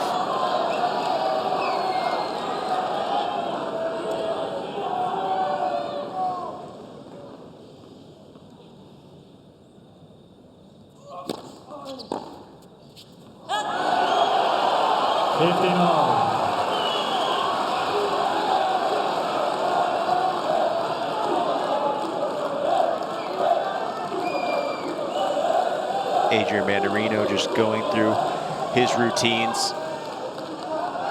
Seems like his heart rate has not jumped up.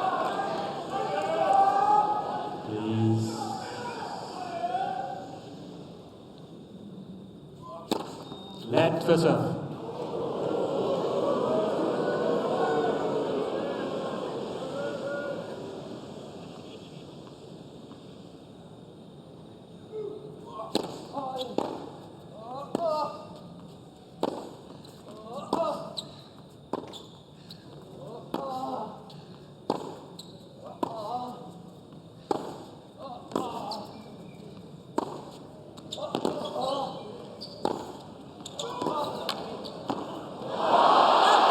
Just slapped it at a fraction, didn't he? The swing was a little bigger than normal. It's been so good at the net, both players have. But that one was just a little anxious. Yeah, as you said, he could have gotten away with just maybe a little drop volley and make Adrian Mannarino have to run up. See what he's got left in the legs there. That swing was just too big. Thank you.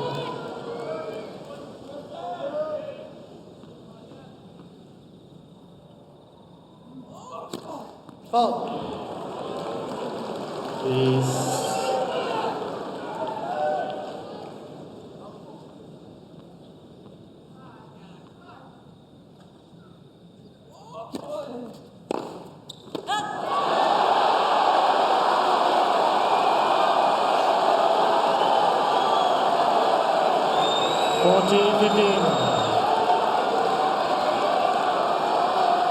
Won the first set, dropped the next 2, fought back.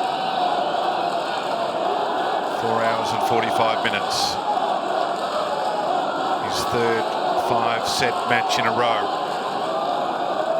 And now he's got the 2 match points. Thank you. Well, please. Thank you.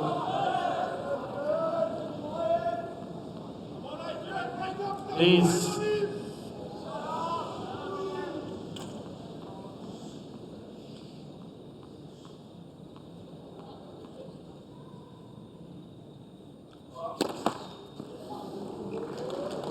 Please.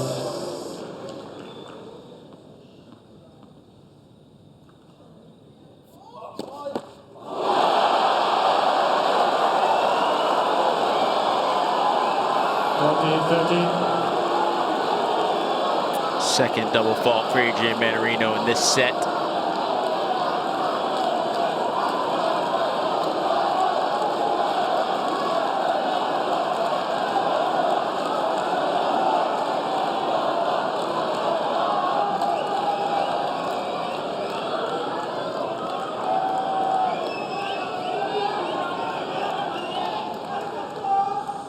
Please.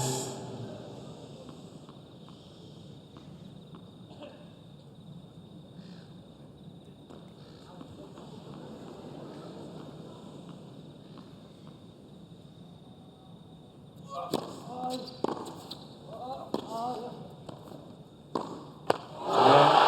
match.